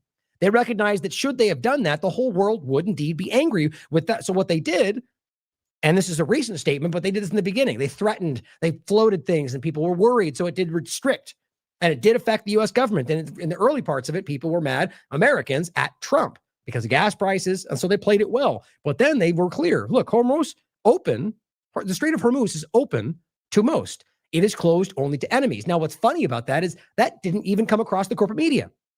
Why would that be? It's what they said. You can prove it. Why wouldn't CNN and Fox they report it? Why? I think because all of them are continuing to lie and say it's shut, because that's the talking point they're supposed to relay. Not one or the other, but the government, guys, all of it, and the media apparatuses they use to reach you and however they can. Mainstream Alternative, CNN, Fox News. When it matters, they all drive the same points. So in this case, it's not closed. So they're only attacking if they were, and by the way, there was a recent argument with them, a claim of them bombing one of these tankers. I'll be following up with it. But the point, we should very much be questioning whether or not that is Israel doing it. And I'll make this case in a second. It certainly could be Iran, and it would even make sense. Other than the fact that a tanker, unless we're talking about by the Israel's logic, that means the fuel for their weapons, which is not how it tends to work in the past, but that I would argue that's not a legal military target. So I would criticize it no matter who does it, including the fact that there are civilians on those ships. That has to matter to everybody if you care about the law or simply human life. My point, though, that's to say that I don't think that's actually being done by them. It wouldn't make sense to me, but it's certainly possible. In this case, the reason they're doing this is because it's about setting the tone of letting anybody else come through as long as you don't support Israel and the United States, which is actually a really savvy way to play this because it's a very important thing. And then suddenly the U.S. and Israel are desperate to convince the world that it's always shut because they need an deterrent. So all you end up happening is having the U.S. and Israel hurt dramatically by this process, and everybody else trying to, like right now, Japan, Australia, last I checked, even the UK has basically said, we don't want to get involved with your straight. That says something, guys. It shows me that this was always set up to lie to you, to keep you of the mind that they were affecting you, not Trump, but Iran. And that didn't work. And check it every day. You'll see that it's very much still active. There is a lot of traffic. Now, in the early days, they said 94% shut down. I don't even know if that was true in the beginning, but it's pretty clear there was some restriction. Now, DDG Politics points out what the foreign minister of Oman said. Or actually, was this the one? Oh, wait, no, this is a different one. This is, according to The Guardian, Britain's National Security Advisor, Jonathan Powell, attended the final U.S.-Iran talks in Geneva and believed Tehran's nuclear proposal was significant enough to keep diplomacy on track and avoid escalation. Sources said progress had been made and that the Iranian offer was unexpectedly substantial. Same thing that the foreign minister of Oman said. Quote, we regarded Witkoff and Kushner as Israeli assets that dragged a president into a war he wants to get out of. Think about this and how this, right now, more than anybody, people in this country are trying to avoid the reality of what we're currently dealing with. The report also highlights concerns about the U.S. negotiating team led by Kushner and Witkoff, both closely linked to Israel. One diplomat with knowledge of the talks told The Guardian, quote, we regarded them as Israeli assets, dragging Trump into this war. Critics noted the lack of a dedicated U.S. technical team, and Witkoff relying on the IAEA chief for expertise. But he didn't, though, seeing as how he lied about what was actually stated. I just showed you that. Now, it says, shortly after the talks, the U.S. and Israel launched strikes on Iran. But we know why, because they offered to give up their entire program to hand over the enriched uranium.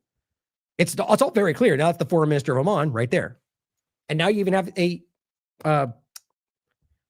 British asset telling you that's what he thought.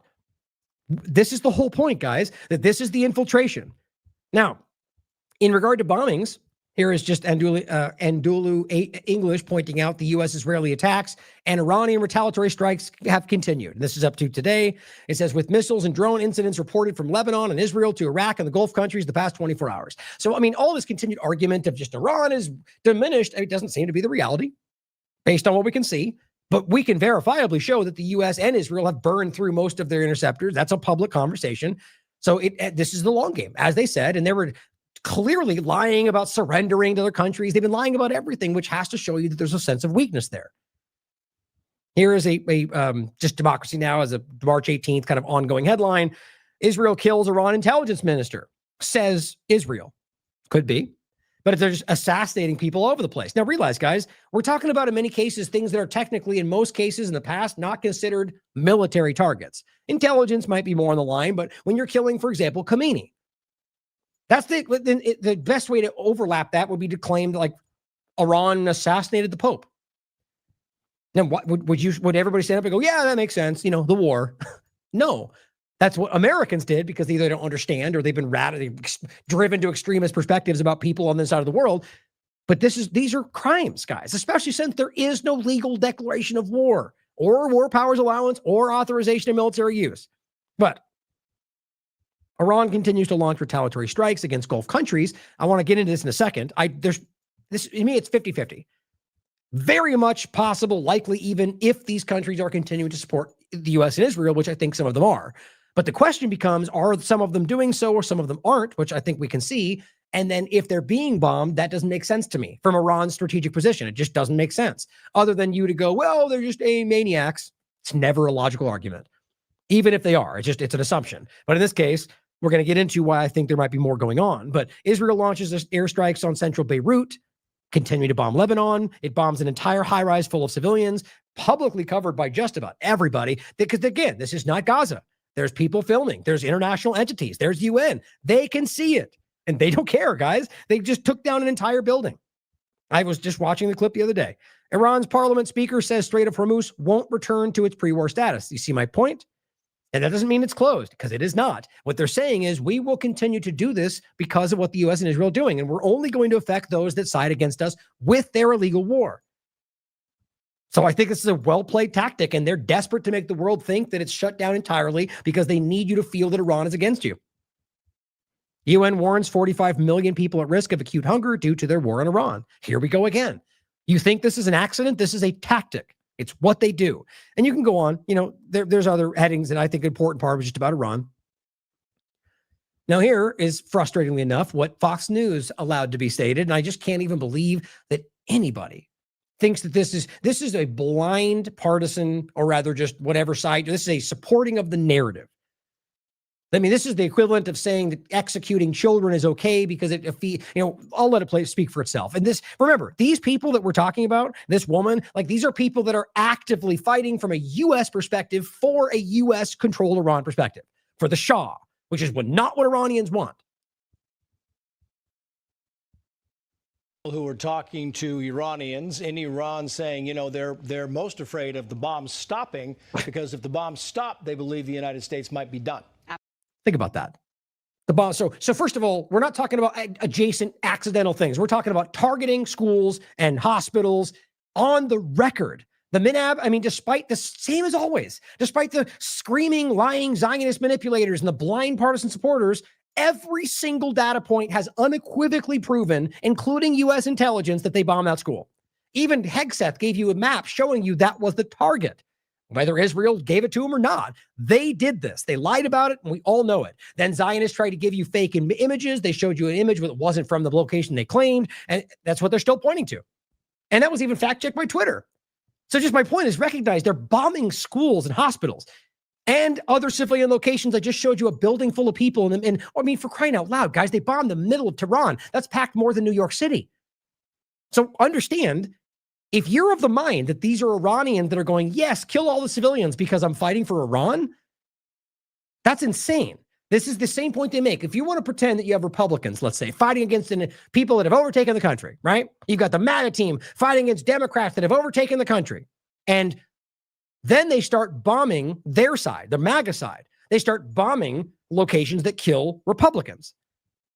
And they go, no, it's okay, though, because we're fighting for freedom. Just keep killing us because we want to take over the Democrat. Does that make sense? Does it only make sense when you pretend they're just weird Iranians and they don't understand, living in caves, whatever you want to lie to yourself about? The reality is that they don't want to kill civilians because that's insane. So what you're trying to make the case of is that they cheer this on because they just want them to keep taking over. You mean like every other country they've done that to and utterly destroyed everything of any type of civilian life? And you think they don't know that? This is as stupid as them claiming 100% of the team supports this. They're just lying, guys, and it's so obvious, and it really speaks to the level of desperation. It has to. Absolutely, and when they have the moment to tweet, they're most afraid of the bombs stopping because if the bombs stop, they believe the United States might be done. Absolutely. And when they have the moment to tweet, they're tweeting and saying, please don't stop. Because the worst thing that could happen to us is if you leave this regime in place, which means who is going to pay the price? We, the Iranian people, are. They're going to torture us more. They're going to kill us. They're going to throw us in prison. You've got to finish the job. They are celebrating every time a bomb goes on. It's just disgusting. Like she can barely even, she haven't taken a breath. Feel free to look into all of it. Guys, it's just wild to me how clear it is right now.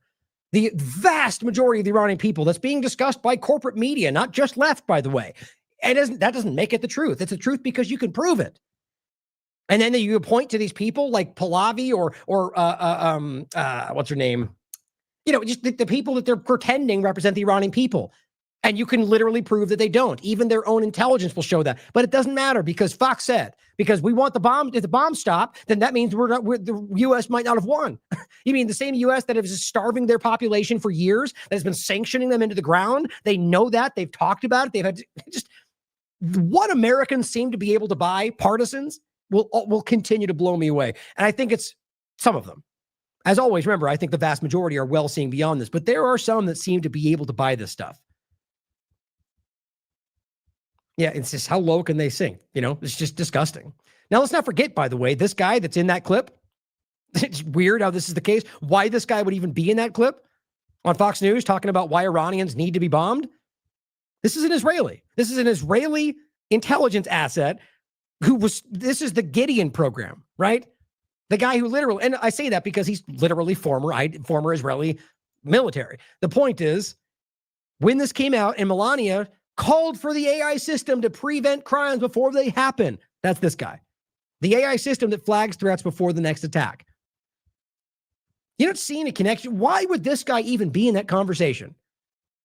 Well, Qatar refinery attacked as well as Iran missile strikes sparks fire. Now, this is a carryover, but the point still is the same. As it says, as the strikes spark fire.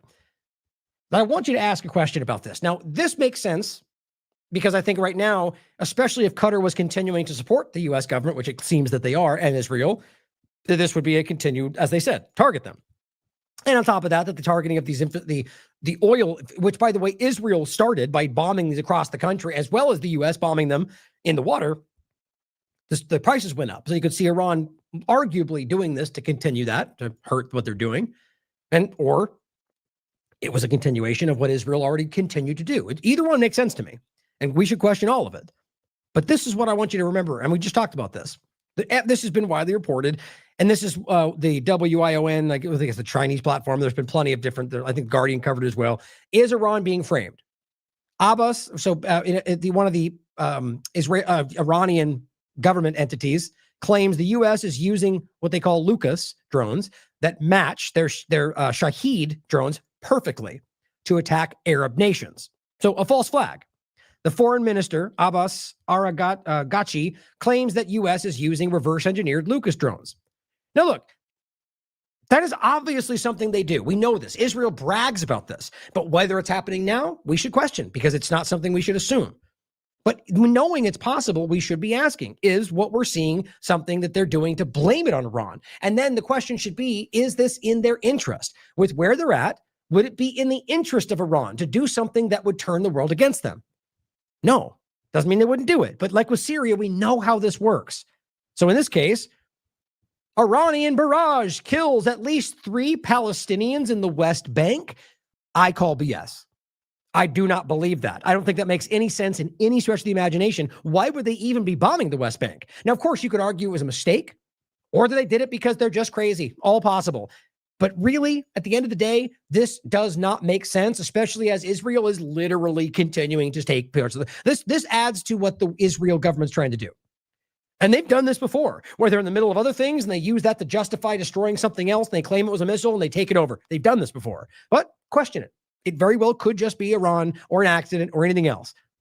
But I don't believe this. I believe we're talking about attacks using their drones or whatever else to blame it. I just don't believe that Iran would, not because they're not capable, but doesn't make any sense. They're on arguably the side of people resisting what Israel's doing. And especially when you're talking about the Palestinian people, and the West Bank would be bombed to what end? Why would that benefit them? It clearly benefits Israel. So who benefits is quite obvious. But we just need to be questioning these things. I think that's important right now. Now, last few points here. You might have seen this. We talked about the boots on the ground, and everyone's like, no, they're just Middle East. You idiots. You guys don't know what you're talking about. Well, guess what? Pete Sessions, I believe that what these 2,500 Marines would be is to secure the island. Oh, okay. So the island Trump just bombed. So quite literally boots on the ground. We knew that already. But if you're out there still trying to pretend like they didn't just violate yet another promise, you're wrong, because here they are. The island is not, in my opinion, boots on the ground in combat circumstances because, it's not in the cities. Guys, I mean, come on. So what, now boots on the ground don't count if it's on the shoreline? I mean, what are you talking about? These are desperate people trying to convince you that this is not what exactly it looks like. Don't trust your lying eyes, right? That's just my response to that. We're just not this stupid. Here's what Trump just said about the Lebanon part of this, which, guys, you're in Trump's position. Why in the world would you just casually extend your support to another illegal war?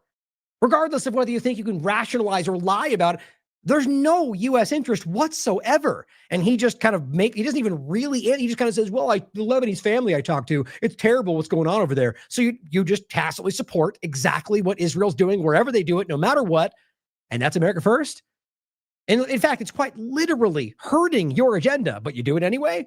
Speaks for itself, guys. And as I said, this is starting to feel like a humiliation ritual. Israel is expected to expand its ground offensive in southern Lebanon to go after Hezbollah. Have you discussed that with Israeli leaders? Yeah. And does the United States support a potential Israeli invasion of Lebanon? Yeah, no, I did. And I know Yeah, I did. Whatever. Just the casual response of an illegal act. This guy's control. My opinion. I don't believe somebody would. That's a silly thing to say when you know what's going on in the world. I don't believe he's able to do certain things. And that doesn't mean in any way that I'm removing accountability from him. Quite the opposite. But when it comes to Israel, whether it's Epstein files or whatever else, I definitely think there's something pulling these strings. But it could just be that he agrees with the agenda. Hezbollah is a problem. It's been a problem for a long time. Lebanon, Not just now. I mean, the illegally occupied Lebanon that they've been killing and using white phosphorus, and that's been roundly covered by the UN, that Greg Murray has continually showed. Yeah, it's been a problem for a really long time. In what way? You know about Hezbollah, which is the popular uprising supported by Lebanese people because of what you've continued to do to the country? And it's a certain area, because I was with the other night a person whose parents live in Lebanon. This is a very substantial person. So if you want to talk about being manipulated, you could simply argue that somebody goes, here, Trump, talk to this one Lebanese guy that says everything's crazy and trust Israel. And that apparently does it for him. Loomer said everyone supports you. Oh, everyone supports me. Like, that seems how this works. The last person to yell something in his ear is what he thinks out loud. I mean, for crying out loud. Very well, maybe that one Lebanese family has wildly suffered, and the Lebanese government or Hezbollah, or largely probably Hezbollah is the point, because Lebanese government's a different conversation in regard to U.S. and Israel. But either way, maybe they did. Maybe they let's just go ahead and say, yes, they probably murdered their family. I'm not saying I believe that. My point is, what would that change about the legalities of illegally invading Lebanon? And why would that one story be enough to make you justify doing something like that, even if you feel it's justified? Shouldn't that be another act of war? Or rather declaration? Shouldn't there be another imminent threat? Doesn't matter. That never mattered to them. Wealthy person, whose parents live in Lebanon. I said, really? How do you live in Lebanon? Your parents are living? Oh, yeah, they live there. And over the years, they've gotten used to the fact that it's being bombed. Are you serious? Is this guy that tone deaf? You mean bombed by Israel? That's exactly what's happening. So you're saying that you can't believe they live in their own country because Israel makes it hell for them? That's not what he's actually trying to say, but that's what he just said. But they explained to me that it's really a different section of Lebanon. It's the section where Hezbollah is. And they get used to it, I guess. I don't know. See what you're trying to do? So wait, now you're telling me that Hezbollah's bombing itself? This guy can't be this stupid. I think he talks off the cuff a lot and makes himself look. I mean, that's just bad. Like, just be clear. He just said they live in the area with Hezbollah, and that's why they're being bombed all the time. So you're either saying Israel's bombing where civilians are, which we already know, or you're insinuating that Hezbollah is bombing itself. Whatever. Who cares about facts? Just yell out things and say support Israel. Apparently, that's America first today. I mean, people live in Ukraine. You would think they wouldn't live in Ukraine, but they live in Ukraine. What are you mean their country? because you guys created this terrorist organization that's been, I mean, come on. I mean, the statement of just saying that I can't believe they live there. Guys, it just blows me away. I don't even know how to articulate how insane that is. That's to say you say the thing about Syria. I can't even live there anymore because of you, man. I don't know that I'd do that, but they live in Ukraine. They live in because Lebanon. you're a billionaire and you can just do whatever you want, move wherever you want. That must be nice. Hezbollah is a big problem, and they're rapidly being eliminated. Oh, great. Yeah. So he's clearly okay and involved and supports it. That's a crime, guys. Is there a legal justification? Is there an act of war? Is there a declaration? Or you just literally, Israel's currently invading Lebanon. And that's apparently no big deal to any of this corporate media, apparently even to the adversarial Democrat media or Democrats who all support this. But they hate him, though, and they're deep state pedophiles who are going to destroy him no matter what. But they're like, oh, good job, Trump. Keep going because we support this. But next time, we're going to get you. Dumb.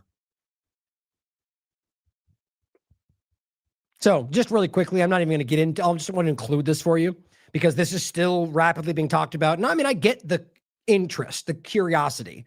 I still don't think there's evidence other than what with it's subjective. And just to be clear, as always, about Netanyahu being killed, I've never said that it's, I mean, in fact, I've said every time, it's certainly likely even, but I do not think it's been verified. And I would say that right up until the moment till it's literally proven to us because I don't think it's been proven. You know, it's not about me guessing right to look like I was always right, like these ridiculous mainstream alternatives do and are usually wrong. It's about the reality that the evidence does not prove this right now. So I'll include this. Yet again, this is an account saying Benjamin Netanyahu died on the 9th, which just that kind of certainty without evidence should be a red flag. But either way, what they're trying to insinuate is that when Trump walked out of this meeting, which, by the way, if you watch this full thing, it was a ceremony and then he left. There was no it wasn't assumed that he would stop and have a conference. It wasn't even that. And so they framed this as Trump wandering out, which everyone thought was so weird. And then they come back around and go, Benjamin Netanyahu died on the 9th. And that's why he walked out so funny. This is all QAnon stuff. Even if it turns out to be correct, they didn't know that right now. And I can prove that. Unless they have information that they're not showing you, which why would they not show you the thing that would prove that they know the right thing ahead of time? So in this case, this is what's rolling around as of yesterday. I'm not saying it proves that he's alive. It could also be fake, as always. But here's a new video of it from his account on the 17th of him and Huckabee. So if this is fake, well, then Mike Huckabee knowingly played this role. Or at least he would see a video of himself and know it wasn't him. And they didn't say anything. So we'll find out eventually. I mean, right now, the evidence seems to suggest that there's something amiss with the AI video and what we think doesn't have. I mean, there's 1,000 possibilities. And this is him saying crossing names off the list is good. You're talking about murdering people. And of course, doing it with Americans is better. Yeah, of course, because you can shuck off the responsibility to them. Now, I'll give you the pieces people are pointing to. This is one of them where they claim that his coat pocket warbles, which I see it too. Like right here was a point at which his pocket acts funny, like right where his hand goes in. Right there. Hold on. I'm going to go in.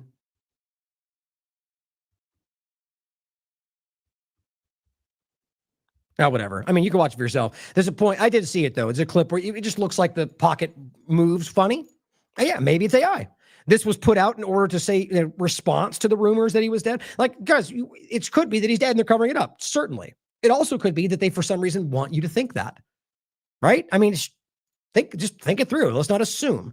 So I think there's a lot of people out there pushing this as fact for some reason. It makes me skeptical.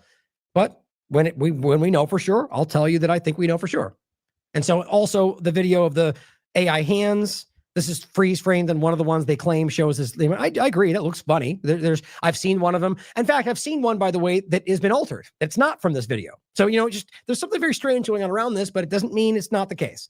Just question everything and don't claim it when you don't know it. Now, and like I said, if more comes out, trust me, I will talk about that because it's a big deal and it will show that they lied to us.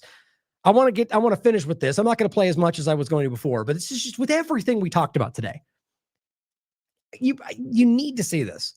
And this is not just about Jones. It's about the bigger point about the mainstream alternative and this effort to constantly drive you back in to the same thing that is being exposed every single day. Now, we talked about this one as well. And this is the same idea. Trump tells his supporters you must worship the never-Trumper neocon Mark Levin. And my point was simply that I remember you calling us black-pilled for telling you exactly what is now happening would happen, right? And I bet, despite what we're currently seeing and what you're saying, that you will carry on supporting him, which this was on the 16th, and this video on the 17th sure as hell makes that clear. But we'll see as it goes forward. Now, what I want you to hear in this is not just that he's trying to, in a weird way, convince you to keep supporting Trump, even as he tells you he's controlled by Israel, I guess, but it's that he's actually admitting that. In this very thing, and he's kind of waffled around before, he's saying that Israel is, or rather a foreign power, which he's insinuating. I think he does say Israel at least once, but it's funny, a foreign power is controlling this administration. Now, just think about this. This is the person, and many of them were telling you when Trump was about to be elected that the only choice to save the world from the globalists, who he somehow still paints as Trump fighting the globalist while he's controlled by a foreign power. Well, I'm going to play it. But what I want you to think about is that then when they were fighting to get you to support Trump, you have to understand that everything he's talking about in here was already well known. Even some things you can quite literally prove we knew then. So why did they push you to support him? And as I said, watch, I hope I'm wrong, but watch as whatever they do here and tap dance about that they ultimately come to the point of still supporting the team and still supporting Trump and voting in the midterms and getting more patriots in the team. And despite knowing that our government's apparently occupied by Israel, like how you think that makes sense? We're occupied by Israel, but go and vote for the team. I mean, guys, this is just painful. One, because people are by it. They want to hear anything that makes it all feel like it's not as bad as it might be. He says, must watch. Joe Kent resigned to publicly spotlight the fact that Israel has successfully conducted a coup. Then you see what I'm saying? Like, we're talking about things, Israel influencing policy. Now, I could argue, I believe that they've completely taken control. Do you think he has evidence of a literal coup d'etat that took place in this country? Probably not. Now, I wouldn't even disagree with the sentiment, but it's about evidence and proving things. And this is the same thing I do every time. Now that it's something that everyone's becoming comfortable talking about, he leaps over the top and goes, "Kroll coup, World War III." Even though just before it, he was laughing at how dumb we were because we were trying to tell you when it wasn't easy to say. As Steve says, the dangerous versus the safe dangerous. It's what they do. It's where they operate. And it says is now in control of the Trump White House. He's telling you that Israel's in control of the White House. But yet somehow we need to keep supporting the team. Alex Jones lays out the facts by giving historical context. All he's doing is convincing you it's important, like a previous news story. Walter Cronkite. Jeez, I can't even say his name. Basically, in the past, discussing the idea of Vietnam. It's really irrelevant. He's just trying to make this feel like a big moment, even though it is, but in a way that somehow keeps you supporting the team. And calls for all Americans to peacefully take action to restore our nation's sovereignty. What does that mean? Does that mean over to the Trump administration? Oh, no. Totally not. Exactly the opposite. But somehow by peacefully, and I'm in no way am I suggesting violence. My point is he's doing that to be careful because he doesn't want to be some January 6th suggestion before, but peacefully take action to restore our nation's sovereignty. If Israel's taken over the White House, the only one that means is to change the power structure. But you just watch. So important what I'm about to say, so people understand how the head of the counterterrorism. Oh, by the way, one last thing. Let's not forget that right before we got here, and this is actually really important before you watch this, what was he telling you? He said that they would all go to jail. In fact, down here in 2024, he says, here's Jones suggesting that Trump is going to prosecute Klaus Schwab, Bill Gates, Fauci, and Hillary. It's not, and if as long as we do this and keep Trump alive, we can stop this. There he is saying, oh, big actions coming down for Obama and Pelosi and James Comey. Yep, like I told you at the time, nope, because I wasn't ridiculous. I looked at the evidence and I told you right then, there's no way this is going to happen.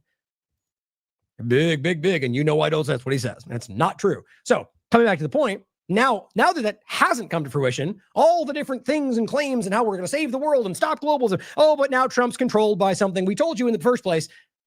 But now let's get into the how we fix it part.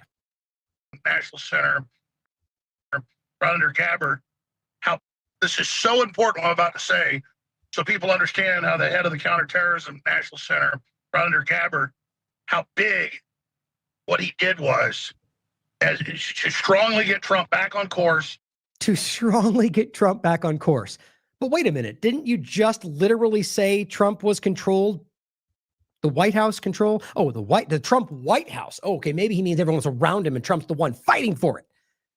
That's how he starts. Or at least it's not technically, it's a clip from the middle. We'll play in a second. But peacefully take action against to restore sovereignty. But that Joe Kent statement that Trump called a loser is him getting Trump back on track. Guys, the mental gymnastics is hard to watch. To basically say there's been an Israeli coup over foreign policy. Now they're trying to get domestic control of the Republican Party and cinch the American people. This is all out in the open. So imagine how big this is compared to Walter Cronkite coming out 60 years ago and saying basically we've lost the war. The Pentagon knows internally they're covering. What do you mean imagine how big it is compared to that? What does that even mean? What's the relevance of going, look at this major story from before? Now imagine how important this is compared to that. I don't even know why that makes sense. You're just trying to beef up the importance. Just make the case. Here's the thing. This is important. I don't even understand what he's trying to do. Bring up. And then Daniel Ellsberg, who was just a high-level analyst coming out and saying he'd seen all the real intelligence, that it was just a big way to make money in a war game and that we couldn't win it without nuking North Vietnam. Imagine how big that was ending the Vietnam War. Yeah. And then remember Dr. David Kelly, who right before the Iraq War in 2003 was their head analyst, and he was getting ready to go public and already leaked that it was all a fraud and a lie. And so they murdered him.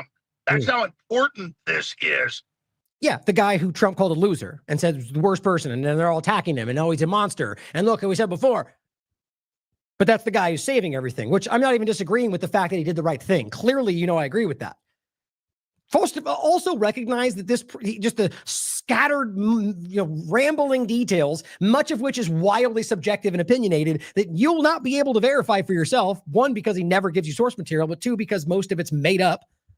And Joe, I just mean in the general sense of like the globals taking over my inside sources, blah, blah, blah, not the Walter Cronkite part.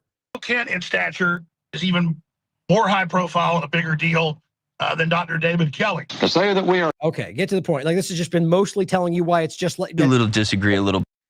His last. But as. We're talking about life and death. We're talking about war and murder and chaos and genocide. Like, these things are real. This is intense. This is not the time to politely disagree. I understand that we're, but we disagree a little bit. It's like, I don't know, one side has made the worst decision anybody's ever made and got us into World War III. So I guess that's Trump's side, right? I mean, that's pretty clear. So it's fun, but we're World War III again, which, my argument about the reality of the statistics, the metrics in regard to previous wars, but it's just funny. Just how many times can they tell you we're World War III or about to get World War III? Like, it's my point is not that there's not a valid case to be made about where the world is, but that this platform will use that term every other day about whatever they want to hype. I think it's interesting, even though we're probably closer at this point than we have been before. But that's the point to make, that they called everything World War III going back years ago. So it's meaningless. It's like the word anti-Semite to them. It's meaningless. Deliberately for no particular reason. I think it's okay to be a little bit intense about this. I think it's actually necessary. I think actually it's a strategy to lull us into complacency by just just calm down. Let's just approach this calmly. It's like the guy with the knife at your neck going, well, let's just relax a little. There's no need to freak out. It's like, no, you have a knife to our neck. It's okay. It's okay to in this analogy, the Trump administration has a knife to your neck? Apparently. Freak out. But of course, if you freak out somebody with a knife to your neck, you might die. So we have to freak out in a controlled fashion, if you understand what. You get the way this is actually going. He's saying, let's not really get crazy with the Trump administration. Like, yeah, they're crazy. They're about to kill you. But, they might, if you jerk too fast and call them out too much, they might kill you, But support the Trump administration. It gets better. I'm saying, but I'm not black-pilled in the slightest. Yeah. Right. But don't worry, guys. I'm not claiming we're screwed. Everything Trump, no, hashtag winning. Don't worry. And being more intense, I'm using more, deliberately provocative language because we have them on the run. Now, whoa, hold on. You have a knife to our neck. We're overtaken by Israel, but we have them on the run? Okay. Let's keep going. Now is the time to double down. Oh, double down. Okay, so again, if the only way you can understand that is double down on the team. I mean, guys, I'm not reading the tea leaves here. This is exactly what they're saying. Double down. So you start by claiming that it's crazy and they World War III and they tricked us, but double down. Got it. Play the game. Keep supporting the team. Hashtag winning. Trust the plan. Now is not the time to, like, the last thing I want to do is to put across the idea that, like, oh, it's all hope is lost and we've been betrayed and they've won. And they being what? The Democrats? I guess that's the only way you can read this broken, the left, right, I guess. But all hope is lost. We've lost. Well, you've been lied to about every single thing they've done. Every single, what have they actually accomplished? Even the immigration point. Most Republicans are wildly unhappy about the number that they put forward. So I'd love to hear where in any way this is not an utter complete. That's the point though. But don't worry, I'm on your side still. We still love Trump and everything. We're still winning and it's all great. That's just a pandering effort to your audience, which shows a level of audience capture, which is exactly what you deal with when you lie to people and push partisanship. Now, just to be clear, there's plenty of stuff Harrison does that I agree with. And that's typically how this platform has gone. And I'm not even arguing they're all, but we saw how this work with Owen Schroyer, who admitted that he was manipulating. He did manipulate the show and he did force him to say things afterward. Or everybody else we've talked about, going back to Cooper or David Knight or Reese, or every one of them have a screamingly angry opinion, or rather just that they're exactly what we tell you they are. They lie, they manipulate, they deceive, they're partisan manipulate. It's everything we've always told you, and everyone that's ever left them has told you that. But yeah, let's keep pretending like it's not. But my point to say is that it's about the general sentiment of the platform, and I think explicitly driven by Alex Jones. But here, I think what you're going to see too, when Jones gets cut into a show, it's almost, you can almost see it on his face. And again, Owen told you this. It's constantly how this works. You are there for him. You're not your own person in this platform. we can't do anything about it. That's not it at all. No, because we have them on the run. Now is the time to double down. Now is not the time to, like, the last thing I want to do is to put across the idea that, like, oh, it's all hope is lost and we've been betrayed and they've won and, we can't do anything about it. That's not it at all. No, on the battlefield of the information war, their line is wavering. Now we send in the cavalry charge. What are we talking about? So I'd like to believe he doesn't mean Iran. I'm pretty sure that's not the case. But so what's the cavalry charge? The only thing you could think of is Democrats versus Republicans. And so why does this make sense in the midst of what's going on? Are not the Republicans the one you just told us are manipulated by Israel and that they're controlling foreign policy and it's Trump's administration, but now we need to help work with them to fight whatever the other side is that you're framing? The globalists, I guess, even though this is a globalist organization or agenda that we are watching play out. I don't even know how you can make sense. I'd love to be in this room to be like, whoa, hold on. Who are you talking? Who are you supporting, and what side are you taking? If you're the only way to take it is you're now siding with the Israeli-controlled administration, right? That's how this works. They're freaking out. They're scrambling. They're trying to figure out how to pull victory out of the jaws of defeat. They who? In a total Iran? Again, you can consider that, but that would mean that you're now starting with the idea that you support the ongoing illegal war with Iran, even though we just got told that we tricked into the war with Israel. And they're controlling the administration. There's really no way you can spin this without this being ridiculous. Quagmire. They're trying to figure out how to end it quickly while also trying to figure out how to make up for all of what we've lost so far. They're scrambling. I also want to point out that this has been a bunch of it's just a sprawling thing that doesn't even, you could honestly argue that you don't even know exactly what he's talking about. It's just this kind of weird argument about don't get too sad, but we're losing, but don't worry because we're still on your side. And, it's weird to me. It's weird. They're disorganized. They're routing. We run them down. That's the play now. That's what we have to do now. Double down, run them down, but we're occupied. That's where we have to push now. There has never been a greater opportunity for both exposure and removal of the poisonous foreign influences that have strangled our country. Whoa, okay, so there's never been a better opportunity, so you're siding and doubling down with who? The Democrats?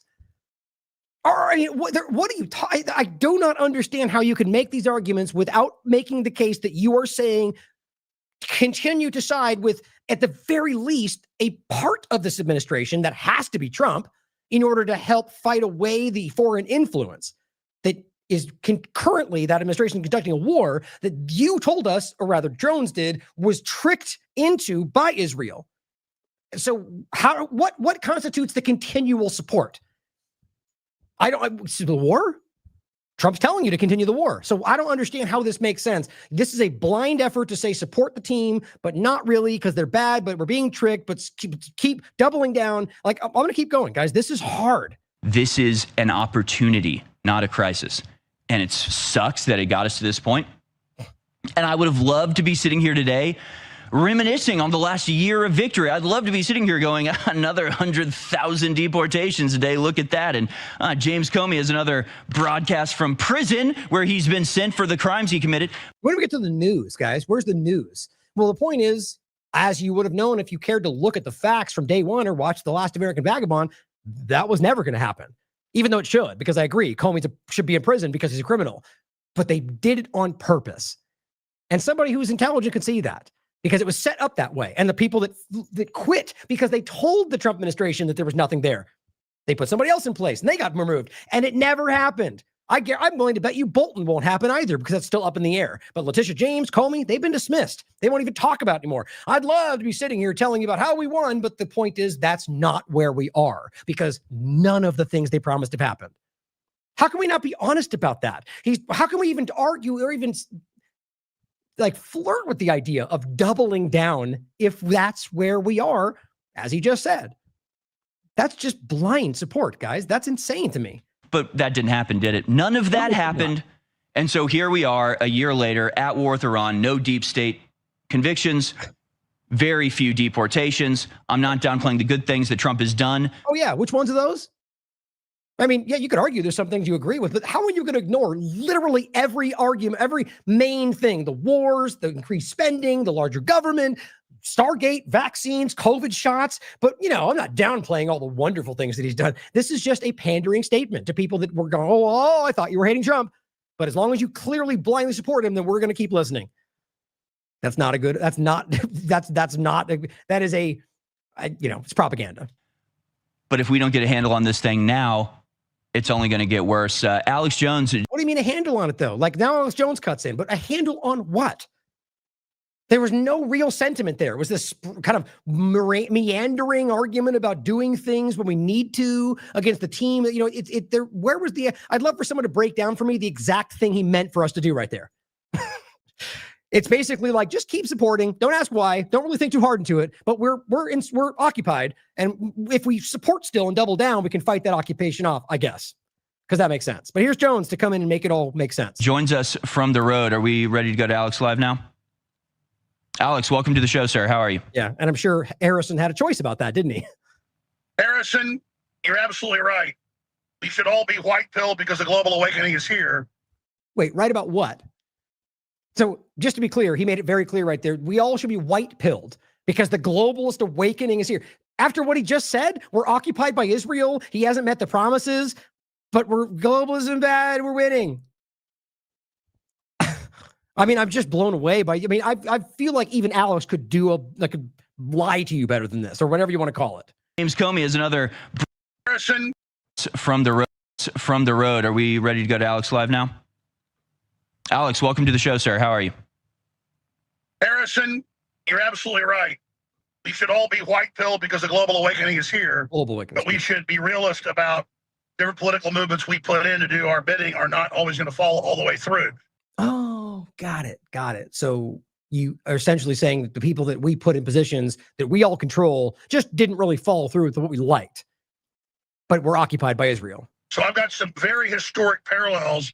This is so important what I'm about to say. It's not really. So people understand how the head of the Counterterrorism National Center, right under Gabbard, how big what he did was as to strongly get Trump back on course.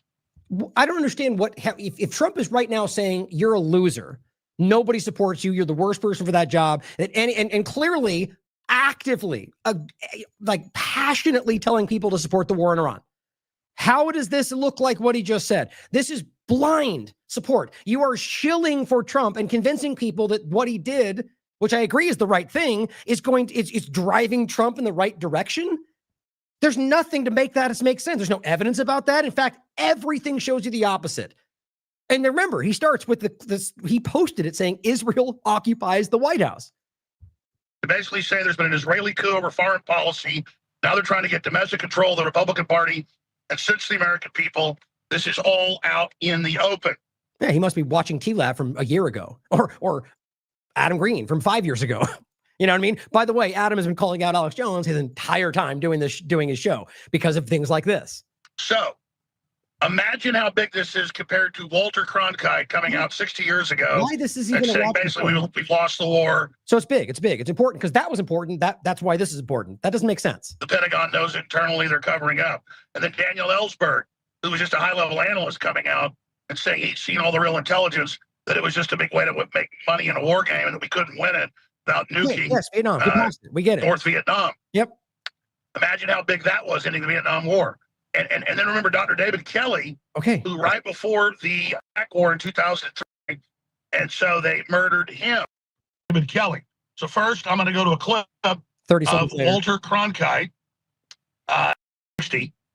Then we'll go back again to Daniel Ellsberg, so that's on record, the Pentagon Papers.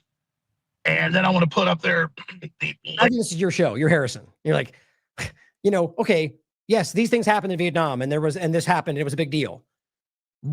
This is happening too. Completely unrelated, totally different thing. Right? We're talking about, in one case, the ongoing Vietnam War that they refused to end and allowed people to die for. In this case, we're talking about Israel manipulating the U.S. government into a war. Now, there's parallels you could make, but why would Walter Cronkite's statements make that? He's just trying to give himself gravitas, I think. It's just weird. I think I put for Dr. David Kelly, just search his name and it all comes up about him, the weapons inspector. And seems now lived up. Asked Wilson to basically break down the Pentagon had lied to everyone. And when we post this to X later, I'm going to ask Wilson to post the full, or at least the first 5 minutes. Yeah, we're live. Walter we're live, Cronkite's newscast in there, so people can get the full context of that. Tom Harrison. Then Daniel Ellsberg comes out and confirms he'd already been leaking information. Official Pentagon reports this was going on. Now, instead of us having to be in Vietnam for many, many years before the truth came out, the Office of National Intelligence, 16 other agencies, including the one that Kent headed up, 11-time combat veteran, and they'll block the Strait of Hormuz, and the whole thing will go from bad to worse. So, said Bush, George W. 2.0. Finally passed it. That all this is lies, this is Israeli propaganda, and they'll block the Strait of Hormuz, and the whole thing will go from bad to worse. So don't do it. And this is what they were telling Trump. And again, the sentiment was they'll do this, it'll be over. And so we saw all that unfold. And they still did it. And now how many days are we in? They being the Trump administration. Yes. Into this now, Harrison? Well, we're coming up on 3 weeks. We're in the third week. Yeah. So it started March 1st. So what is today? Today's the 17th. That's 17 days into this. Now they're saying at least September. Yeah, which was also another lie. Right? 2 weeks to flatten the curve. Oh, excuse me. That's another one. 3 to 4 weeks. What are they? 6 weeks. Oh, no, now September. Oh, maybe till next year, which is what Israel's saying. Are we going to get to the point where you go, Trump deceived us? He lied, or he's not following through? Never. First, it was going to be 4 days long. It's about regime change. And just because very brave of you, Alex. Very brave of you to say what we were all saying before, and now you're feeling it's safe to say it out loud. Hate the mullahs. Just because we hate the Islamists doesn't mean we walk right into a neocon trap. Do we have more Muslims? Oh, you see, just because we all hate Muslims doesn't mean we fall for this trap too. What? Muslims here or less since 2001. We have 15 times in the West on average. Okay, so this is the globalist plan. Muslims, globalism. As Trump is creating a new globalist order. This is how they operate. Israel, you made the 20-minute documentary that's got 20 million views. Israel's what? You should re-air that at the end of the third hour today. Or just watch the video. Post at the end of this. Like, when we post this text, also just post the documentary at the end, where it's hundreds of times Israel saying, we're going to suck the American empire dry. We'll be the new center of the world with Israel's a new superpower. And okay, so here's the thing. This is what I was saying earlier. That's something that that's something from before. So explain for me why you can express that you know Israel had designs to take over the world and control the U.S. government, despite that being publicly available information, should you care to look. But you knew this then is the point, and you're acknowledging it now. So why, Alex Jones, did you tell us to vote for Trump? Why? As he stood up and told you that I support Israel no matter what, and I'm fighting. Why? Why you tried to gaslight us into doing so and called us black-pilled. And then immediately, this is the same old thing. If he knew that, then why would that be the case? Because that was his job in my mind. And now it's about trying to water this down to the point to where we know you all see it, so we have to give you something. We have to go, yeah, we see the bad thing, but watch as we fold this in clumsily to you got to keep supporting Trump. Israel and all this delusional stuff. Yep. And then Greenblatt says anybody saying that Israel's behind this to be censored or arrested. Yep, exactly, which is what Trump supports, as I've shown you 1,000 times. But he'll never point that out. And then now we played the clip yesterday where he says very clearly, the same thing we use with pagers and violence, we need to do that to people domestically in the United States. I mean, see what I'm saying? Like, it's almost like he's scrabbling, rambling off things that we've been explicitly showing you as source material for years. Right there, he's talking about the example of using the Mossad, former head of Mossad, literally telling you they booby-trap things all over the country. We know this. We've been telling you forever. And yet he's only just now rambling all this off in one long sentiment while he's driving on Harrison's show as if it's somehow something he broke down, while still telling you to support Donald Trump. This is megalomania. Everybody knows I've never been just an anti-Israel guy. They do a lot of predatory stuff, like a lot of other big powerful groups, the Chinese, you name it. I just oppose it. But now Israel sees the Democrats falling apart. Oh, yeah. And they're really trying to enter the power vacuum. Oh, got it. Okay, so weirdly enough, it's totally not the Republicans. It's the Democrats who are falling apart, which apparently I didn't see that. And they're rushing in to take control of the Democrat side. So vote Republican, guys. Vote Republican. So again, Daniel Ellsberg will put that on screen. The Pentagon Papers. Jesus. High-level analyst. That was the end of it when that finally came out. You're still getting notes on how to frame this. You're live, dude, on his show. Him in prison. Lack of respect. And Dr. David Kelly, they weren't about to let that happen. So they killed him. I remember I've interviewed Ellsberg before. Higher level stature and background, his wife dying, a Gold Star family. They're going to have real trouble, like you said, demonizing him. So here's what I'm telling everybody. We continue to expose the Democrats, open borders, pedophilia. Whoa, okay. So continue to expose Democrats, open border, pedophilia. Okay. So far, I'm not seeing how this connects to Israel controlling the White House. Nuclear war with Russia. Okay. They're even worse. But the Democrats became so anti-Israel because that's what they promote at the universities. You know, the same Israel he's telling you is illegally occupying our White House. But they're so anti-Israel, they're just disgusting. And a lot of leftist Jews came over, put their money in Trump. Okay. But they're Israel first. And so. Right, like we were telling you. And you called us black-pilled, right? I don't want to blow up Israel. I want to blow up the Muslims. I want to run our own country. We're going to have real trouble, like you said, demonizing him. So here's what I'm telling everybody. We continue to expose the Democrats, open borders, pedophilia, nuclear war with Russia. They're even worse. But the nuclear war with Russia, by the way, while Israel's literally threatening nuclear war right now. What a clown. Democrats became so anti-Israel because that's what they promote at the universities. And a lot of leftist Jews came over, put their money. Wait a minute. What they promote at the universities while these people are like 50, 60, 70 years old somehow influence how they think now? Or are you saying that it was all the way back then and somehow, I mean, it's just these things don't make sense. Like, of course, I argue that there's a I agree with the general point of what these schools were doing and teaching. It's not the point, but it's this idea that somehow that's this straight line from the thing I was talking about to what they're currently doing. It's just lazy. And there's nothing, there's 1,000 steps in between. And the truth is it's not one side of the paradigm. It's obviously our entire government. And anybody who's not ridiculously dishonest can already see that. Plenty of Republicans have been calling this out for a long time. He's like grudgingly catching up to make it, as always, to make it look like he was always doing this. Mark my words, you're going to hear it. Alex was right about this 4 years, like a year from now, as if it was somehow always saying this. It's always how this goes. And it's not about him in particular, but he is a very important and clear example because he's one of the largest influencing platforms. He has a larger audience than most of the mainstream platforms. So he's the mainstream media. If you're talking about the most influence on people that we're trying to reach, it's someone like this. So just like we would break down why Fox is lying, it's the same point. I'm saying that because people tend to try to make this about some kind of a personal thing. It's about media and deception. And now this guy has been deceiving people my entire life. In Trump, but they're Israel first. And so I don't want to blow up Israel. I want to blow up the Muslims. I don't want to blow up Israel. I want to blow up the Muslims, which I believe is what he said. I was just making sure, you could see maybe don't in there, but first. And so I don't want to blow up Israel. I want to blow up the Muslims. Just don't worry. Just want to clarify. Yeah, we all hate Muslims. That's clear. What is going on? Like, how is that the reassuring sentiment? I want to run our own country. We have to point out what's happened. We're going to run our own country. Yeah, well, let's work toward that. What? Yes, obviously. Trump's gone full neocon. Mark support him. Levin is now the litmus test. He says you must follow his worldview or you're not MAGA. At this point, it's totally insane. This will make us lose the midterms. It's out of control. But as Kent said, we got to put a lot of pressure on Trump. Turn back now before it's too late. Oh, is that what he said? The one he called a loser and is now literally going at him like nuclear style to try to undermine him as a person. But yeah, he's getting him right back on track. I mean, there's no way you could take this without realizing where this is going. You already sense it. It's already about getting Trump back on track. That sentiment alone shows you that we're not going, Trump is a bad guy. Trump lied to us. Trump's occupied by Israel. If Trump is occupied by Israel, or his White House is, how do you get him back on track without exposing that they're all corrupt? This is a really humanitarian thing he's done. And you know, I bet money Gabber's getting ready to go out. Nope. General Flynn's no fan of the mullahs, but he is all about us running our own sovereignty. If America really decides, I mean, all about us running our own sovereignty. That's like saying all about being alive.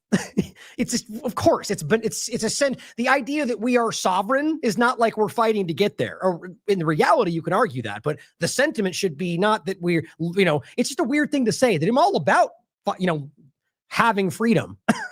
Just as if it's some kind of passing fad. It's just weird. Got to go take out the mullahs. That's one thing, but don't sleepwalk us into this situation. But I'm going to say this: everybody should be white pilled. It's been awake for a long time because the red pilling worldwide, not just here, is at record levels. What? How can you go from we're occupied by a foreign power to somehow we're winning? It's just like, this is uncomfortable. Like, I almost feel bad for him. And so these globalists can play their old games and be above the law, but the court of public opinion, they're being destroyed. Oh, they are they?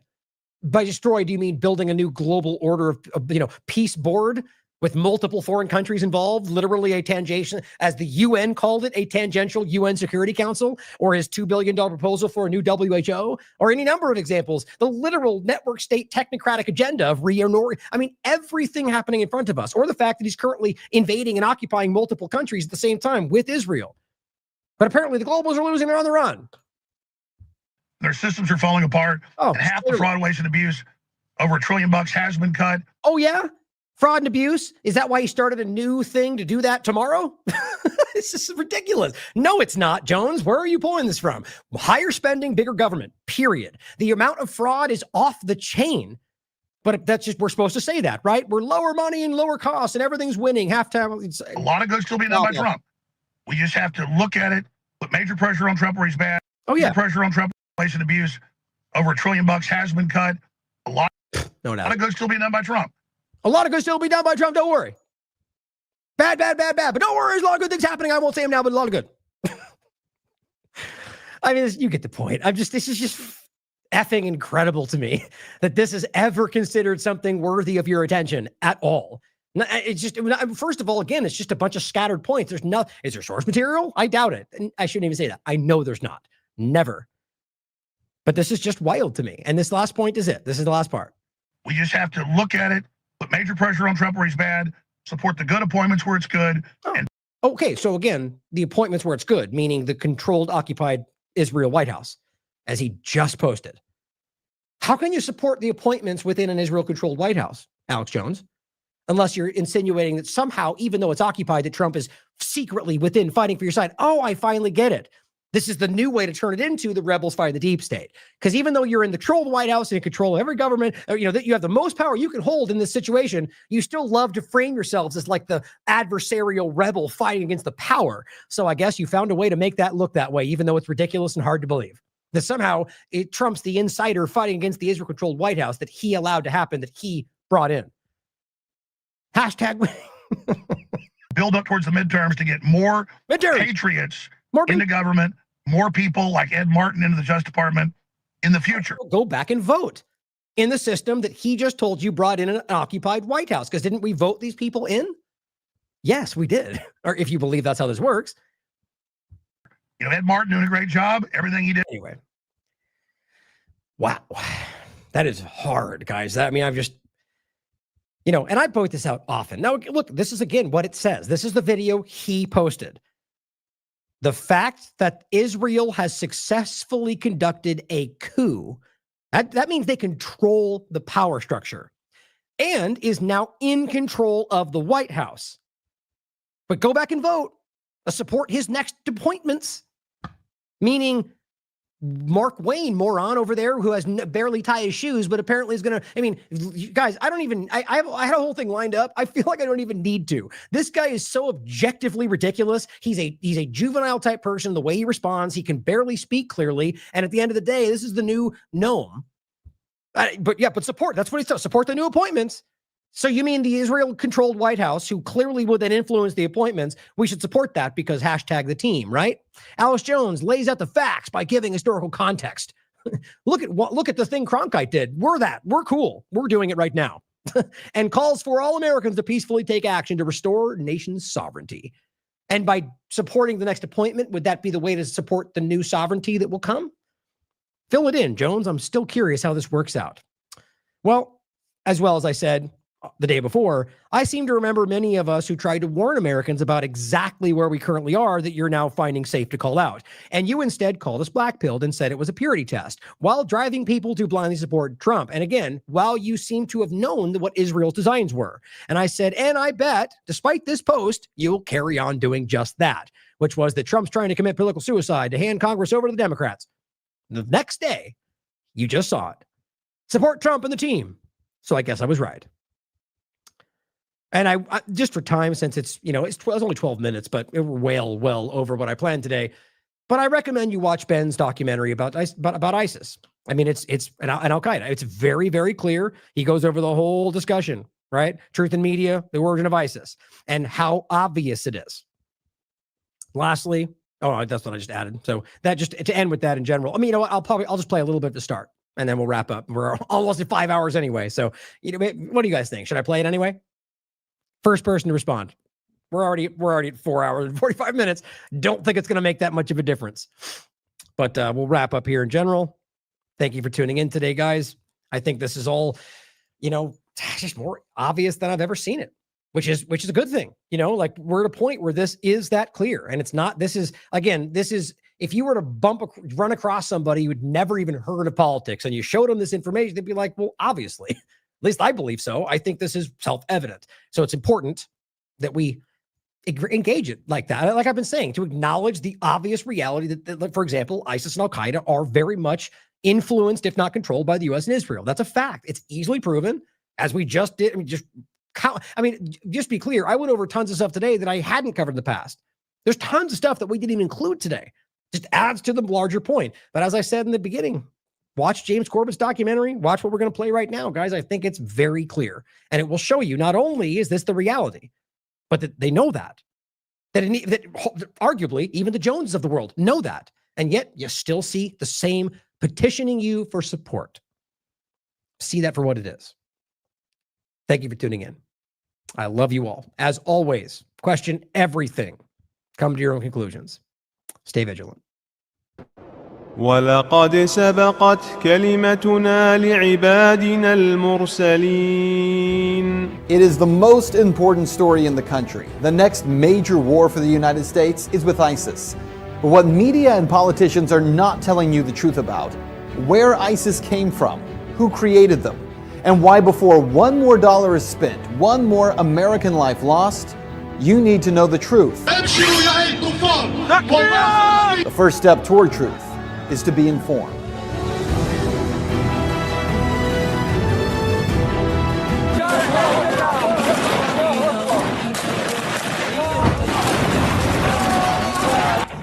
The name ISIS is one that every American knows by now. The biggest threat to our national security since al-Qaeda, right? They are a brutal, savage group known for public beheadings and mass executions. They are the face of the new war on terror. Right now, the U.S. military is conducting airstrikes in Syria in a supposed attempt to take out ISIS targets. Meanwhile, the White House and military leaders are talking about possible boots on the ground in Iraq again, only 3 years after the war in Iraq was declared over.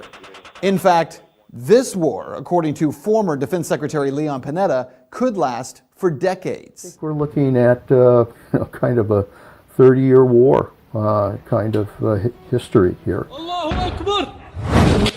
So who exactly is ISIS, and where did they come from? It's entirely a creation of the United States' behavior in Iraq. That's how we got to where we are. because of war, because of occupation, because of torture. For answers, we traveled to Los Angeles to meet with Angela Keaton, the founder of antiwar.com. We destabilized and wrecked Iraq. I mean, it caused it to fail miserably, and that's entirely the responsibility of the United States government. There's no one else at fault there. I mean, as horrible as Saddam Hussein was, Iraq was not unstable. It was a functioning country as much as those sorts of things go, and was not a particularly horrible hellhole if you were a religious minority. To understand where ISIS comes from, you have to understand two storylines. The first is what Keaton just said. When the U.S. first went into Iraq, we blew the country apart. We destroyed the government, toppled Saddam Hussein, destroyed infrastructure, and most importantly, left behind a power vacuum, one that would have never have existed had Hussein not been overthrown by the U.S. government. Daniel McAdams with the Ron Paul Institute says this is an historical fact that media just won't discuss. All of this has to do with U.S. action in the region, which destroyed the infrastructure, which destroyed Iraqi society, which destroyed the government. You had a lot of people who lived under Saddam Hussein, who may not have been as happy as larks. Nevertheless, they were living somewhat normal lives. The U.S. put a government in power in Baghdad that all of a sudden was their enemies, that treated them very, very badly. Now that is the easy part of the story. The U.S. created conditions in Iraq where ISIS could get its start. But here's the other storyline that you have to understand, that even with Saddam gone, ISIS still couldn't have risen to power had it not been for what happened next. ISIS actually began as a small insurgent group in Iraq in 2006. They had no money, no real ability to recruit, but they did work to create very limited problems for the U.S. military. It wasn't until 2009 that ISIS shifted its focus from Iraq, where it was largely unsuccessful in developing a foothold, and focused on the civil war in Syria. Even there, ISIS struggled to gain any foothold because the two largest groups fighting against President Bashar al-Assad were al-Nusra Front, or al-Qaeda, and the Free Syrian Army. Then came a pivotal moment that most Americans aren't even aware of. In June of 2013, a northern general for the Free Syrian Army spoke out on Al Jazeera, Qatar, and stated that if international forces did not send weapons, the rebels attempting to overthrow Syrian President Bashar al-Assad would lose their war in just 1 month.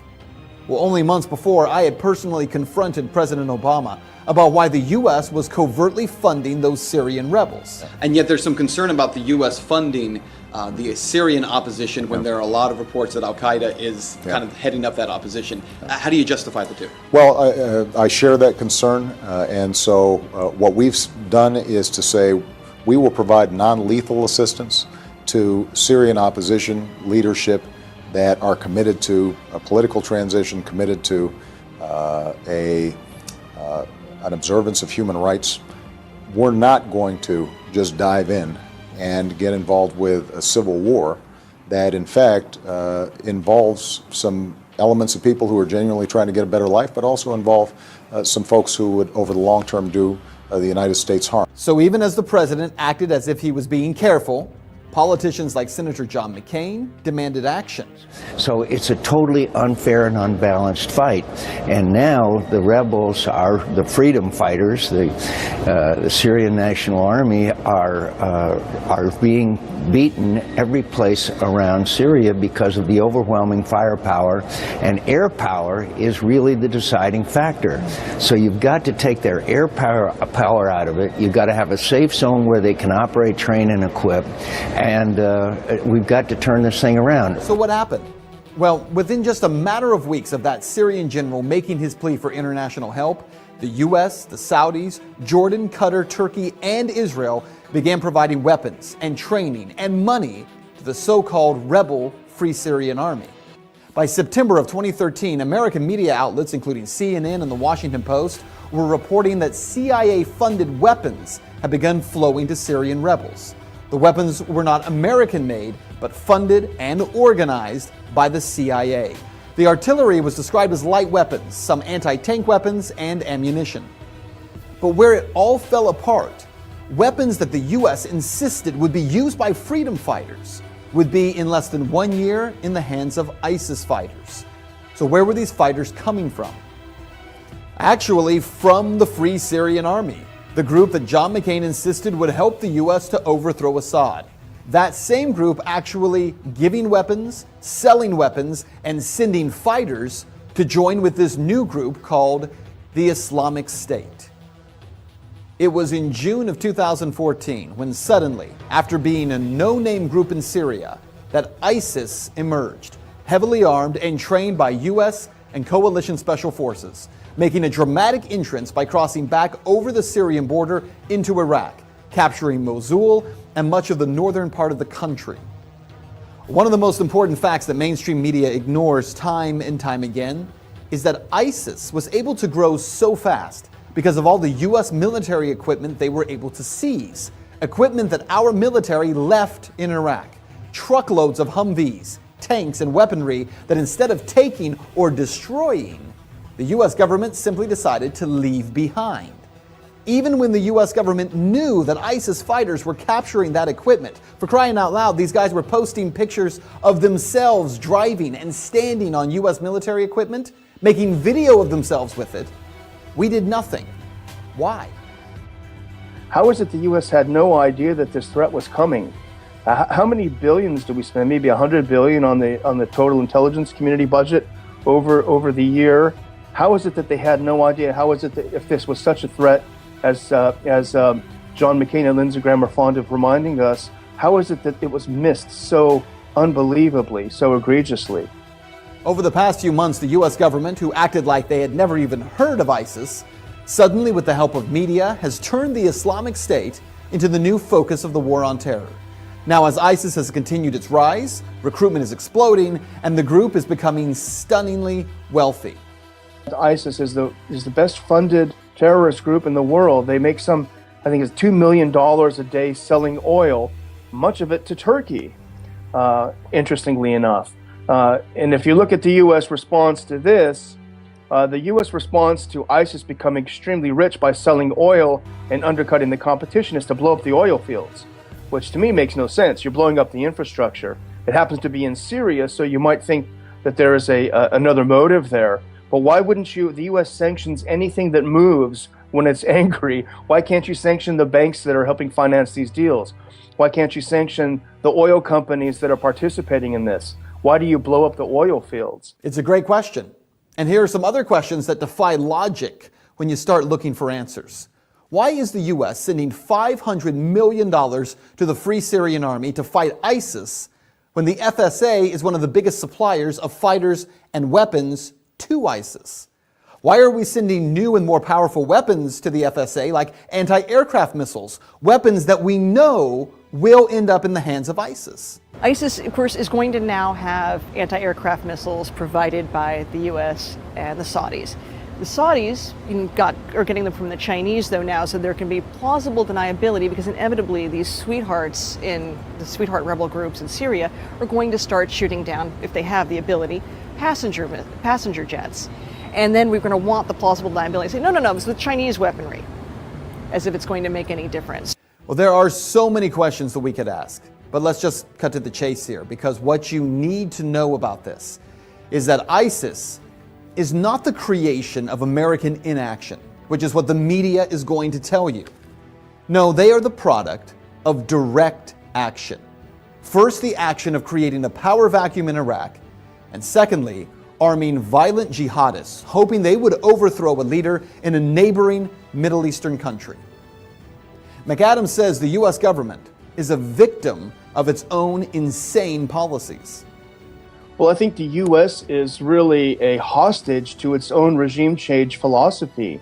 The U.S. is very good at blowing things up and destroying societies, but it is very, very bad at putting them back together.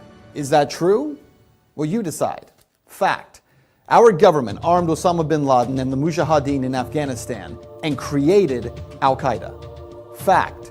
Our government helped supply Saddam Hussein chemical weapons for him to use against Iran in 1980 and then overthrew him in 2003. Fact. Our government trained rebel fighters in Syria who have become the group today known as ISIS or the Islamic State. We have watched them commit every violent atrocity that you can imagine to people living in Iraq and Syria. And now we want American taxpayers to fund a 30-year war against them.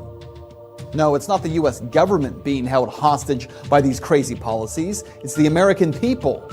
And it's time that we reject the destruction of people groups around the world for the sake of foreign policy that makes so-called defense contractors rich and perpetuates violence, death, and destruction of entire people groups. Because humanity is greater than politics.